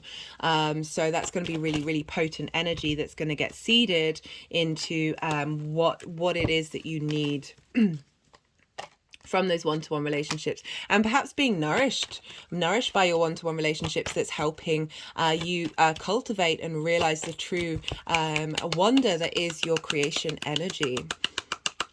Lots of different vibrational frequencies that are out there. Like it's gonna, following this, and I'm not pulling cards for it because I will be doing a separate video series, is the final eclipse that's happening with the nodes still in Scorpio and Taurus. And this is on the 5th of May. This is a full moon eclipse. It's a lunar eclipse in Scorpio. And so Scorpio for you is your 9th house of how you see yourself in the world. You've been refining that, you've been working that out, and this is, as I said, this is a culmination of this cycle. It doesn't mean that these things won't still grow and evolve, because eclipses take a long time they can be very immediate, or they can show up later on. That shift is seeded during this moment. But what's important about this is because the moon rules Mars right now, so the moon is getting all this information, all this boost from that 9th house, and it's in mutual reception because it's in the sign of Scorpio, which is ruled by Mars. And so when we have celestial bodies in mutual reception, this means that their ability to share energy and share resources is really tight. Like there's a strong energetic field there. And so, all of this understanding, this culmination of how you see yourself in the world, saw the 3 of Pentacles, we'll see if that wants to come out, how you see yourself in the world, how you map yourself out, what kind of perspectives you want and to have, and how that impacts you, is feeding into Mars in Cancer. This is also trining that Cancer energy, and so you've got a lot of wisdom coming through from this lunation that's feeding into the rest of Mars's journey through Cancer, of like, okay, right, this is what we want, this is what we want long term, of how our creative energy can feed into the way that we look at the world, and us, more importantly, yourself in it. So that's happening on the 5th of May. On the 7th of May, Venus is now going to move into Cancer. So we're going to have Venus and Mars in the same sign together. There's a sense of desire and appreciation and play. Venus is in her favorite house. Her favorite house is the 5th house. So you're getting a real boost from Venus being here.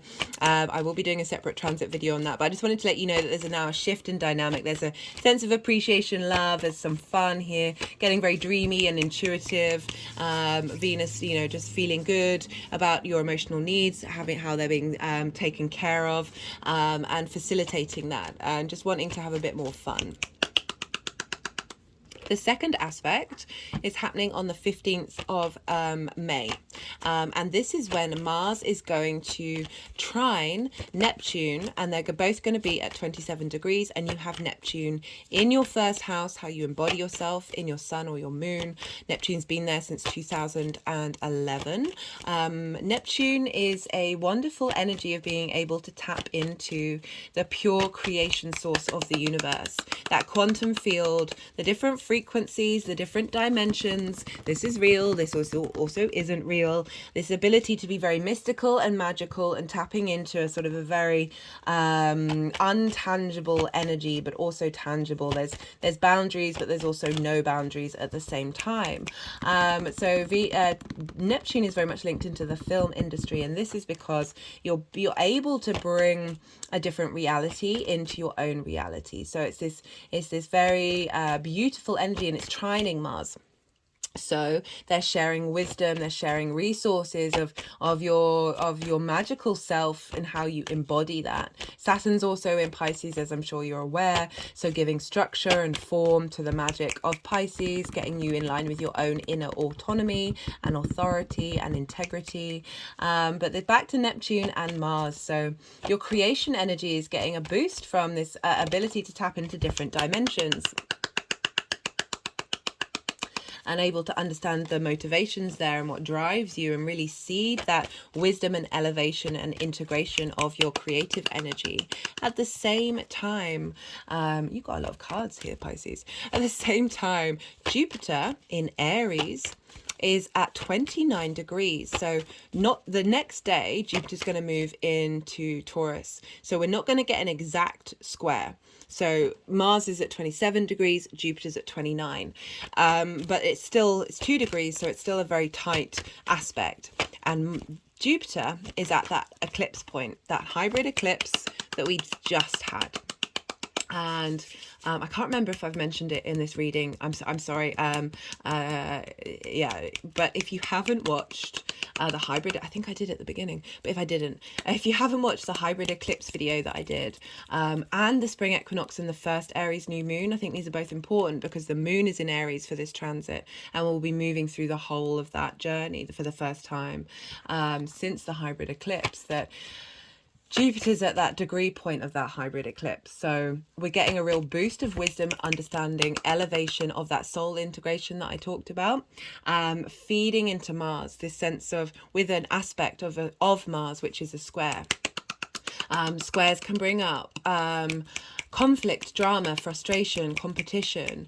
But I bring these up to let you know if these things do show up, it's asking you to really go within and understand what's important for you in the long term. Like how do we use this energy, get them to work together into it, and use it for friction, because friction is what we need to manifest in this 3D linear time frame that we're very conscious of. There are other ways of manifesting, but we are currently in this 3D world. So this is a very potent one of like being able to forge things into fire, being able to create. And so you've got Jupiter, wisdom, elevation, a sense of expansion, deemed the lucky planet, bringing opportunities, abundance, this sense of elevation of self, of your value system, enhancing the energy of that eclipse and really driving it home into Mars,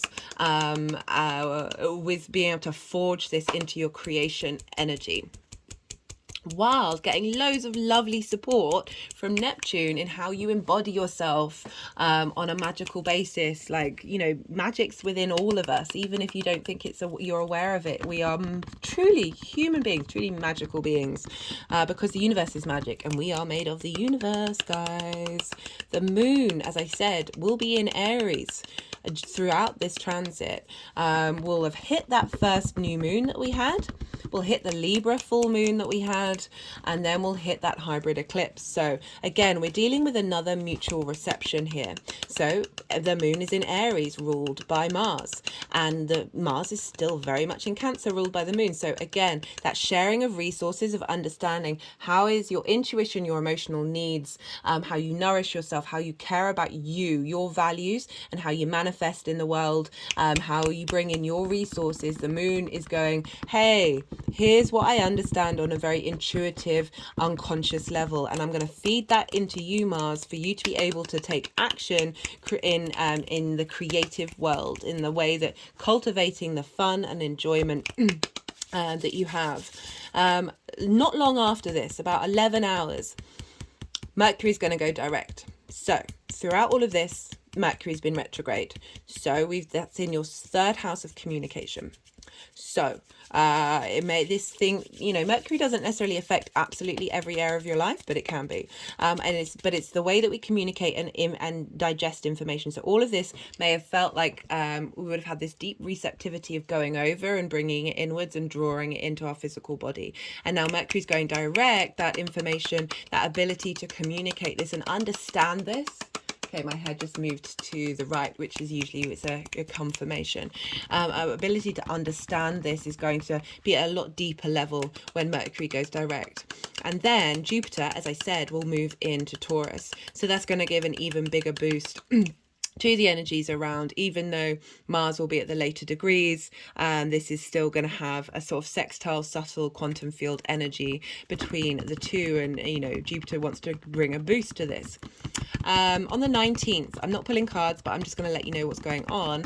On the 19th of April, the day before Mars moves into Leo, we're going to have a new moon in Taurus. This is happening at 29 degrees of Taurus, and Mars will be at 28 degrees of Taurus, and Mars will be at 29 degrees of Cancer. This is a sextile. I will be pulling cards for this in a separate video series, so go check that out when that comes out if you're interested. But I just wanted to let you know we've got this very potent new moon, new start in our physical body, what makes us feel good, happening, like this energy feeding into Mars. And Mars is then imprinting that right at the end degrees of Cancer, of being like, right, we've gone through all of this, we've been elevating and growing, and now we're raising the frequency, we're changing that shift, and that's seeding into your creation energy. And then Mars will move with this information of where we're headed and what we want to do, move into the sign of Leo. Right, so that's everything I wanted to talk about. They put down the deck, so I'm kind of getting the impression that all the cards, well, there are many, all the cards that wanted to come out have come out. This is when I go quiet, and when you can sort of digest everything that I've just said. I know it's a lot of information, and let your mind wander over it, and also see what intuitive hits come up for you while we're in this space of pause. We need that pause in order to integrate, download, and just generally just breathe. So this is when I'm quiet, when the energies are going to move the cards around.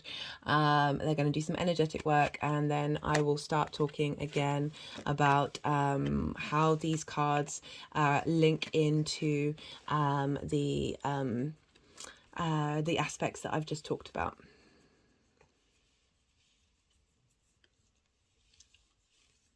Set an energetic release then.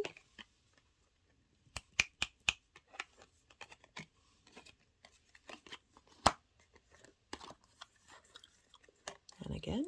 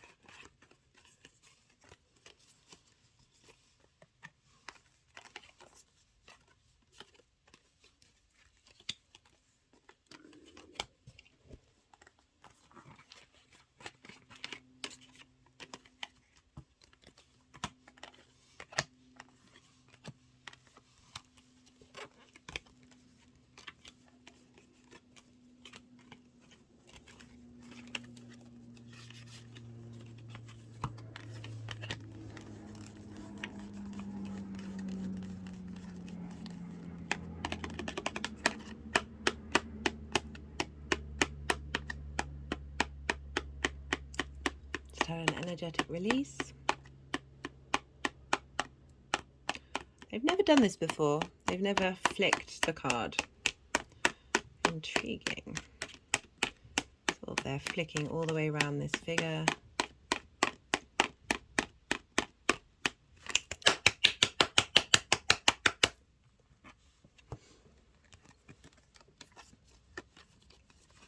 Just had an energetic release.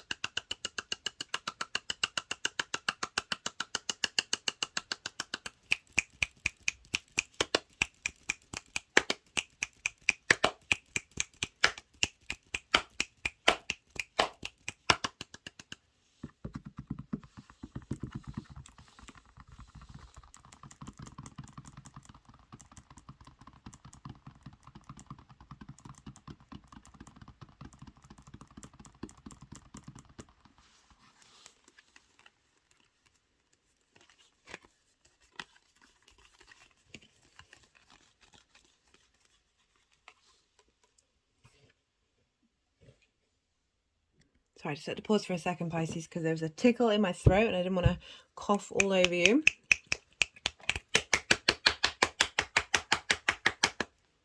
Interesting, they've gone to the amethyst, which is a Pisces crystal.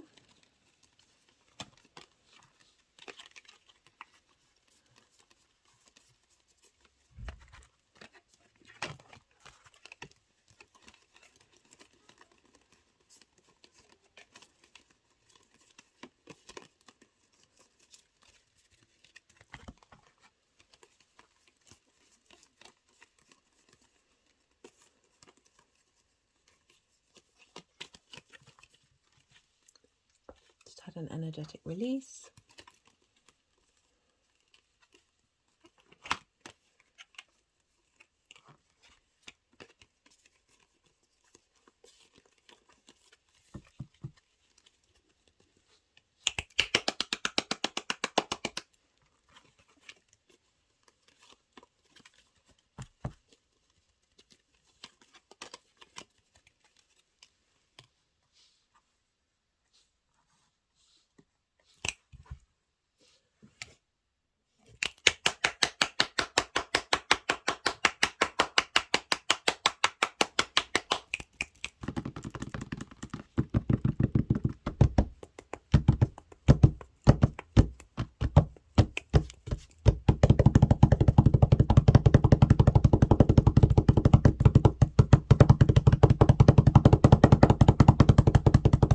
Very interestingly, for all the readings so far, my hands are sort of like that and sort of drumming on the table.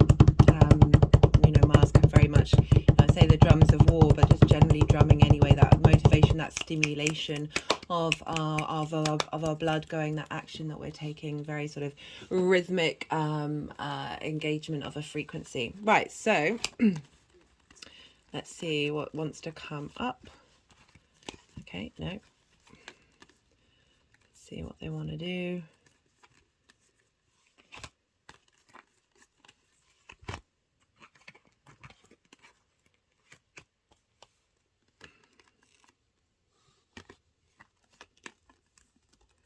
Got a lot of cards here, guys. So this is for the sextile with Uranus. So we've got the Three of Swords, the Four of Cups, the Nine of Wands, the Eight of Swords. So this is dealing with both your third house of communication and your creation energy. Okay, so this is a mixture of what Uranus and Mars have been clearing out for you during this space. And these things very much interlinked, which I talked about before, of like how we're able to communicate that may have been blocked, and therefore our creative energy gets blocked. My hand's just clicking over my third eye chakra. So we've got the Three of Swords. So you know, this is, you know, a very clear image for a lot of us, and it's linked into heartbreak. It could be linked into the fact that the fifth house is linked into romance and short-term dating, but also just generally like anything that stopped our heart from feeling whole, and for its frequency to be able to move out in the world with peace and not that sense of sadness. So that really can be absolutely anything that's happened to you that sort of blocked your ability to speak from the heart.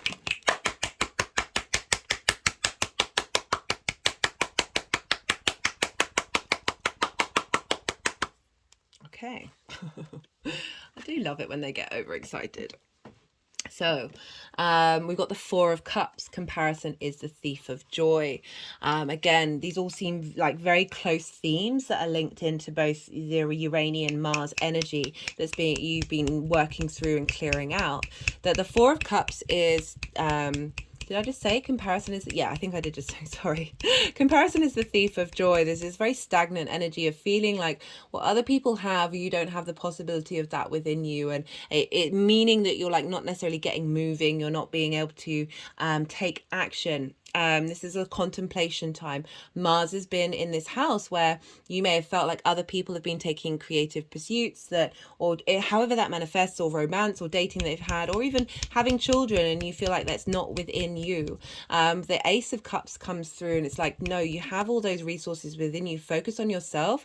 Don't be looking on the outside world. Again, like this heartbreak, yes, our hearts can be incredibly sensitive, but that the inner work that we do, the more we look to ourselves to give ourselves love and appreciate the life that we're living for us, and not based on anybody else's experience, the more that we can be in that Ace of Cups of abundance, because we're not letting our power get diminished by the outside world. And that is very much a theme of Uranus and Mars together. Like they really don't want that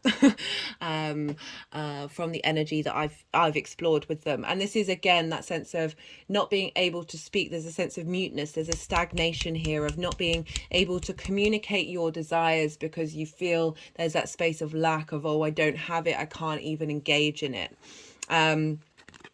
We've got the Nine of Wands. This is shown up a fair amount of times in these readings, and this is like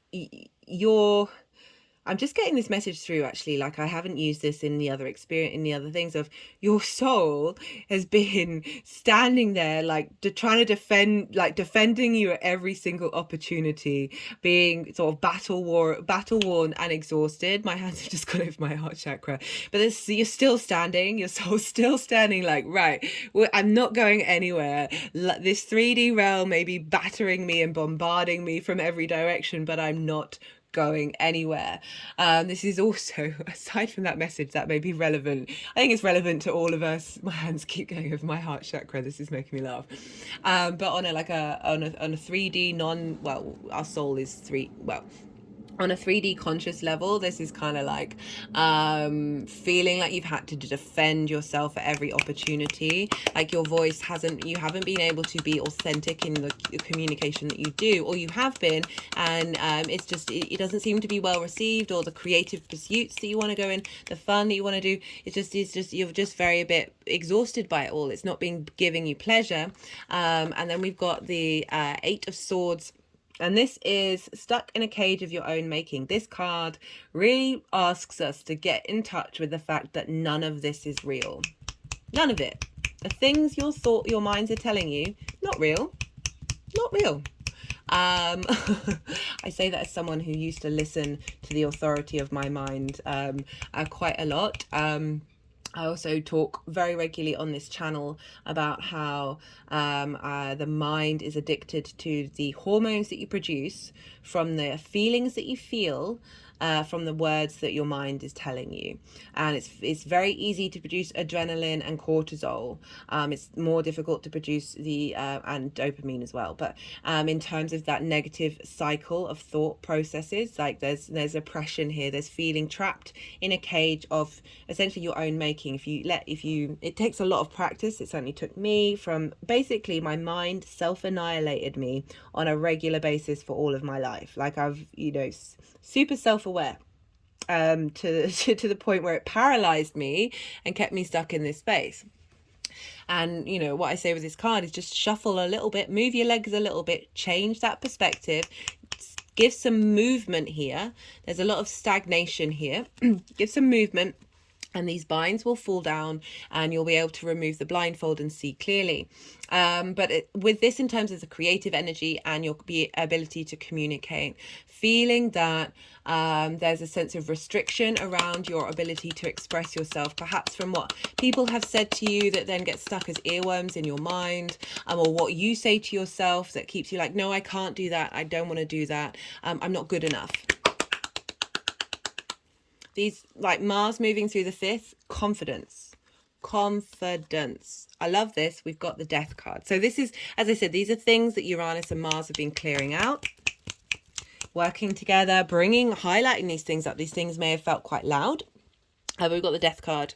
And this is about letting go, rejuvenation, rebirth, but being aware that there are things that we need to transmute and compost and shift that energy into something else. And it's kind of, it's highlighted by the cards. It's that you've been going on this journey, right? So the Eight of Cups for me, it's about leaving something comfortable because all the cups are upright, but it's not just about a comfortable a situation that feels or could look like it's comfortable, right? So happy life, happy home, and then you just up sticks and leave. This is about habits that we form that are trauma habits and survival mechanisms that our mind, through trying to help us out and trying to keep us safe, oh my god, I'm getting welled up, helps recreate over and over and over and over again, because it's just trying to protect us. Oh, my hands have just gone over my heart chakra. Oh my goodness, getting welled up. Speaking from experience, that's all. Gotta laugh. Have to laugh. Otherwise you'll cry. Crying good too. Right, sorry. The Eight of Cups is about leaving those limiting beliefs, those trauma response mechanisms behind, seeing them, being consciously aware of them, and then packing up and going on this journey that takes effort and time. You're going out in the wilderness, you're going into territory that you've not been in before that can be scary. We've also got the eclipse here, so sort of highlighting the fact that we are in eclipse energy. But I feel like this has been what you've been going through. Again, we've had eclipses in Taurus and Scorpio that, it's all part of the parcel. But you're walking here to go to the top of the mountain in order to get a higher perspective and understanding of what moves you, what's truly of value to you, that will support and nourish you. Honestly, spending time in mountains is one of the most soul grounding things you can do. I was very lucky to do so at the end of last year, around the spring equinox, and just that slowness of pace, which is certainly something that I need. Well, that my chart is mostly made of fire and air, so there's a sense of this compulsion to go. Right, so the energies of Mars and Uranus. The Hermit, knowing your own inner wisdom, your individual wisdom. The Hermit's not bothered by the outside world. It's cultivating that space, cultivating that creativity, the light, the true spark of the star, that hope, that renewal. But the star is authentically herself. She is unclothed. She is unmasked. Again, I said Uranus and Mars don't want you to be masked. They want you to be free, and they don't want you to shame or judge yourself or feel that shame from the outside world. The world is about completion. So you're getting a lot of inspiration here and understanding of your wisdom, of your true value of who you are, and opening up. The world is about moving within your authentic self, and the more that we do that, the more the world opens up to us. So your creative world is going to open up, your ability to communicate that and understand that from the wisdom of the Hermit. Also, this is when the moon is in Virgo. And the Hermit is the Virgo card. So wisdom and understanding of perhaps dynamics that may have been old soul contracts that are going to be that we've cleared out, and now we're becoming more aware of that, and we're seeing new dynamics come in, because I said the world is about completion, but it's about the more that you know yourself, the more the world opens up to you. The you know, this is far away from that sense of lack and far away from that feeling caged of the Eight of Swords. And then we've got the King of Cups. The King of Cups came up in the collective tarot reading that I did. I think it was in part 1 of series 1.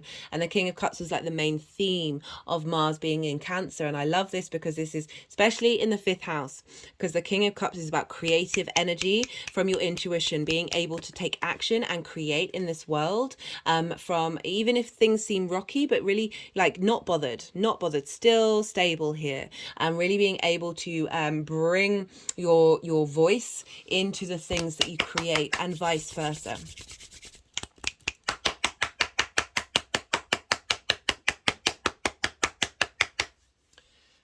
Right. So now we've got a lot of cards here as well, Pisces. I think you got the most cards so far. This is for the second aspect, and this is after that eclipse in Scorpio, and Venus is now in Cancer. So this is with the trine to Neptune in your 1st house, and the square to Aries in your 2nd house of how you value yourself. The moon is also in Aries. So you've got the Knight, the King, and the Queen of Cups. So big water energy here. You know, that's following that eclipse of how you see yourself in the world coming through. Okay, so they've just clicked there. Like, this is the 8 of Wands. This is one of the fastest cards in the deck. This is like things are moving, things are shifting, momentum is going, and just go with it. Go with what's happening. Go with that eclipse energy, and it's bringing in with Neptune as well. Do we have the?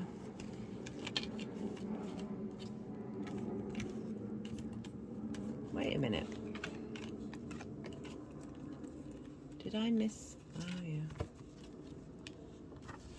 I thought I saw the Hanged Man, and that's come up quite a lot when talking about Neptune, but it's not. It's in your integrated energy.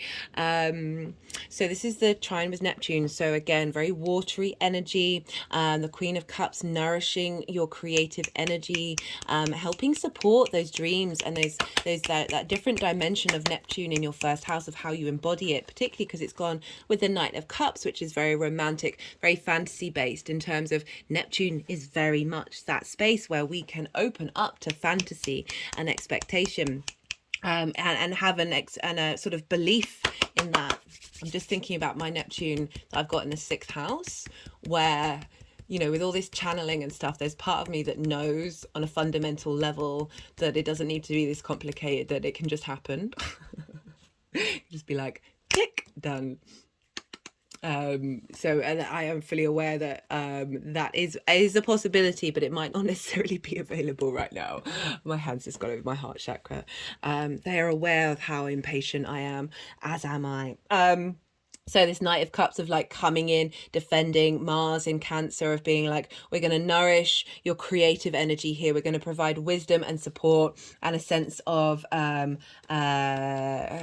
imaginative, creative ways of looking. Oh, they're just highlighting. I'd forgotten what cards were here. The Ace of Swords coming in. So a new way of adapting and working with this new a fantastical, mystical, magical frequency into your creative energy that's being seeded here. We've also got the King of Swords as well. So we've got the beginning and the end of the sword suits. The King of Swords is truth and clarity coming in. So like real inspiration, helping you see clearly about the magic.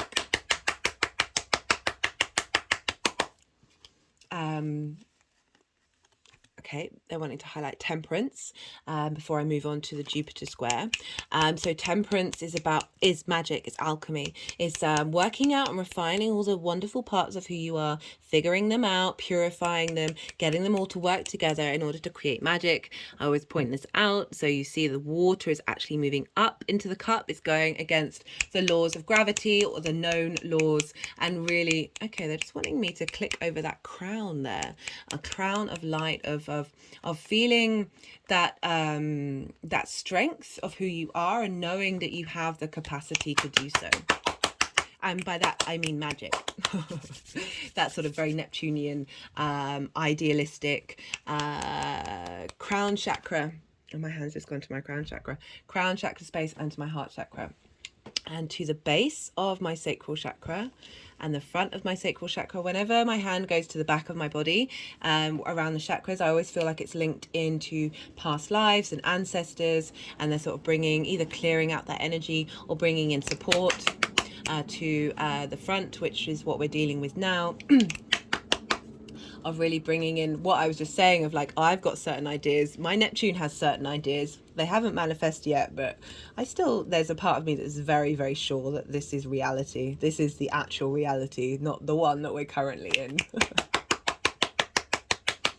And I love that you've got that transit, because I think that's really beautiful, especially just after that eclipse energy of how you see yourself in the world. So that's going to be shifted and changed. They've just moved that crown energy to the top of the Temperance card. Temperance is in angels, obviously tapping into spirit, but very much of this earth. And interestingly, right, so we had that 8 of Cups linked into the mountains, and you see that crown is just in between those. So having been on this journey and gone on all of that self-discovery, you're realizing the own inner magic within you. Woo! Right, so we've got Jupiter. Hello, Jupiter. This is the Jupiter card. This is the Wheel of Fortune. So this is the square with Jupiter of your values. This is activating the hybrid eclipse. These cards are incredibly positive. So the Wheel of Fortune implies a change of fortune. The second house is about how you value yourself, what things that you value, the money that you make, your resources, and how you manifest. So it seems like you're getting a real kick from Jupiter to help in terms of that creative spark. And as I said, creation energy can be linked to absolutely anything. It's just something you get pleasure from bringing into creation. And speaking of creation energy, we have the Empress. Venus is here. She's not only here in the spread, but she's in Cancer during this time. This is abundance. This is sense of fertility, creative enjoyment of the 3D realm, right? So Venus loves being in the 5th house, really getting pleasure in the thing, in everything that you're doing. Well, not necessarily everything, but certainly like really being in that space of abundance, that's shifting. The Wheel of Fortune is shifting to this space of now you've been doing the work, now you've been cultivating, now things are moving with a little more flow. Because not only that, we've got the 4 of Wands and the 6 of Wands. This is celebration. This is victory. This is commitment as well. So having done the hard work, this is about the end of the harvest. Harvest takes a whole year. Of having gone through this, that you're now in a space where you are able to celebrate, and what you are doing is going to bring you victory. It's going to make you feel good and feel valued by the community. You know, after all those cards of being like feeling like not valued or not seen or not heard, this Jupiter square, this Mars is instilling, ingraining this support for you that is going to build and grow. Right, so and the cards of how these things are going to manifest moving forward. I like this. We've got an interesting mix here of the fact we've got the 7 of Cups and the Hanged Man. We've got the Hanged Man, and the 7 of Cups is about fantasy. It's about dreams. It's about lots of different things, being creative in lots of different ways, finding fun in life in lots of different ways. And the Hanged Man is about what you're doing. You're cultivating divine inspiration coming in. Again, I said, Mars is helping us strengthen our intuition across the board, and for that to be happening in your 5th house of your creation energy, that those moments of stillness, it's a yin night sign of being receptive, of being in that sense of limbo rather than necessarily taking action, that can help cultivate, because we've also got that with the 4 of Swords, which is knowing you are held by something higher, you are protected, you are able to contemplate and take time and space for these ideas to come in, for this inspiration to come in. And it's further confirmed by the fact we've got the moon, which is your card, Pisces. And this is about intuitive, psychic, sensitivity, sense of emotional dreaminess. It deals with delusions and illusions, but I'm getting the veil between these dimensions. You're going to be able to access them, but it's really focusing this sense of sensitivity and stillness and allowing things to come towards you, not rushing it. And this energy is being seeded. It's really going to grow, and it's going to be facilitated by that pause, by that stillness. We've got for the three energies that want to crown this. We've got the Ace of Pentacles. This is a new way of enjoying the world, being in the physical world. A new way of working with your creative energy on the 3D level. Even though you're dealing, you know, the vibes are very much you're dealing with a lot of magical energy coming in here, but being able to bring this into form in the 3D. We've got the Nine of Cups and the Magician. For me, the Nine of Cups is, yes, it's a wish fulfillment card. Okay, for some of you, yes, it is. I also like to use the main like energy that I get from this Nine of Cups, which is, if you embody this sensation, do you remember at the beginning it clicked all the way around there? Yeah, that felt like you were having a sort of a vibrational shift change, a shield. You know, Mars is defending you all the way around there, of helping bring in this frequency, this vibration of, for me, it's gratitude and abundance. It's like imagining that every part of your life, even if all your wishes haven't come true, imagining and feeling as if they are. So I've got to focus on feeling as if my Neptunian energy is actually real in this moment, and being grateful for it. And then that creates this frequency that brings in those wishes. But they wanted to put that card down pretty quickly. I'm just letting you know that's another added layer that I add on to that. Just there's a part of me that's always nervous. It's like, yeah, all your wishes are going to be fulfilled. Everything's going to be great. Because that's not always how it works for everybody. And it's about being able to be resilient and work through that and still hold a space for gratitude. But for some of you, that may well be a thing. We've got the Magician as the crowning energy. This is knowing you have all the resources in order to take action. This is a far cry from feeling the four cups, where you don't feel like you've got the resources and you're having to compare yourself to the outside world and feeling a bit lost and in pain and trapped. You're now open and you're able to take action. This is how the energies are seeding and growing in this area of your life. Right, I'm going to pull some clarification cards. Let's just put these a little neater. And we're going to pull some clarification cards. This is either going to be new messages coming in, nuances to messages that are already here, or just straight up repeating the exact same card, the exact same message, which is great, because when we get those, that's usually like the universe going, yeah, this is what I said. Do you really need any more clarification? Yeah, so many cups. Love that for you. Like really being able to highlight that. And we basically got the Ace of Cups twice, right? So we had that Four of Cups, and now we've got the Ace here. Got the Perseverance card. I am not surprised with what's been going on and what's been highlighted. That, you know, it's been a long, hard route to get there. And you've also had Saturn moving through your 12th. Saturn loves to be in the 12th, but still a difficult transit of bringing up all these limiting beliefs, these trauma responses, that now Saturn's in your first house, that now you're walking with a bit more authority. You've got a bit more clarity. You know, the Saturn card did come up, which is the World card of learning to know yourself and truly understand yourself. Honestly, guys, all the planets are in cahoots with each other. They just do it from a different angle, different vibration, different agenda, but they've all got the same agenda. I'm telling you.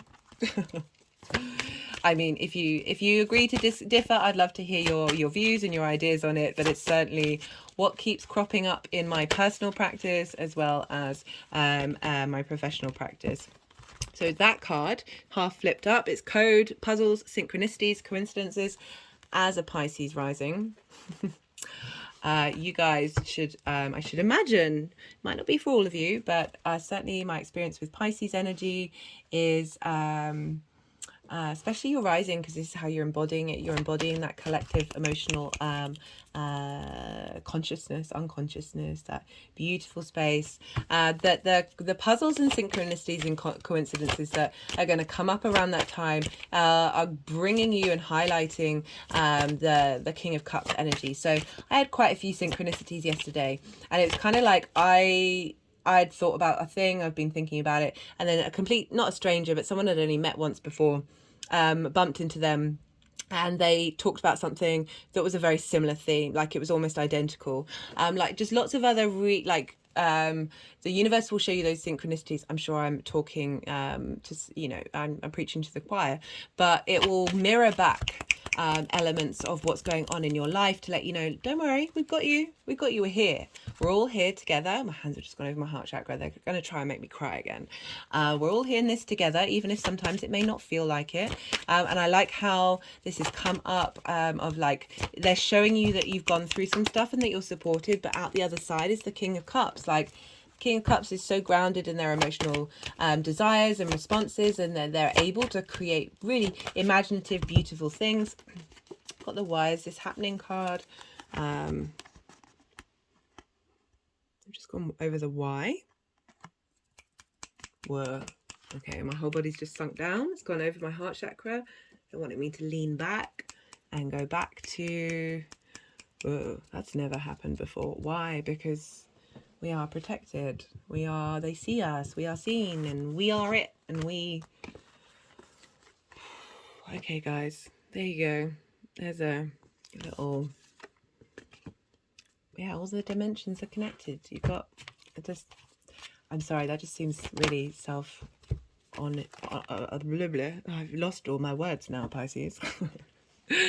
This just flipped out. The world. Renewal, rebirth, reincarnation, celebration. So you've got lots of celebration cards, but also you've got the world twice. So again, we've got we've got a confirmation. Okay, they're wanting to go one more. Let's see what wants to come out for you, Pisces. That was the nature card. We'll see if that one comes out again. Sometimes I like to test it and be like, okay, that half fell out. I could pick that up and read it. Let's see what it is and see if it wants to come out again, if the message is that strong. I'm the biggest cynic as well as being the biggest believer. So I've got Aries in the 9th house. This is, yeah. I don't believe anybody.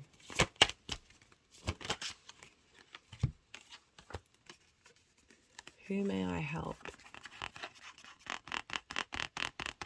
Who? It's going over the who. Oh. Maybe this galaxy, I don't know what it is, but you maybe could screenshot it and Google search and see what galaxy that is. And see if you come from there. Oh dear. I mean, I very much believe that. I'm not laughing. I'm just laughing at the fact that that's not going to be for everybody. But yeah, definitely getting interesting, different energy type frequencies come through for this reading for you, Pisces, than I usually would for these collective readings. We've got isolation. I mean, we did have the Hermit card. And I have been talking about the fact that a lot of our soul contracts are up, that our souls have also are all singing with one another and all in lockstep. Oh, what I am getting come through, so this is going to be particular to some of you, is that you have felt disconnected from your soul family, from a galaxy, whether it's this one or not, and you felt isolated and you've not felt supported. And you felt disconnected and yeah. But this is the other card that I got. Fortune, Sun in Leo. That there is a shift in fortune. Our soul has signed up for those contracts that we've been in, signed up for that isolation. That's kind of what this third eye is about, is like seeing that higher perspective from your higher self, of like appreciating that our conscious self isn't aware of these things and may have found these things difficult. May have found it difficult to have emotional stability based on these rocky waters. You know, I always look at this card and see like there's a sea creature. Can you see it? And then a ship. It's as if the sea creature is going to attack the ship. And that you've been attacked and blocked and just not being able to feel like you've got foundations in the sea. I've been talking about Saturn in Pisces, and for me it's very much about giving that form, giving that structure to that magic, to feeling safer in this very boundless ocean. Yeah. Right, so that's going to be particular to some of you, not the fortune card or the isolation, in the fact that you know you did get the hermit card of feeling isolated and feeling not engaged and a bit disconnected, but also isolation can be really great. I'm Virgo, so I truly respect that hermit energy, and it's something that I love. But there's a shift in fortune. The light is being shone on the star, on your star family. It's all, there's an illumination, there's a clarity, there's a vision, there's a direction, that's coming through, guys. And whether that might be when the sun moves into Leo or this energy is seeded, it might feel very apparent at this time. As I said, all our charts are different, so we tap into these things in different ways, guys. It's not that I'm like, it's going to be any possibility. It's like, well, it could be, because we're all completely individual. We've all got our own separate chart, but there are themes. Right, I'm going to pull one more card because I am going on and on. You know me, if you're regulars, you know I can keep going, but it's now getting dark. And I started this when it was light. Self-discipline. Interesting. Again, that King of Cups is about not getting knocked off your perch and feeling safe and structured. And that is through a mindful practice. You had the 8 of Cups. Where was it? Well, the 8 of Cups. And this takes dedication. This takes work. Like being mindful of your thoughts, emotions, response mechanisms, actions is, for me, core principles to my ability to truly know yourself. Okay, so leaving a frequency, leaving an environment, leaving a dimension that felt comfortable to go and do this 3D reality. That is hard. It's hard work, guys. Don't get me wrong, where you feel isolated from your people, from your that dimension. My hands have just gone over my face. That I can relate so hard to this. It's been difficult, and it's required perseverance, and it's required self-discipline to be able to stay in this space. Keep going, guys, keep going. You've found the wisdom that your soul signed up to. It was like, hey, I'm going to try that. I'm going to try that rodeo. It looks crazy down there. Let's see how I get along. Oh my God. I do apologize for those of you watching. But this, you know, through this comes the shining light, the wisdom, the clarity, the understanding, the enlightenment, the elevation. You've got the World card twice. You've got the very stable King of Cups here. And through that, you know, the human being is incredibly creative. The power of us. Oh my goodness me. Oh my goodness. That through that, like, that is one of the petitions I've put up to the Galactic Council so many times. Is like, guys, I know we're all acting like teenagers, but just give us a moment. Because we have the capacity to create utter wonder. Like, the energies that I channel, they love music. They absolutely love music. I'm not particularly musical at all, but they love it. And I was like, I don't know. You know, if we've got music here, and it's really good. and the art that we create, everything, like we're so magical, the healing capacity of us, you know, a school of hard knocks, guys. Right, so that's going to be particular to some of you. I am going to wait one last message. Which deck do you want for the last message for you, Pisces?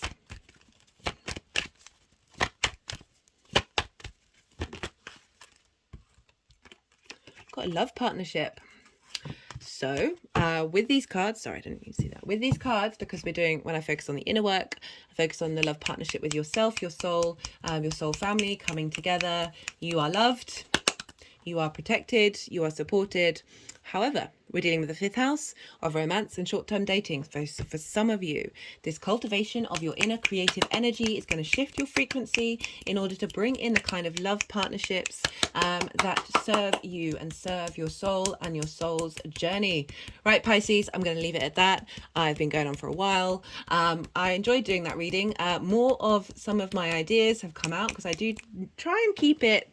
I mean, I appreciate you're watching someone do astrology and tarot and channeling energies through their body. Like, you're expecting, you know, that kind of stuff. But I try and just keep things so I'm not isolating people.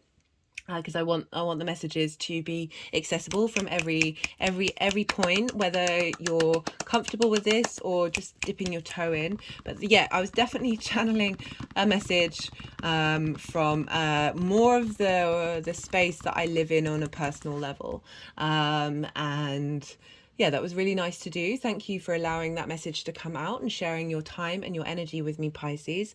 It's very much appreciated. You nearly made me cry twice. If any of this resonated, hit that like button. There are other things you can do that I say in the introduction that means that YouTube will push this out into the wider world, and whatever this energy of resonation you can then share with other people. On a personal note, I would love to hear from you. I'd love to know what's going on in the astro weather and how this is all linking into your life.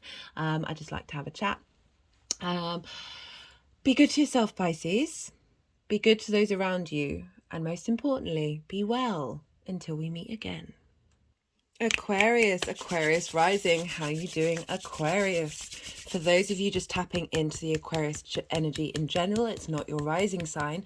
Look to where Aquarius falls in your chart, the house that it's in, the themes of that house, and apply those themes to these messages. Take what resonates, leave what doesn't. It's as if your Aquarius energy has moved to the first house as well to add another layer onto it.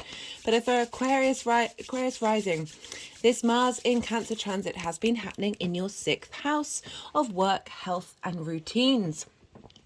Mars loves being in the 6th house. It's one of its favorite places to be because Mars likes a job to do. You keep Mars going. It feels fulfilled in taking its actions and momentum. It likes to go. It likes to go, go, go, go, go. So we're midway in the Mars journey. We're getting a build-up of steam, an integration of what's been going on, and now we're coming to the middle and then the end of this journey in this reading. So Mars moving through the 6th house, as I said, likes a job to do, and this is the house of work, health, and routines. You may have been having more motivation in your work, taking action in it, figuring out how your health and how to facilitate that on an intuitive basis, as well as establishing routines that work for you. You know, this is Cancer, so this is about our emotional needs, how we nourish ourselves, particularly with that 6th house. And you're getting a lot of support here because I always say that this house is like the house where we need like the grown-up in the room, because so often we can struggle to commit to ourselves in a long-lasting, healthy way, and that is the 6th house. But as I said, Mars loves being here, so you're really getting a boost to help facilitate that. We are also, you know, I talk a lot about how Mars has really been helping us with our intuition, so the actions that you're taking at work and how you work are more in line with your true intuition. We've been clearing a lot of karmic contracts that have all been done, and now we are opening up to soul integration, and really being able to access the truest vibrational frequency of ourselves. So as I said, Mars can help facilitate, very much so, moving through Aquarius. Because we're dealing with Mars, we look to where Mars because we're dealing with Mars, we look to the signs that Mars rules. And Mars rules Aries and Scorpio. And Aries for you, Aquarius, is in your third house of communication, local community, the things that you're doing on a regular basis. So Mars is going to help level up these areas of your chart, as well as it's going to bring in themes from these signs that are going to intermingle with what Mars is doing. So that's going to be like you understanding your voice, your local community supporting your work and your health, maybe opportunities coming up in that area of your life that is going to facilitate what it is that you need to establish as routines. And also in the Scorpio area of your chart, which squares your Aquarius energy, a fellow fixed sign. This is your 10th house of how your life purpose, your career, and how the outside world sees you. It's your reputation. And so we've had eclipses there, and that's the Ace of Swords. We'll see if that wants to come out. We've had eclipses there, and this is so Mars in your work is helping you work out what motivates you on a true intuitive level, using your intuition to help feed and grow your life purpose, your career, and where you're headed. I'm getting some strength there. So themes may come up of Mars's journey through the 6th that's going to help you work out perhaps if you want to go on a new career path or elevate the career path that you're already on. I would normally go into depth about the ruler of Cancer, or the ruler of the sign that the transit's in. But we're dealing with Cancer here, so that's the moon. And the moon changes sign every 2.5 days or thereabouts. So essentially we're getting a holistic, all-round integration of our needs, our emotional response mechanisms, our intuition in every area of our chart. We get this with every transit in Cancer. It's very, as I said, holistic and well-rounded. Of our motivations and drives will be changing every couple of days of what's important to us. How are we fulfilling our nourishment to ourselves? My hand's just gone over my heart chakra. How are we tapping into our intuition about how we want to work and what it is that we want to do, and bringing in, as I said, the full holistic set. So every integration of every house is helping you create a work situation that suits you on a very personal level. Look to where Mars and the moon are in your natal chart. This will add further elements of the layer of the complexity, the nuances that we get with astrology linked into your personal natal chart and how those are being affected, and what houses they fall in, and therefore the themes of those houses will come up as well. So that's the general energy for you, Aquarius, during this transit. And I'm going to be talking about 2 aspects. So there'll be 3 piles in total.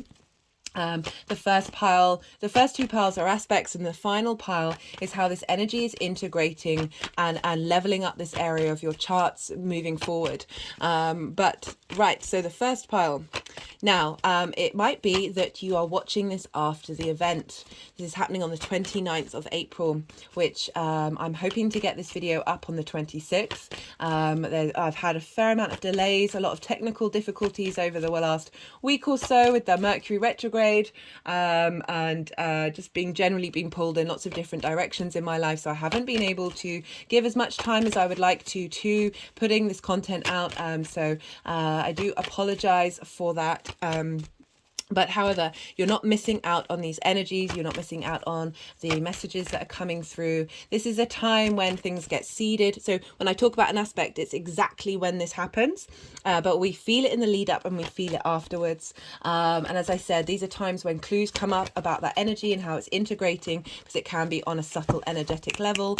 Things may also turn up that are very apparently linked into the astrology that I've been talking about. But as I said, right, you're not going to miss it. And sometimes it's really helpful to watch this with hindsight, because then you can look back at the times and the dates. This is sort of being seeded and be like, oh, that's what happened. And then you're able to integrate with more understanding and more clarity, and it helps bring those energies in even more. Right, speaking of the aspects, let's get to it. This is on the 29th of April, and this is when Mars is going to exactly sextile Uranus. And this is at 18 degrees. I will put all the details in the description box, as well as the degrees. I mentioned the degrees so you can look to your chart and see if you've got anything around that space, or in other areas of the chart that will be making aspects. So then you'll see if this is coming up quite prominently for you, or and and you just only get a bit more information. So 18 degrees, and Uranus is in Taurus. And this is your fourth house. This is your roots, your foundations, your ancestors, your lineage, your parents. It's your roof over your head and your things you do in private. So Uranus has been in there since 2018, shaking up that area of your life, helping break down structures that haven't served your unique maverick form. So the Seven of Swords, we'll see if that one wants to come out. That's come out a fair amount of times when I've been talking about Uranus. And so Uranus wants you to be your authentic self. It doesn't want you to be bothered about what other people think. It wants you to be able to express your unique individual form in this human incarnation, and wants you to feel good about it. Uranus can come along and disrupt things when we haven't been able to do that ourselves. We haven't been able to release that tension, where we haven't been able to embody our authentic self. And so when we sort of learn to understand that and work with the Uranian energy and really look to the, as I say, focus on the inner work, the more we understand our own integrity and our own autonomy and our own individual space, the more that we can then be like, now let's co-create. Now let's work together, rather than the potential disruption that may have been coming through. So what does this mean with this sextile to Mars? So a sextile is an aspect of Venus. Venus wants to bring a creative energy to you. She wants you to feel loved and appreciated and valued. And she wants you to be able to connect and relate to that energy. It's free-flowing energy. It's a subtle energy. It's probably it's a subtle energy compared to hard aspects, but it's still very supportive. Just had a sextile with Venus to my Venus recently, and that was really, oh hello, speaking of Mars but also Uranus, I always link this card into Uranus as well, and that was really, really powerful. I was like, this doesn't feel weak when astrologers use that term, and you know, I'm trying to work with these particular terms and not let them limit the energies. Because I think it's all really useful and really important. Anyway, I'm digressing. So Uranus in your fourth house of your roots and your foundations, getting you to get strong foundations in terms of you and what it is that you need, and be able to express your individual self in your home without feeling that you're not able to do so. And so Mars in your sixth house of work, health and routines, is getting this creative energy, this appreciation of your unique self transferring into your work, right?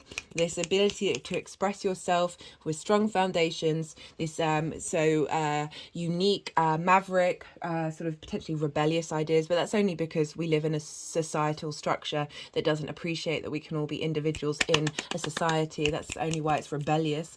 It could help you come up with new ideas and being able to integrate the actions that you do in your work that are getting you to be able to express yourself authentically at work, in the way that you work, ideas that you find at home while you're in your private life that are linked into new novel ways of looking into health and looking into your routines, that Mars is then going to be able to enact on an intuitive level. And Mars is also feeding this motivation, this drive, this passion to take action in you being able to be authentically yourself in your home. Right, the moon will be at the exact point of this sextile, will be at 0 degrees of Virgo, and you have Virgo in your 8th house. Is it 8th? Yeah. Sorry, I'm now at how many hours? 5 and 20 minutes, I think. In your 8th house of shared resources. This is the give and take between you and the outside world. This is the relationship dynamic you have with the outside world and your one-to-one people. This is just the ebb and flow, time, money, things, ideas of what you give and what you take, and what the outside world gives and takes you. This is also the house of inheritance, cosmic or otherwise. It's also transformation. And so the moon being in here is affecting Mars, right? So your needs being met by the outside world. So bringing ideas, intuitive hits about your direction in work, of how you want to fully embody your intuition and your emotional needs, having those met by the outside world, feeding into, or where they haven't been met. But I'm really getting the feeling more supportive energy coming in here, feeding into Mars. And so it's getting support from the moon, and it will move in to a exact sextile with wait, what was they wanted that one as well, with Mars. So again, this creation energy, the moon moves quite quickly, but it's still seeding that, and then it will move, and it will also trine Uranus at the same time. So you're getting trines and sextiles, which are soft aspects. Well, they're easier aspects, they're free flowing. There you got trines are when they're in the same element. Sextiles are when they are the two elements that work well together. Traditionally, that's just a bit easier. You know, earth and water are bound by gravity. They're yin night signs, so they've got similar things in common. So there's just a transference of energy that's really supportive and helpful of getting your emotional needs and how you give and take with the outside world in balance with your work. So maybe you've been overworking, and this is helping you be able to think of ways where you're not burning yourself out, where you're not blocking your intuition. Again, that cosmic inheritance from the universe. Of being like, we're going to give you a boost, a healing boost, a facilitating boost from Virgo into your house of work. Right, so the next thing I'm going to talk about, I'm not pulling cards for. I will be doing a separate video series on this, and I will pull cards for it then. But I wanted to let you know that this energy is happening in between these aspects. So this is on the 5th of May, and this is when we're going to have the final eclipse in the Taurus Scorpio axis, when the nodes are still there. And this is, whoa, all right, half the deck.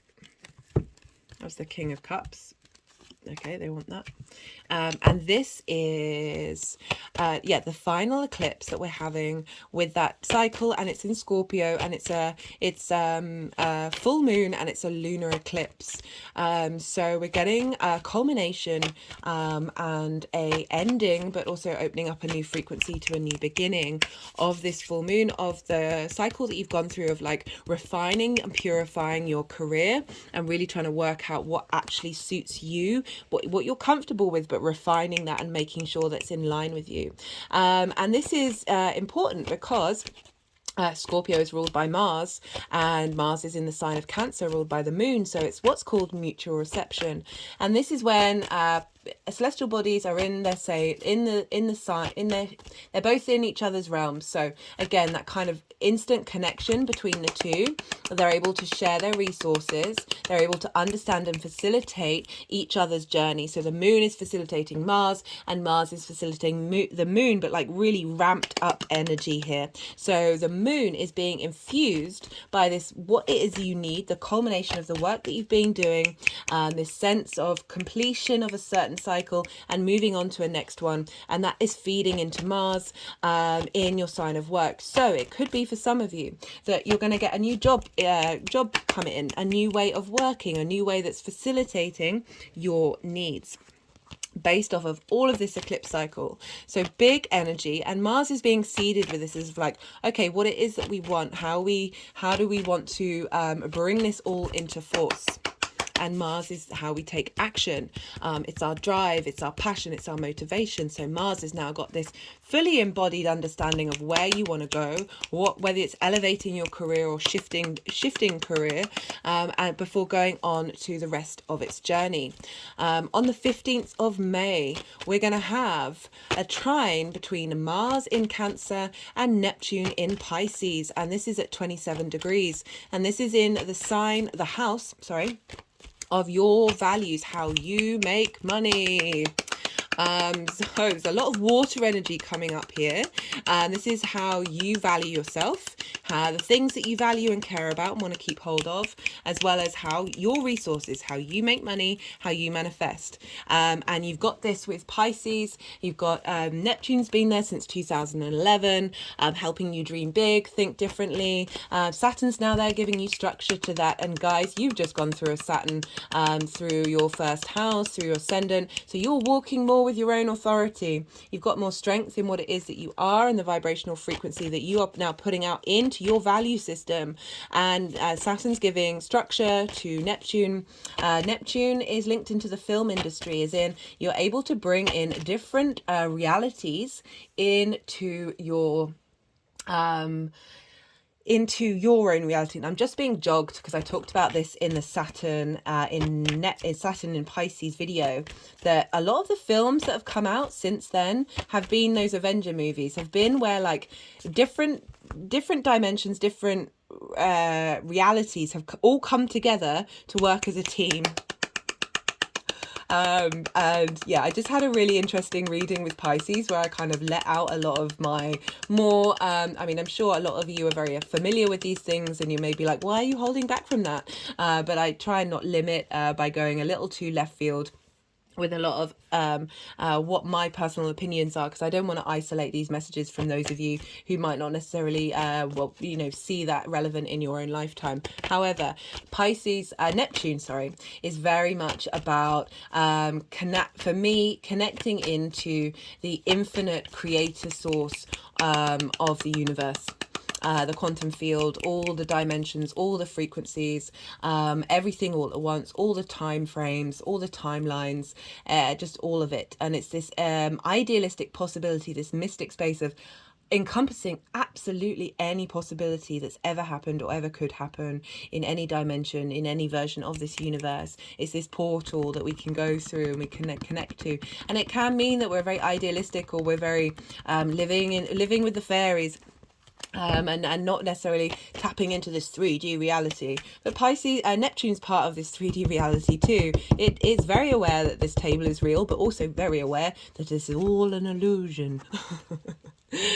So what does that mean for you guys? Right, so Neptune wants you to dream big or go home, really. Even if those dreams don't necessarily feel like they're going to come up in reality, it's like that ability to hold on to that abundant space of, oh no, wait, anything's possible. We are not limited. We are limitless.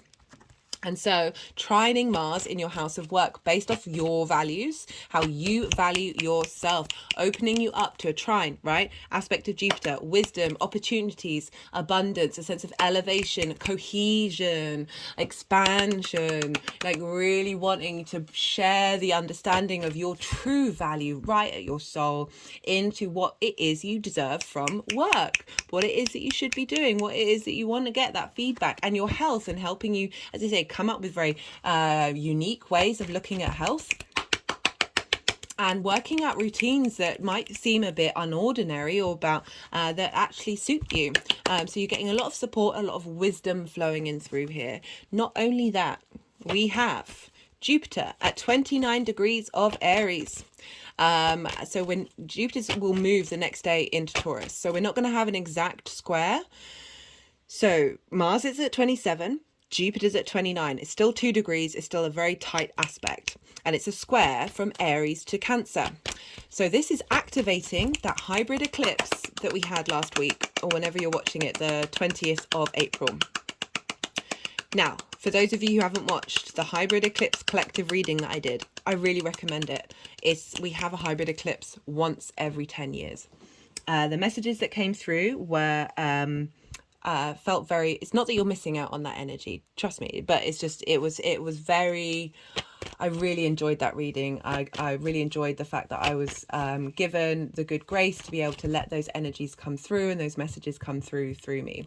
But in the short run, the short story, too long, didn't listen. This is about soul integration. And one of the visions that not visions, but the sensations that I felt on the day of the eclipse was all my past lives, all my future lives, and my present self walking in line with one another, walking all in unison. You know, Mars, Aries is ruled by Mars, that sort of martial element of it, that sense of we are in lockstep with one another now. Whether that shows up immediately for us, you know, eclipse energy takes a while to integrate and grow. It depends on your chart and what's going on with you and where you're at, whether, you know, Aries is the dominant energy of that year. All sorts of different things. It may show up for different people in different ways, but that's been seeded, that's there, that's not going anywhere. And everything that we've done, a lot of karmic clearing. For those of you who are regulars, you would have noticed a theme come up with that. And in the Sun in Taurus video that I've just done, The main card was soul activation, star activation, and one of the keywords that it said on it was soul contracts.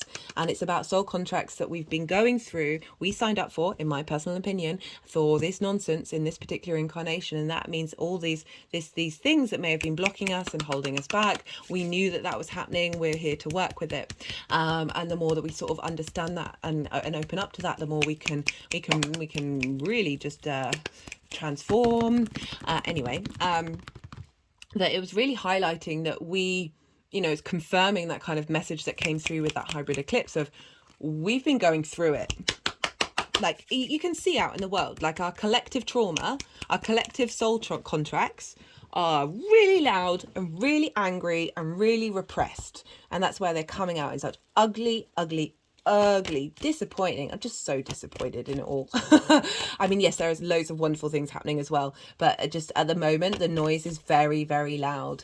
And my point is that we've individually have been clearing a lot of soul contracts, and we're now opening space for new possibilities. And with this Jupiter square of Mars, it's activating that eclipse energy. Jupiter wants to bring wisdom, elevation, expansion. It's considered a lucky planet, a very beneficial planet, wants to give you opportunities, wants you to feel elevated and feel there's just a sense of knowing. I've just had Jupiter move through my 9th house. I've seen it with other Leo risings as well and other people, but in that 9th house of just being like a bit more sure of your idea of the world, right? So that sense of wisdom, of that bigger perspective coming in with Jupiter, and that's coming in with your 3rd house of communication, your local community. It may have been people show up in your life that are providing you the vibrational frequency that is within you that you can then resonate with and grow with, because we are all connected. So Jupiter activating this point, again, bringing a sense of understanding to what it is that you want, to the voice that you have, the things you're doing on a regular basis, the local community that you're in. But more importantly, the way you communicate. It's not just speaking, it's not just talking. I mean, that's the same thing. But it's all the different forms of communication. It doesn't just have to be in this 3D realm of accessing this very unique individual soul space that this Jupiter is activating from that eclipse, and it's feeding into Mars. So Jupiter is in a Mars sign, so it's the Mars is impacting Jupiter. And therefore, like Mars is journeys through the 6th house of health, work and routine, which is a very important house, is impacting what Jupiter's energy is going to be like, and what it's trying to bring. And it's trying to bring you opportunities with work to get you to be in line with the actions you want to take in terms of your intuition and how you are nourished in your work, how your health is nourished. How your routine is nourished and giving, there's wisdom there with Jupiter. It's, again, the adult in the room, giving support and clarity and sort of direction to Mars, right? As one of the main aspects that Mars is making for the 2nd half of its transit. The moon, which rules Cancer, which is dominated, which will affect Mars. I keep wanting to say the word dominating. We are dealing with Mars here. The moon and Aries, we've got the moon in Aries as well, and the moon's transit will go over that first new moon that we had.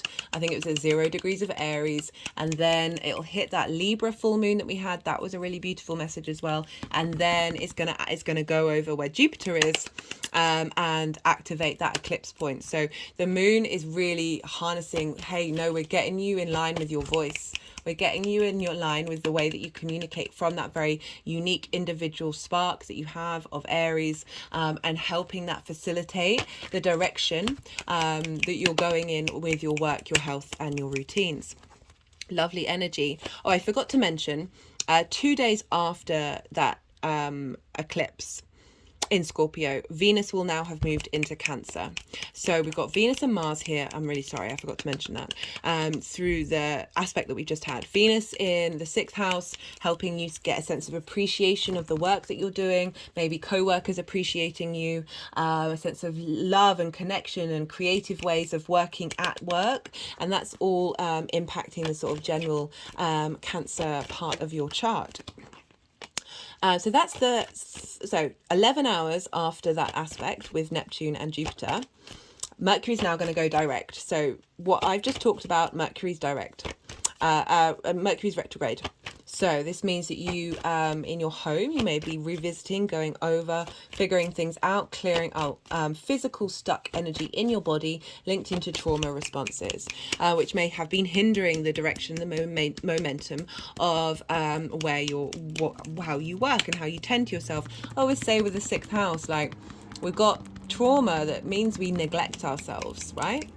And neglect is often a reason why we find it difficult to activate that 6th house.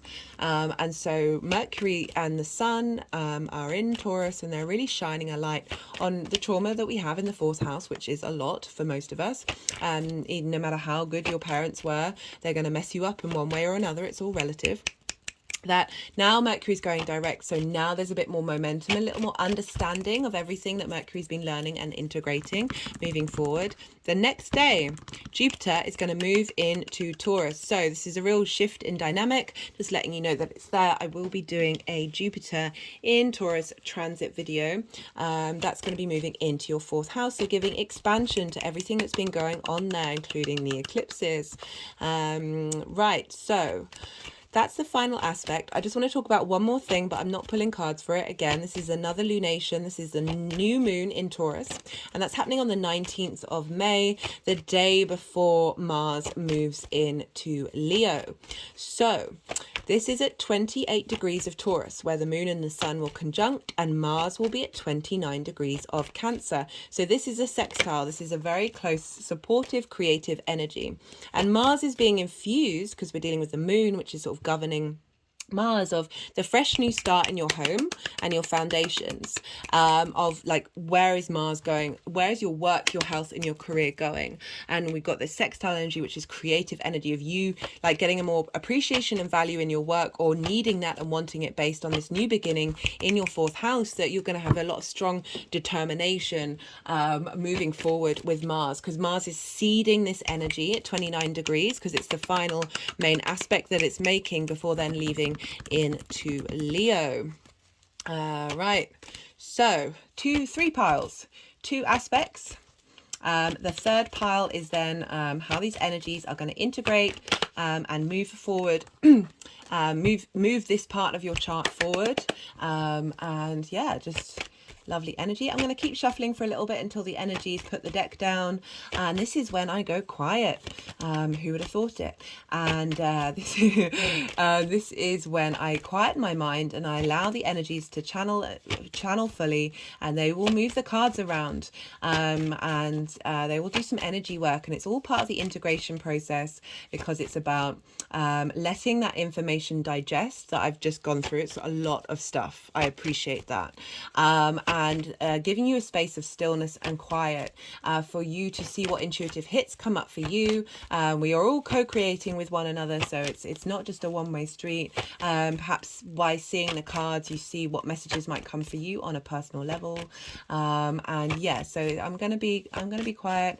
The energies will move the cards around, as I said, and yeah, just do the energy work as well, which will integrate on the subtle body.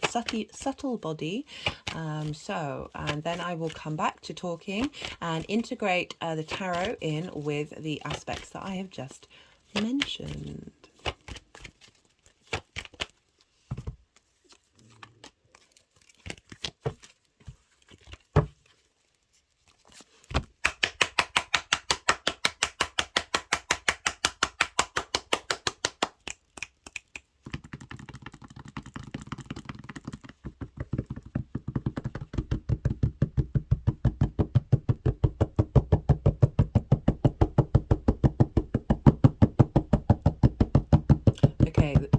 The energies have consistently done this for every reading, where my hands are like this and they're sort of knocking on the altar.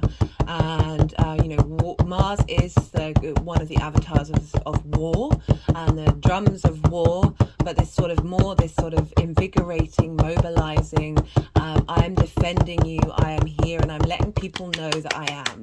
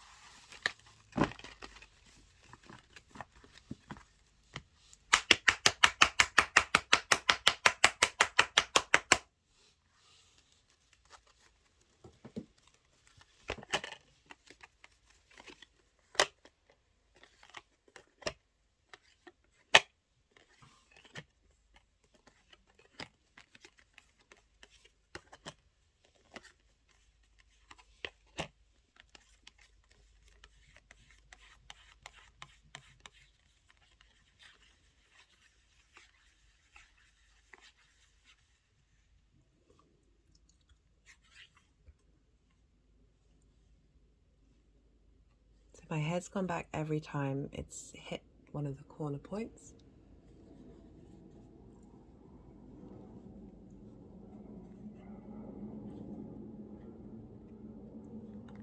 Every time. Okay, I need to start doing some neck yoga.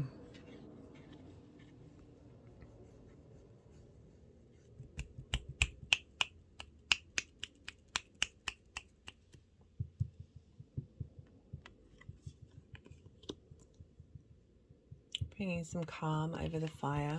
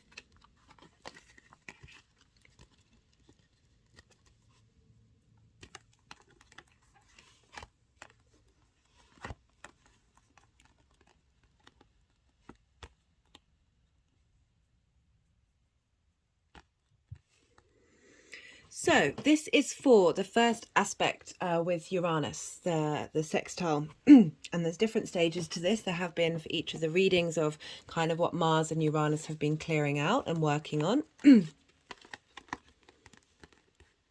Let me just do what they need to do.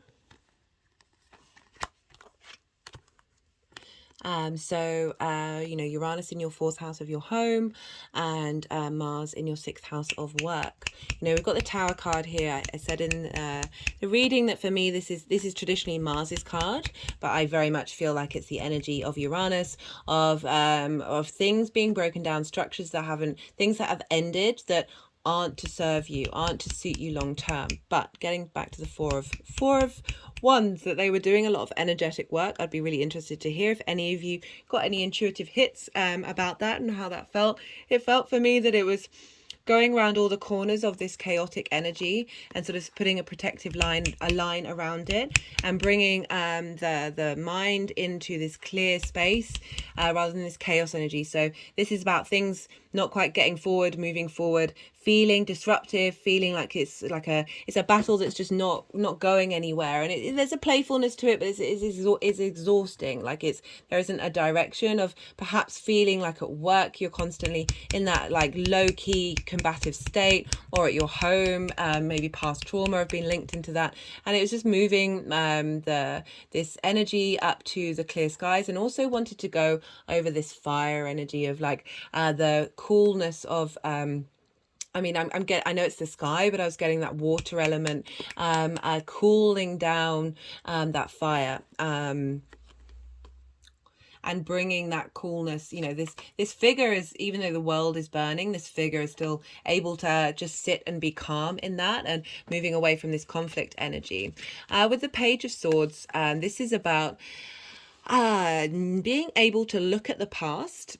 Look, the figures looking backwards and sort of walking backwards, but also facing forward, like being able to clear out this energy. We're dealing with the 4th house, with Uranus being in Taurus, of clearing out ancestral work, past karmic contracts, but also potentially in your work where you've been in a situation and you're looking at it, but you want to move forward, you want to go somewhere else, you want to be more in line with what your needs are. Especially Aquarius, you are air, so this idea of what you need coming in here, and the Page is sort of heralding in these new ideas that are coming in with this combination between Mars and Uranus. We've got Justice, we've got the 2 of Wands and Justice. And okay, so they're moving them around like this, which I kind of get is like, this is the combined energy. So they're working together. Justice is about bringing things into balance. We had that full moon there in your 9th house of how you see yourself in the world, rights being wronged, and now you're dealing with that energy. You're getting the lay of the land. You're working out this new dynamic that you've been in, where things aren't as chaotic as they were, but you're not quite where you want to be. You're figuring out that energy. You're getting, as I said, the lay of this new land that's being cultivated. But this energy, like, this is long-term manifestation energy, because the more that we sort of understand and sit and receive what's going on in our environment, the more that we can work out what we truly want. This figure has the world in their hands. It's about being restless and wanting to go on a journey. And so perhaps with your home or your work, these are things that you're like, even if it's just energetically, where you're like, I'm burning myself out, I'm not comfortable in my own home, how do I change this? It's saying that these things are being righted, and have been, and you've been working with that, because then we've got, for the energy of Uranus and Mars talking to each other, we've got the King of Cups and we've got the Page of Cups. So lots of water energy here, for Cancer coming in. The King of Cups was one of the main themes of Mars. Collectively, I did a tarot collective reading, I think it was in part 1, and the King of Cups came up, and this is about feeling confident in how to tend to your own emotional needs in that 6th house. Feeling confident in your emotional needs into your home, your roots, your foundations, and being able to take action on that. Like, the inspiration that's coming in between Uranus and Mars is very much facilitating your ability to feel good, not feel burnt out, not feel in conflict, but you have a sense of authority. You're not shying away from it. You know how you want to feel, and you want to create an environment that is matching that. And we've got the Page of Cups crowning this energy.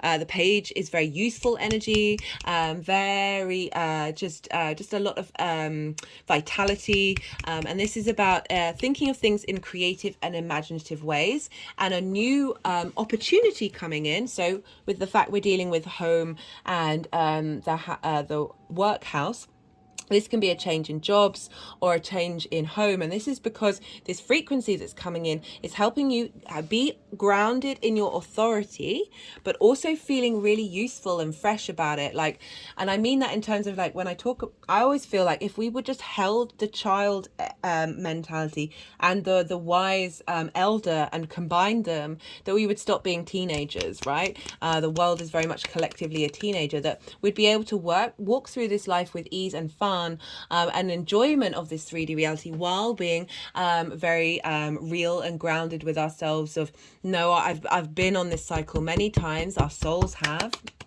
and I feel, I'm not second guessing, I'm not questioning myself, I'm really in touch with my intuition that Mars has been really fostering, and I'm able to see that clearly based on my own authority. Love. I just wanted to do a bit more energy work.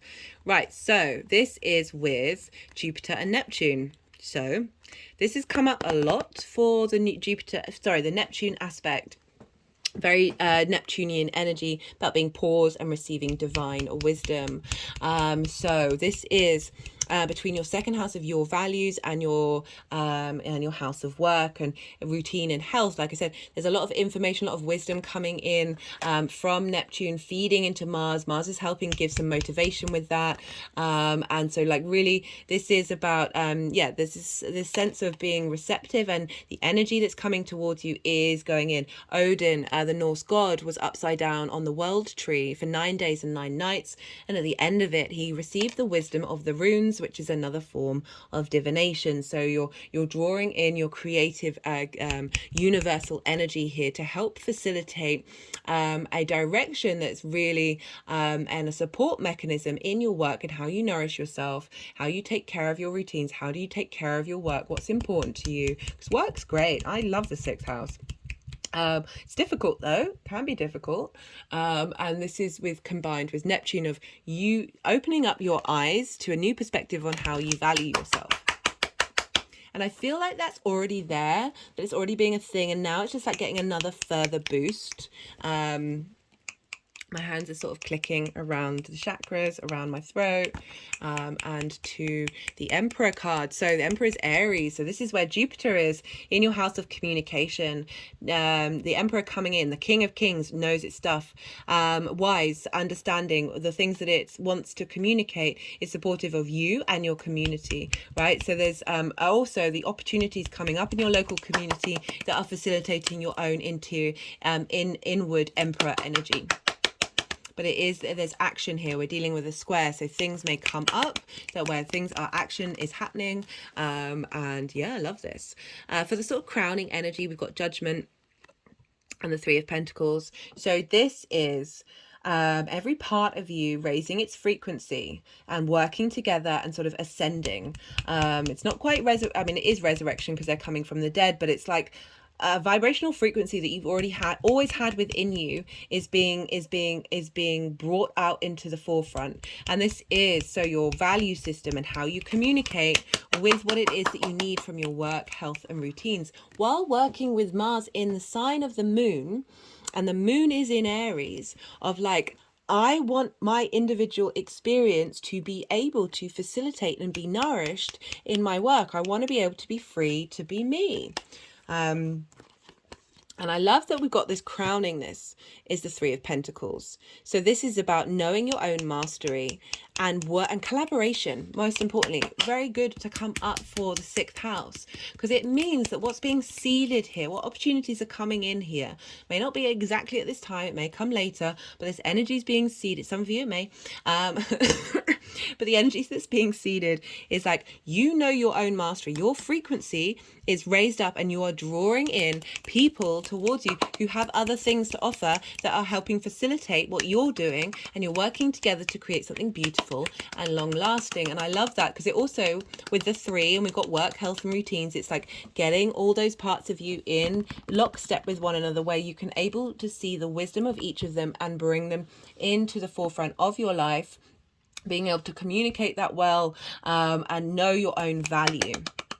Love it. Right, so the energies of this integrating moving forward are pretty cool, Aquarius. We've got the Ace of Wands. When aces show up, this is like a direct sign from the universe going, yep, it's not necessarily a clean slate, because you can't ever have a clean slate because you've experienced everything that you've gone before, but it's like you're now able to walk through life in it with a different understanding, and there's a vitality of passion coming in. There's a sense of fertility, there's a sense of growth here, and a strength and magic. It is essentially a magic wand, but this is linked into your work, health and routine. So being able to look at your work, look at the routines you do, look at how you tend to your health with a vigor, with a virility, and a sense of, I've got this, I want to start this, I want to go, I want to do, and just feeling really good, and really connecting to your passions and your creativity, and like just feeling like you want to shift that frequency and go on a new energetic journey, or on a journey, an actual journey in your career and what you're doing. I got the Empress. So the Empress is Venus. Venus is there in Cancer. She's all about abundance. This is about really enjoying your 3D existence. There's a sense of opportunities and fertility here, of you enjoying your work, enjoying what you're doing. Because you've got the Two of Cups and the Six of Wands. These are very positive cards. Two of Cups is about union. You being in union with your intuition, about your needs, supporting you. It's the feminine, masculine, and spirit all integrated, so you're able to make the decisions that suit you, bring in opportunities that work for you. And this is all seeded to integrate this part of your chart moving forward. And we've got the Six of Wands. This is the victory card. This has come up a fair amount, of being celebrated in your work, feeling good about your work, feeling like the things that you're doing are not only for yourself but for your community. Which I'm not surprised. You've got you've got Cancer in your 6th house of nourishing other people, yeah, facilitating health and emotional needs as well. Like it's just part of the repertoire. And the victory card is like, hey, the actions that you've been taking, the direction that you're heading, it's gonna work out. It's going to work out for you in the way that you need it to. It's not just about other people's needs, it's about your needs too. And that can be not downside, but they're just sort of they're banging on my heart chakra. And it's a victory for you, not just your community. So one of the ways Cancer in the 6th house can be like you over prioritize other people's needs above your own, and this means, and like feeling bad if you don't do that. This is about, look, you looking after yourself, you taking these actions and figuring out what you need is supporting you and supporting your community. Right, so I'm going to pull, like, I'm wanting to do things. I will pull some clarification cards.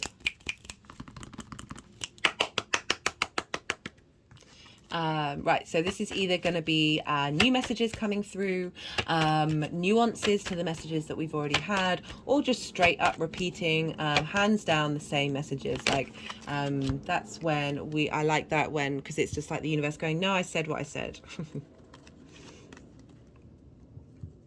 Okay, effort's gone with the Hanged Man. This sense of it might be a bit difficult for you to get in this pause mode. It does. One of the messages that I channeled with Pisces was like, and also not just Pisces, but just generally that's been coming up quite a lot, is that this has all been a lot of effort for all of us and our souls. I mean, our souls doesn't really find effort, but it's that sense of being able to connect to that may have been a difficult journey, and finding your voice with your intuition may have been a bit of off balance, because you do have it in the 6th house, which is in conjunct your Aquarius energy. I forgot to mention that. In conjunct is when they traditionally don't have things in common. So Aquarius is air, fixed yang day sign. Cancer is cardinal water yin night sign. So it can be difficult to get these in line with one another.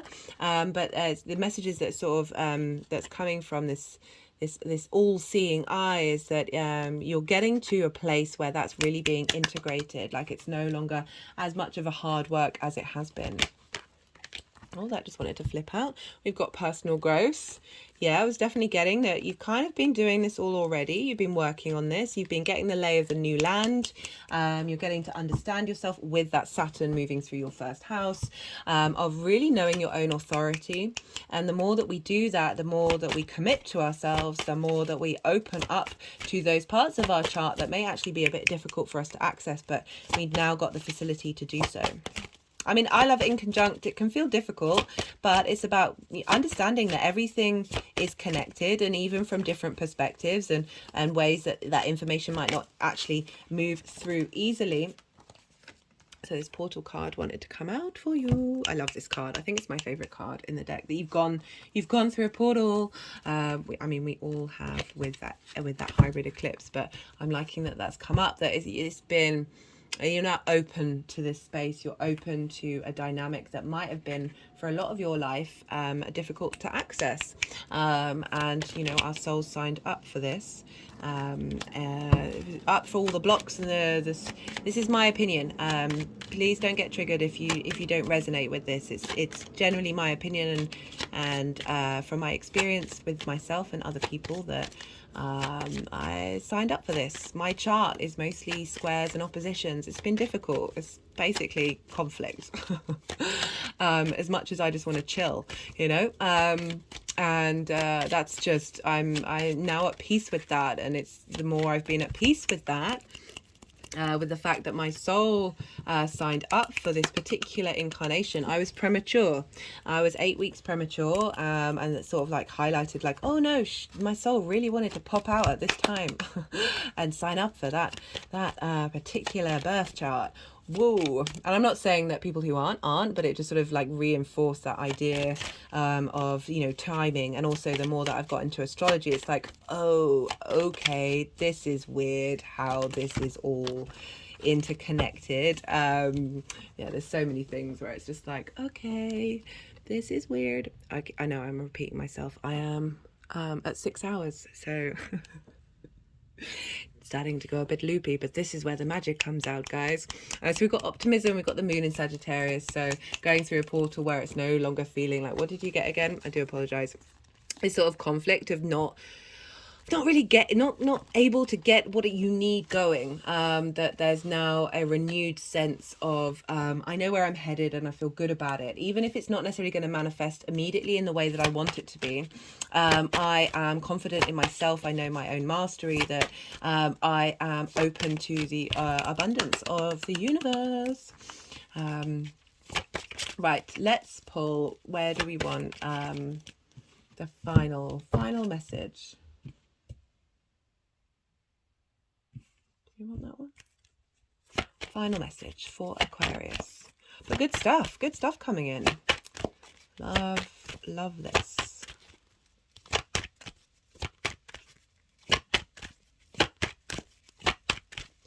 Final message.